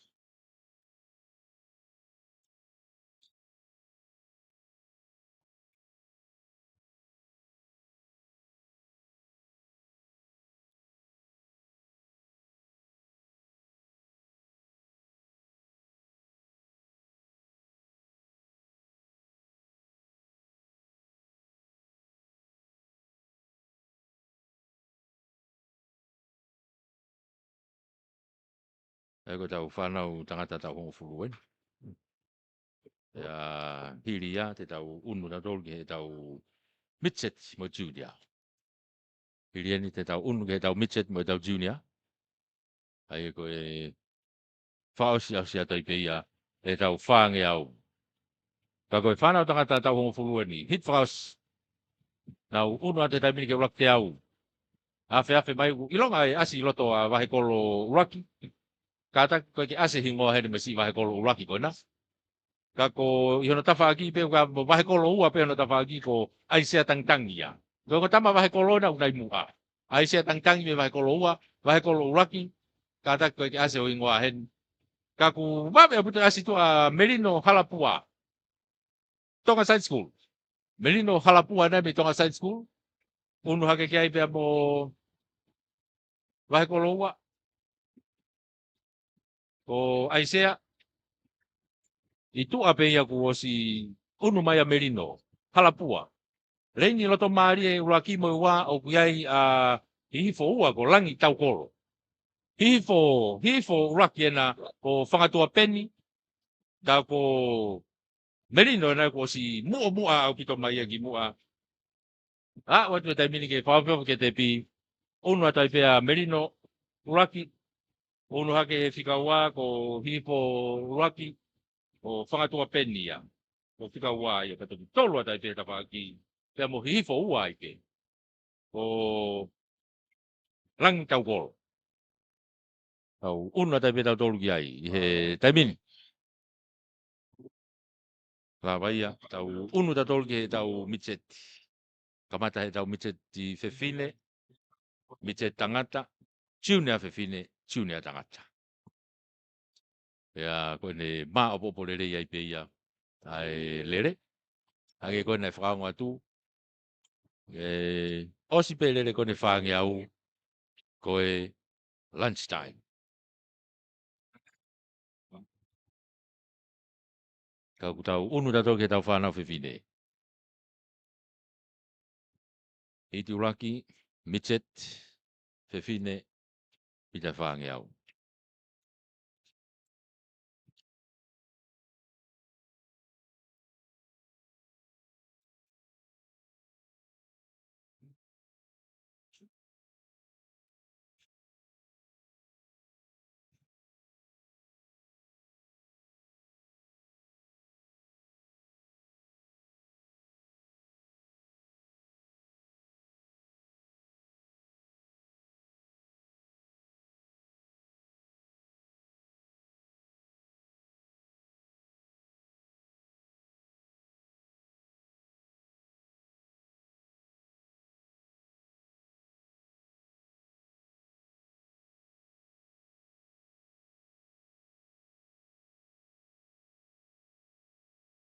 Au osi fotu e taimini ke ona ngahi tuanga. Mita e whaangi au eni. Tuwates. Uraki hiti en. Mahino pita e tungau ki ai wahe kolo ua. Wana wawe apita ni asi anai loto ko tupo mei ena. Mei wahe kolo ua. Koe hingo ana ku iloa. Mao ene hiti ane nai. Ka koe na ku lere koe ni. Tupo mei. Mei wahe kolo ua. Ko si ilonga apita ni whakalaka katoa mai kau lere. Yono ta whaaki pe kwa hahake uraki ai ko simai mareka. Hahake uraki simai mareka. Ko tupo mei wahe kolo ua. Ko nau ana una unu hake nau ki mua he taimini. Kei taki pe reine tua wahe kolo uraki api sila tāpui. Ka ko ngo tama na una unu hake nau ia. Tupo mei. Lea mo simai mareka. Simai ma mei hahake. To tupo. To tupo ia. Unu mai pea simai mai ia. Whakalaka mawahe au pito mai ia.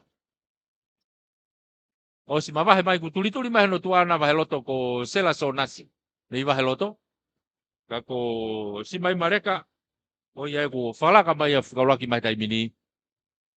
Wat ke tepi si mai ma. Una tai pe ki ai pe mo wahe loto. O sela so nasi. Una tai pe ki ai pe mo hihi whakalaki.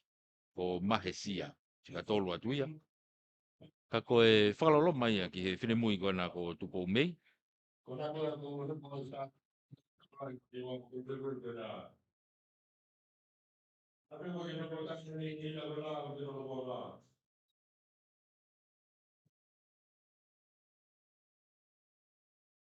hange koe na mo mea mai ki ai. Mea pango ia ki he whine mui Wahe kolo ua kona ko tupo mei. Mai no koe o lele au pito ne lele. Au kai ke urawe ipe koe ne tō koe he tuliki koe. Kai ka ku una ta tolu ke hite no wa. Unu ta tolu ke hite no wa. I he whanau whiwhine mitet, mita e whangeau.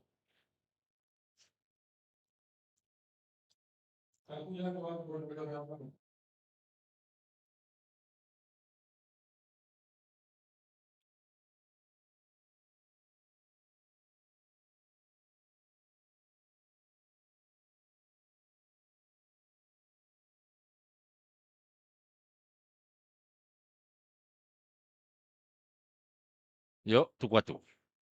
Ai whanau whiwhine mitet, wawe apito asi loto a tonga side school. O kiai sio folau. Sio folau pakai. Tonga side school. O si ilonga apito ne asia nai he reini loto apito. Reini loto maari e. Kei taki pe reini tua haha ke uraki ko Josefina Fehoko. Haha ke ua pe he tawhaki ko ia ko Rowena Funak. Ka ko sio folau. Pakai. Me he tonga side school. O ma apito ne ununu hake. Wahe kolo ua. Wahe kolo ua o kiai erisi ofa. Kau moi he ununu hake ki mua. Ka ko foi totolu e mua he taimini. Josefina Fehoko hahake. O sio folau pakai tonga side school. Erisi ofa wahe kolo ua. Koe opa pe mo tuli mai a hahake ua. O Rowena Funaki. Rowena Funaki na kuoma mai mo de tuli mai ana. I hona tua. Kau kei taki mai pehau ki maa maari e naurere. Rowena Funaki. Mei hahake ua. Koena e onu mai ki mua he taimini. Rowena kei taki pea sio folau i mua. Rowena hano tua. Na una ke te pi kei taki pea ia side school wahe hake. Pea toki wahe kolo.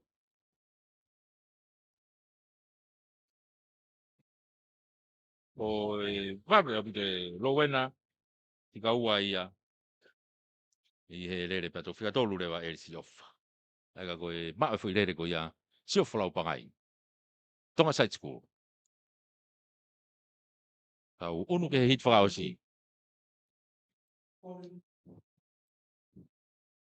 Kau unu ke hit whakaosi.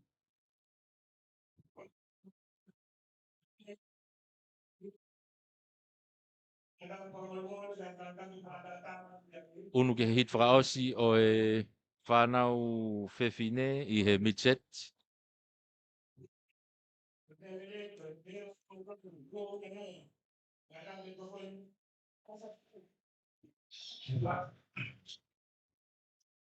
Whanau whewhine i he midset. Kau unu ke hita i mini. Hiti whaos, hiti ono tolu.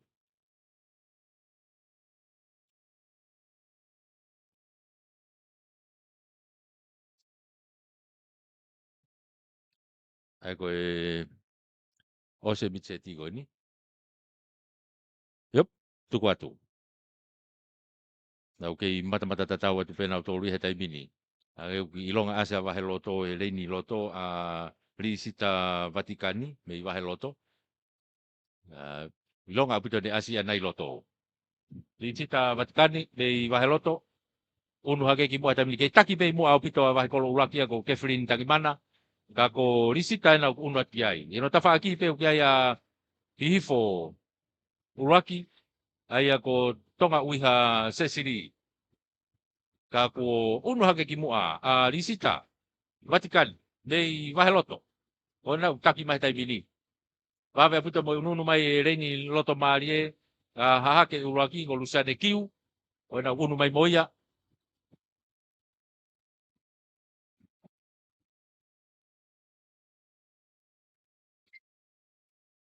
Kai ke taki mai bea Risita. Risita Vatikani. Wahe loto. O si mamao aputa mai abe toe ngā. Koe toe ngā ni. Wahe kolo uraki na ko Catherine Tangimana. Koe ia unu mai tai mini e tawhaki e whikaua. Ka ko wate tai mini a Risita. Watu moe ua ko Catherine ni Tangimana. Wahe kolo uraki. Pea toki hoko atai pea i e toe ngā. Hoko atai pea i toe ngā, ka ko ia. Ko e ne tuu ia koe i he taimini ia.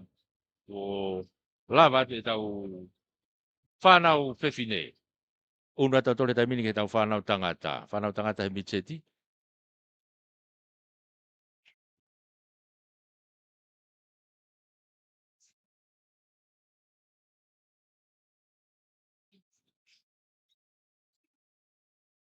Mitseti e whanau tangata.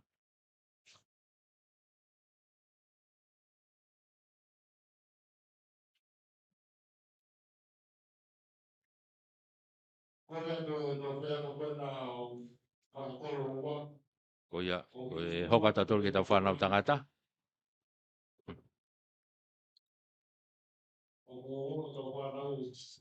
Sai apu te spoti a tonga sai sku.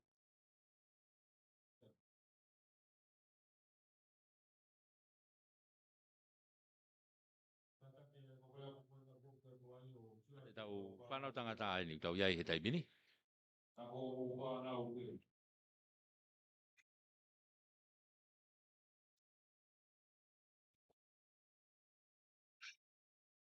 Tuku atu, toko valu e nau iai he taimini. Nau unu atu pe. Mahino asi he reini loto, reini loto o iai e kau tama mlele vave ai.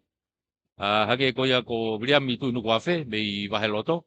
O kia William tu inu wafe mei wahe loto ko i hifo uruaki o kia ia sa greeni. Kau kei mua au pita wahe hahake uruaki ia, ko Samuela Kula ia. Mei hahake. I hono tafa aki pe o kia ia wahe loto, ai ia ko William tu inu wafe. I hifo ua o kia ia lofia mafua.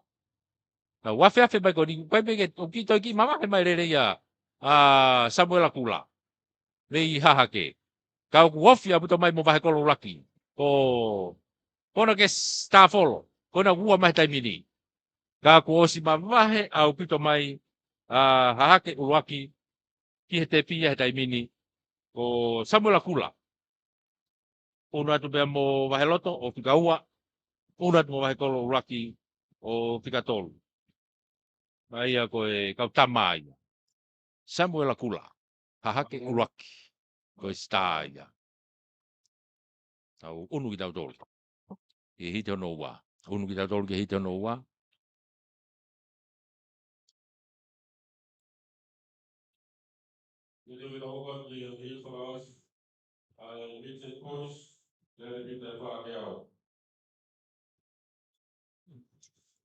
Hiti hono ua. O kutau iai he taimini.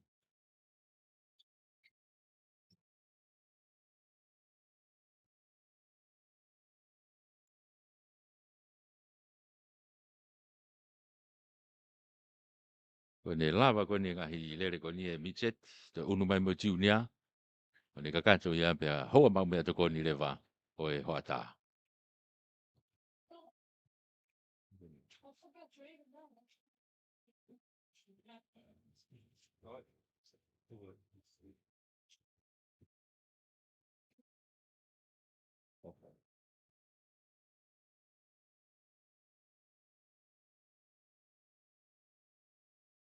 Yup, tuku atu. Nau unu atu koe ni, ki maa maari e pelere kau tama. Ki maa maari e kau ku wahe loto, o kui loto a siope viau. Vave lelere a siope, pehe foki ki hahake ua, ki a sefita, songoi mori. Kau kei mua pe a hahake uraki, o kai a tinisimoa mau malang. Iono tafa aki pe o kai a hifo uraki, ko uvea Nathaniel. A pe afe bai wake au tamini, kamata ke ki unu hake a vahe kolo ua ia, o aliferete a kau ola. Aliferete a kau ola na unu mahere ni loto, ke taki pe hahake uraki tua, ai a ko Tinisimoa, ka ko unu mai pe mo vahe loto, siope. Kala ka mai tamini a hifo uraki. Ko uvea Nathaniel aina. Hifo uraki ia. Unu ate taimini ki mua. Teke ima ia himu e Afrika wa. Kako uraki ate a Nathaniel. Hifo uraki ia. Unu ate peto e ngai.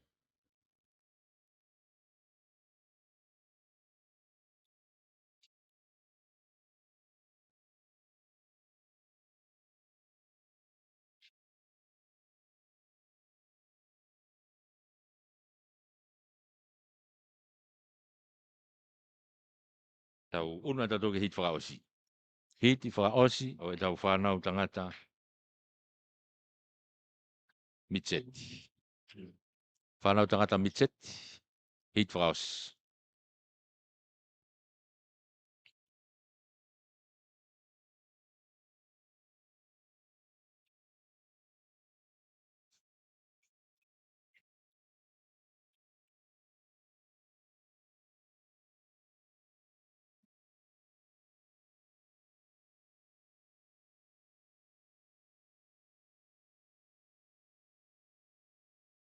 Taimi tatau kei watu pe whakamalo.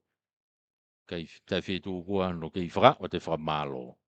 I e tau kau sponsor. Malo e tokoni, malo e popo. Tuku, yep, aratu. Hit whakaos. Manga le rei atu pe kaureka. I tua, o kia wahe kolo uraki ai. O whakasi eki. O na ununu hakelan pulu i mua. Rồi lanu hine hina ko i mua au pitoko wahe kolo uraki ia. Wahe kolo ua ena unu hake ko as ko sio. Sio holo ia.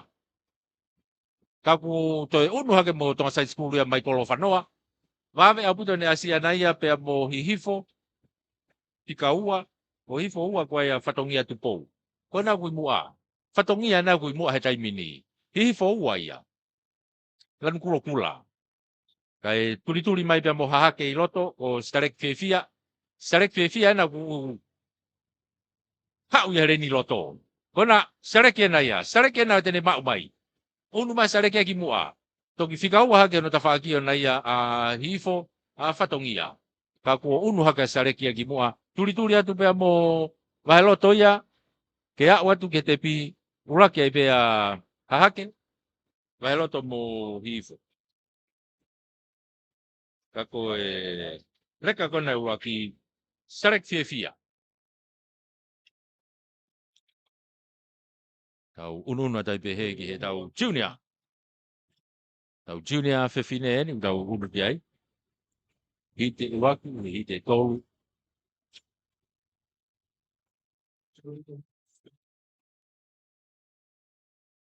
Hite uraki enu tau iai.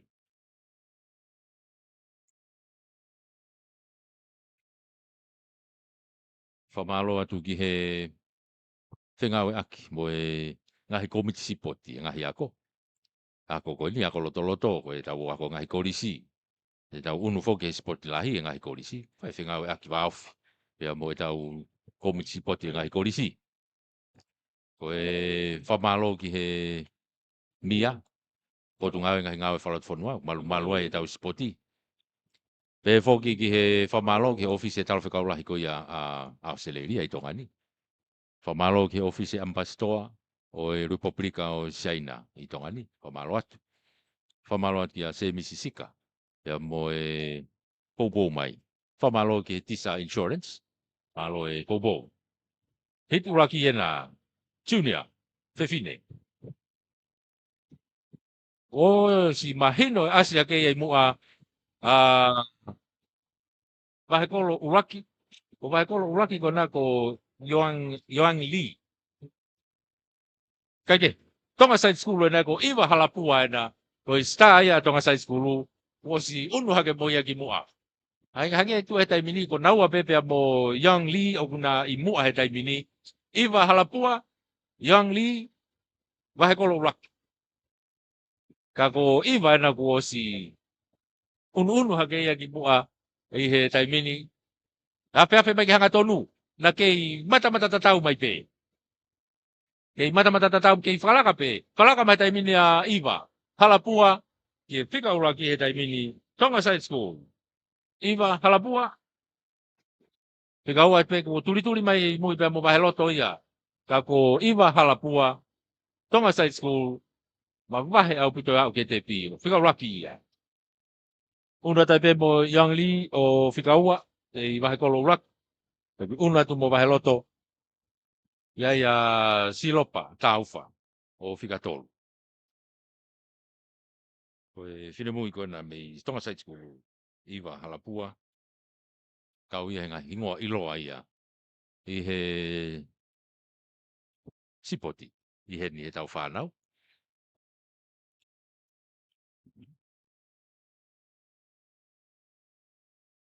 Hake tau una ki he hiti hono ua.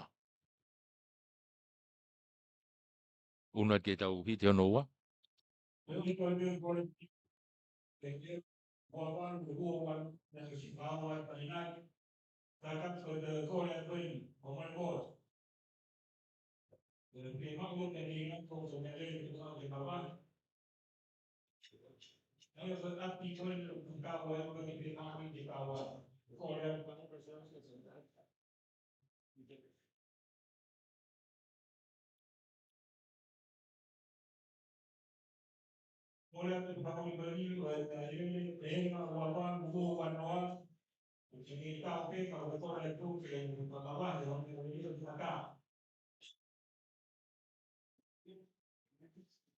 Toko te taimini, hiti hono ua ni koe toko ni ma pe urere koe ni. Ye hiti hono ua. Mahino pe herei ne i tua i mua ko i hifo ua. Ai au kia Ameria Kalu ya. Ko e vahe kolo uraki koe na ku palae hake koe na ko me safi.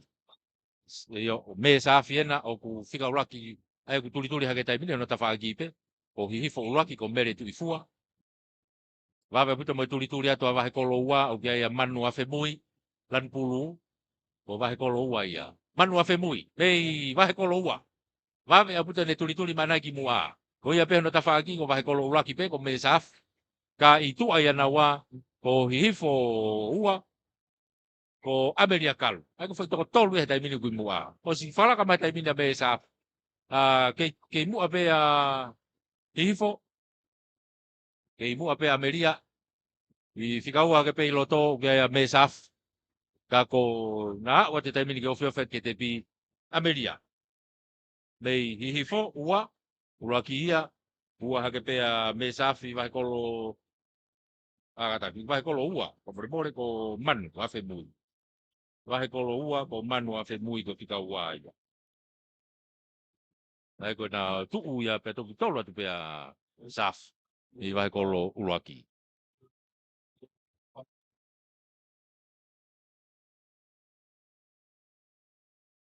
Tau ununa tu ki he hit whakao si tau whanau whiwhine junior. O sia, te lere rewa mo fwoi hit e tau whanau tangata. Tako lawa ia e konga uraki e aho. Hou e mau mea toko ni, hoa tā.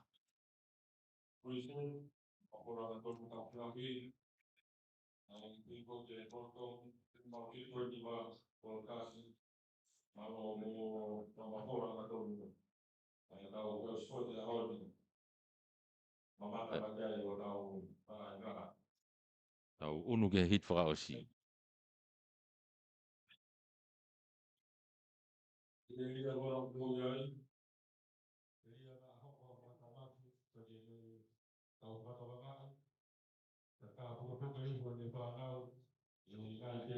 Koe toko nima peu to rere he ni.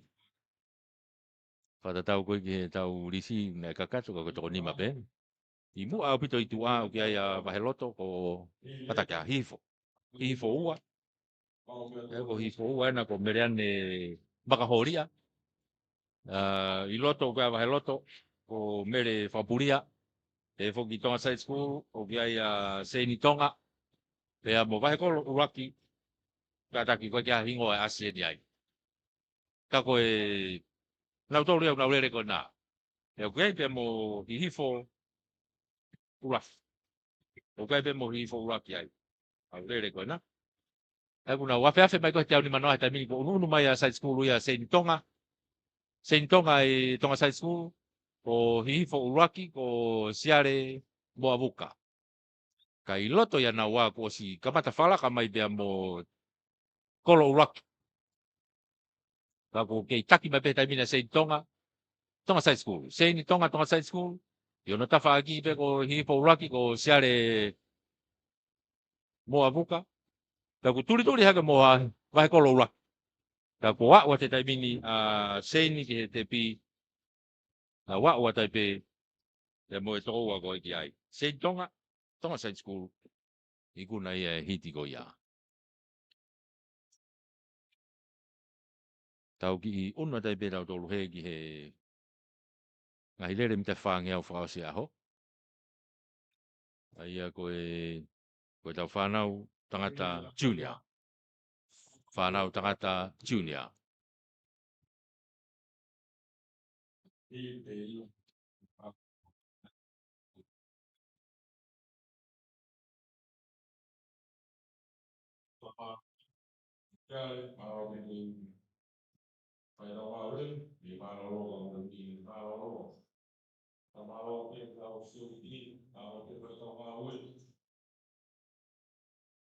Hiti uraki.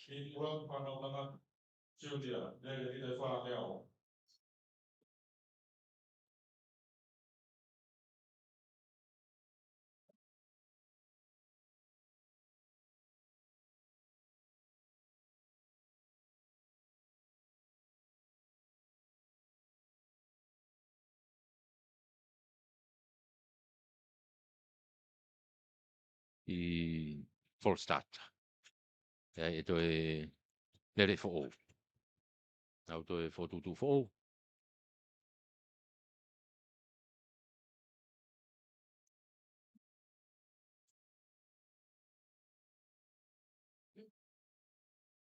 Yep, tu kwatu.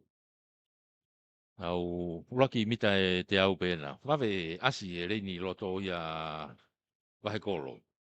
O wahe kolo uluaki, o kia ia malakai pangai ai. Wahe kolo uluaki ena. Fine hina. Te unga hine hina ko wahe kolo uluaki ko malakai pangai. O si whakalaka ka toa i he kaurere he taimino. Ma wahe, whakalaka pētoi ma wahe au pito ia. O ia, o si momu au pito ene au, koe ke huange au. O si whakalaka ka toa hake a malakai ia. I he ka toa o e kaurere. Koe ua nei au ki whetau tau mi mai ai a hifo ua. Ko hifo ua ukai a te vita whiaki ai. Koe rau whika ua mai he kua kura. Kau ku ki ko haa mai e turi mai masi hifo uraki. Hifo uraki ko lisia te vaia. Lisia te vaia mo te vita whiaki ko naua pēnā. I he ua mo e tolu. Kau ko osi ma wahe au pito mai malakai pangai ia me he wahe kolo uruaki ke tepi he taimini. Unu mai ke whika ua, unu mai hihifo, rongo tama hihifo pena una ua tolu atu. Lisia te vaia mo te vita whiaki, ka ko mahino elere ko ni malakai pangai. Unu ata tolu ki he hite ono ua.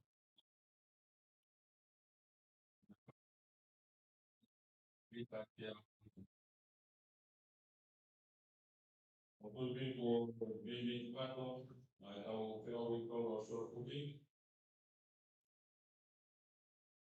ono ua, uta unu ki ai. Oku ki la a. Mate foko oku ki mawhana e ea. Pea oku toi la a.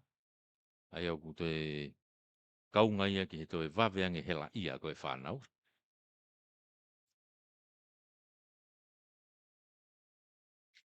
Kau kaipe ki hawiriwiri. Me koe ki hawiriwiri au ma ui I olunga ia. Ako le volo ko I la lo ia ku kai ki fuloko asia hawiriwiri ia ko ki la a. Pau pete te ki tangu tu pe malu ngari pe sai. Unu he taimini ai hite ono ua. Nau ke taimi ko to antu pe. Ngo tamana he reini ko to tonga sai school ko ofa moala. Pe foki no tafa aki o kia ia hifo uaki, hifo ua, kata hifo ua ko kitio neula. Kitio neula be hifo ua ko kulo kula ia no tafa aki pe ko sai school ia ko ofa moala. Ofa moala na sai school to hiki hake ia ki mua. Ne ma watu e ia a vaheloto kia ia kipione whahua. Ko kulo kula hine hina ia. Ko vaheloto ia. Nau afe mai taimine wange au. Ke taki mai pe a tonga sai school. Unu vawe unu e loto a vahe kolo. Vahe kolo ua na unu hake I loto. Aia ko Sales Havili. Kona ko sfalaka mai taimini. Sales Havili. Me vahe kolo ua. Unu mai falaka au pito mai ya. Timu ate unu mai pe mo vahe kolo uraki ya. Ke fika ua mai. Ka ko Sales ya ia ko motu manoa mai ya. Timu ahe taimini. Yo ke te pi Sales Havili. Unu atu pe mo sione. Miss Fanne. Una tu kai pe mo ofa moala. Uraki wa tolu ia. Mari apu te anga tai mi mai rere ko asare si. Ene toki whalaka i mai he te au ni manoa hao e peke he te au o si whalaka mai ia. Hit whakaus. Hange koe ko ui, o si e ni malolo, kai hoata. Ka hu mai ko he hoata ki he hoa e whiawhi koe mita te au. Hu mai ko mita te au ia ki ai whiawhi. Mita te au mo rere fuka. Ai ko mita te au mo rere fuka motu pe. Koe kia ha rere fuka takaita. Koe rere fuka motu pe.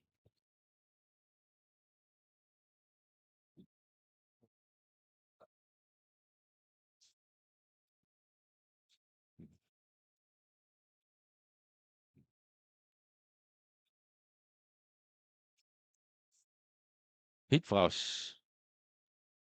Whangeau, e tau whanau tangata junior.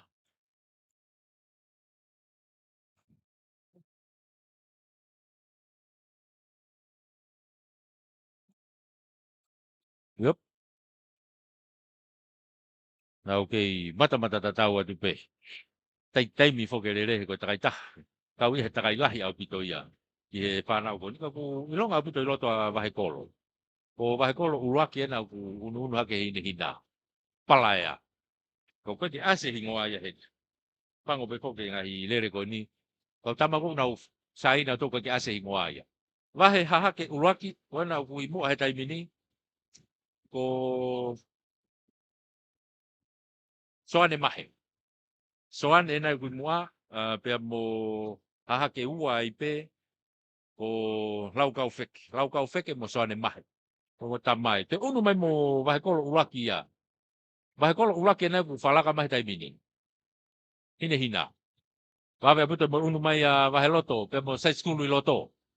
Kei whikaua mai pe ko tama hahake. Hahake uraki, hahake ua. O si taki mahe taimini. Hahake uraki. Turi wawe mai hahake uraki. Auratu ke te pi. Whalaka hahake uraki. Toki ua atua wahe kolo. Hahake uraki o soane mahe. Turi maari e masi iyo. Mao e whairere koe ni. Soane mahe. Hahake uraki. Heke. Koe lava ia. Koe konga uraki o aho. Pea moe spoti koe ni e ngahi ako loto e pureanga. O tonga tapu. Koe iau tau iai he taimini. Ai koe aho ni ama pongpong. Tau kei whamalo ia i be. E tau sponsor. Whamalo ia i be tau sponsor. Malo e tokoni, malo e popou. Whamalo ia e komiti e ngahi ako. Komiti sipoti e ngahi ako. Whamalo atu. Whamalo atu i pe ki he potungai ngahi ngawe whaloto whanua e mia. Malu e tau spoti. Malo e tokoni me popou. Whamalo atu i pe whoki ki he ofisio e talawhekaulahi. A Australia. I tongani. Malo. Whamalo atu ki he ofisio e ambassador. O e Republika e China. I tongani. Malo e tokoni me popou. Whamalo ia i pe whoki sebisisika. Pea mo e kai koe whawufonga tonga tapu ua i he poupou mai. Whane poupou whewheka pese te au ia. Ki he ongo timi koe na wahe kolo. O ui loto ai tonga tapu ua. Pea wai whamalo la he be ki a ilai waha tove. Pea mo e Tisa Insurance. Malo e poupou, malo e toni. Heke, tau toki hoko atu. I he konga hono ua. Ai whiawhi.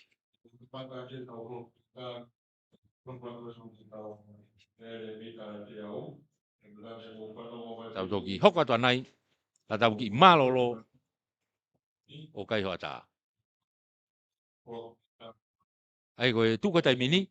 O tolu kona e Facebooka. Kataki. E ki malolo atu ai pehe.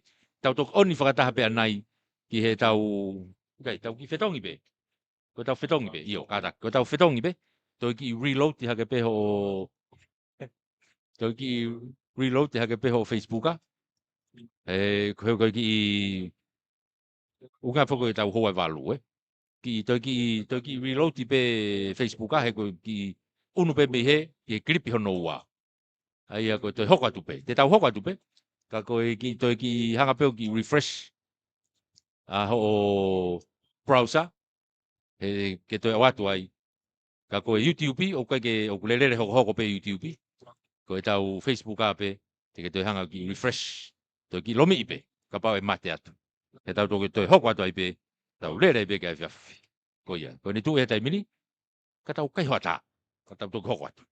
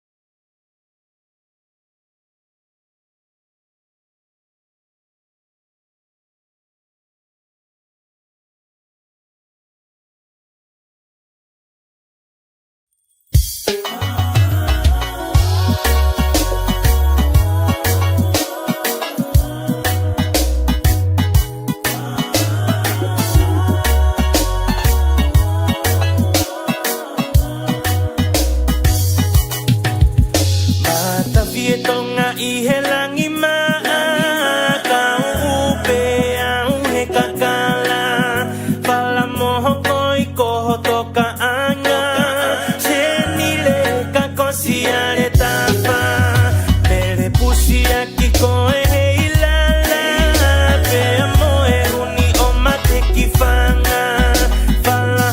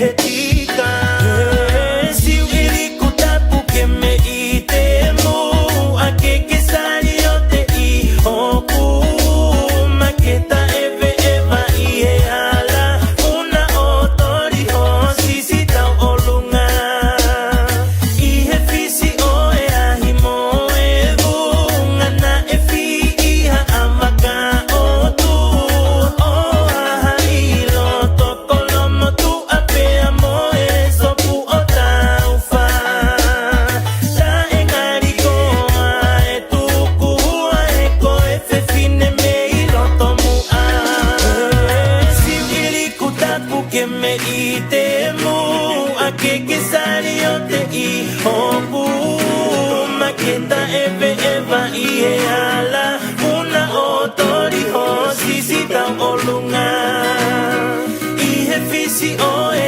ahi mo e vunga Na e fi i ha amaka o tu O haha i lo toko lomo tu a pea mo e sopu o tau fa Ta e ngari koa e tuku hua e ko e fefine me i loto mu a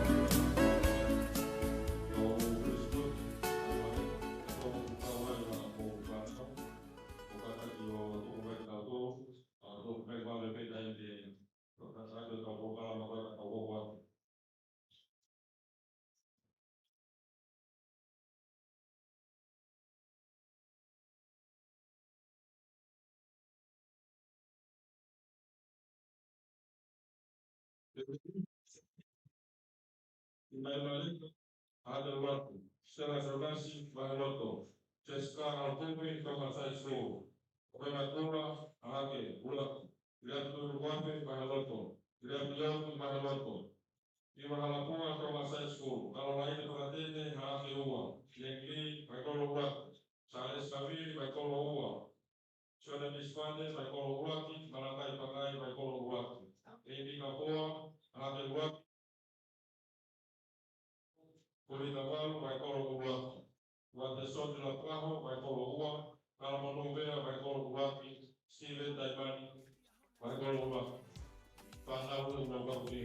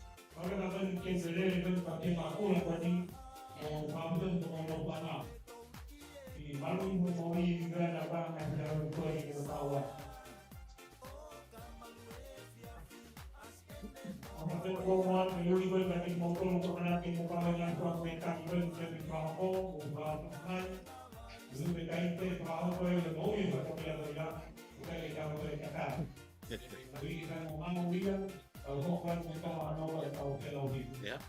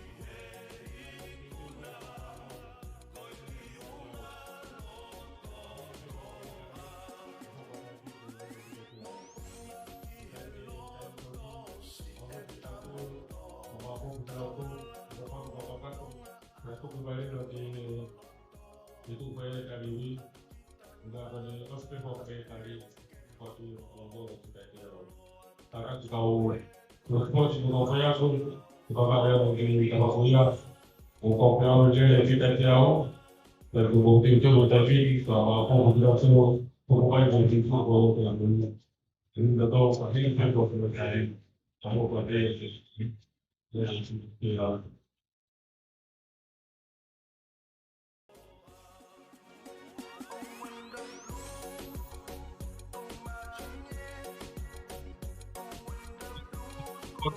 kita beberapa kegiatan betul-betul beberapa terakhir dari Palembang lokal di pulau kita oleh kota beberapa orang kita itu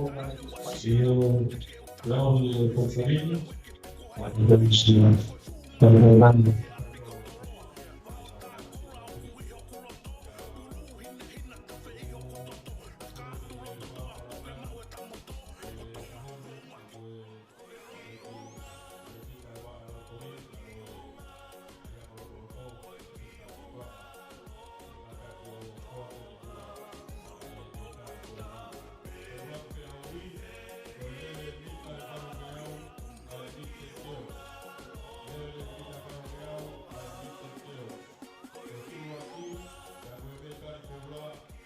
Simbali anak ekor siliva sela solasi valoroko da kortolo usibaipun lise Jessica Alcovi Thomas Side School. Winners of the 800 meter midgets first with the gold medal goes to Simbali Ahake Urumaki. Second with the silver medal goes to Sela Solasi Valoroko. Third, with the bronze medal, goes to Jessica Alcovi of Thomas Side School.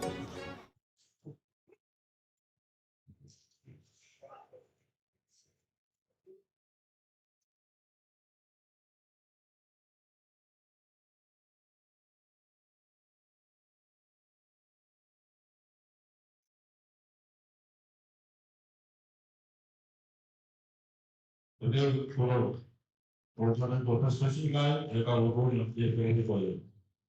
Ekor ini kepada kita doa ayat ini dengan ngomong tahu ini keluarga ini karena kita ini. Kalau kita ini traveler kita baru yang ay midget post.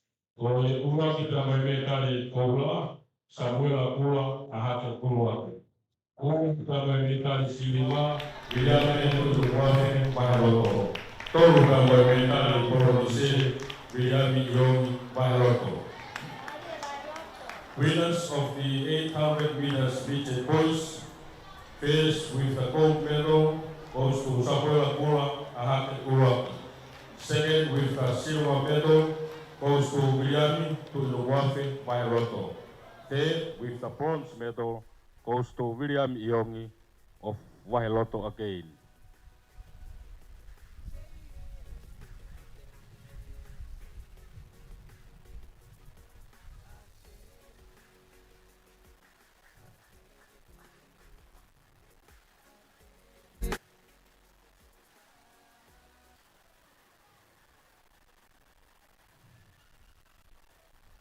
Deu, puno. Malo, mo pasi mai, ai kau iko na goia. Ko hono hoko atu ko kore at ke kau si ai esa ngahi wahe. Ke mo whakakakatoa nge mua, ai toi ngā o e tau ngahi me tari. Ko e whiau no hoko, ko e lere mitai walonge au ai pe ai Junior Girls. Lere mitai walonge au, ai Junior Girls, ula ki pēa moe me tari ko ula, iwa halapua, tonga side school. Ua pēa moe me tari siriwa, kalolaine whakatene, hahake ua. Ya koe tolu pēa moe me tari polonise, Yang Li, Waikolo, Uluaki. Winners of the 800 meters junior girls faced with the gold medal goes to Iwa Halapua, Tonga Side School. Second with the silver medal goes to Kalolaine Whakatene of Hahakeua. And the third with the bronze medal goes to Yang Li of Wahekolo, Uluaki.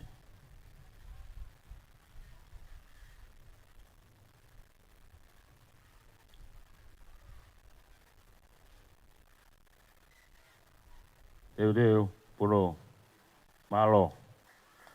E ta hoko atu ki he whiauhi lere mitai walonge au ai Junior Boys. Uluaki, pea moe me tari ko ula, Sale Savili, Wahekolo ua. Ua, pea moe me tari Siliva, Sione Misfane, Wahekolo Uluaki. Tolu pea moe me tari Polonise, Malakai Pangai, Wahekolo Uluaki aipe. Winners of the 800-meter junior boys faced with the gold medal goes to Sale Savili of Wahekolo ua. Second with the silver medal goes to Sione Misfane, Wahekolo Uluaki. And third with the bronze medal goes to Malakai Pangai of Wahekolo Uluaki again.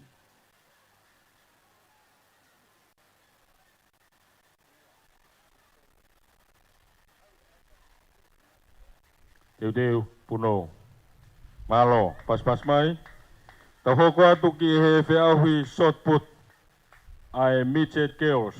Whiauhi shot put ai midget girls. Ko e Uluaki pea moe me tari koula, Amy Kafua, Hahake Uluaki. Ua pea moe me tari Siliva, Ane Telefoni, Tonga Side School.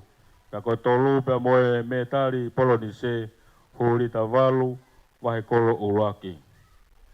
Winners of the shot put midget girls faced with the gold medal goes to Amy Kafua, Hahake Uluaki. Second with the silver medal goes to Ane Telefoni, Tonga Side School. Third with the bronze medal goes to Hulita Valu of Wahekolo Uluaki.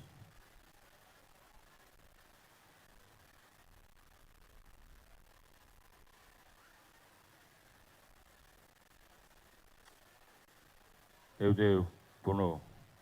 Malo. Koe whakaosi, ina otoro e kau ikuna, i he whiau shot put ai midget boys. Whiau shot put ai midget boys.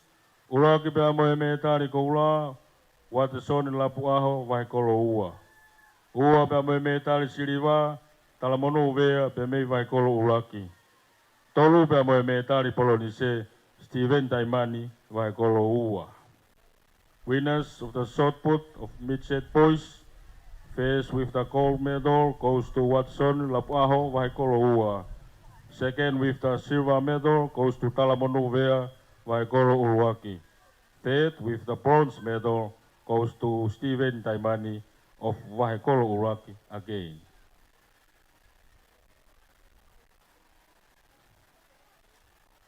Deu, puno. Kamalo atu.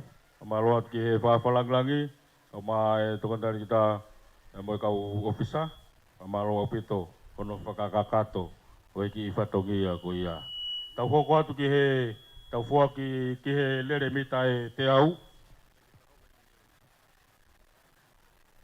Malo tau whamaro ko tō pē, ko lawa tō no whake ngahi metari o e kau ikona e tau ngahi whiauhi ane uhu. Ki te ke tau hoko atu koen ke tau whiauhi mita te au, koe i ki programa no no pē whakahoko heni. O lawa mai e kautaha whetu utaki atonga ai TCC tā katoa. Ke whakahoko e whake e nau mea ofa, te whakahoko i ki programa no no koe taimini, e tau taritari ki ai, koe ne mau maari e pepe a whakakato ia, ka tau hoko atu ai peke e tau whi au hi.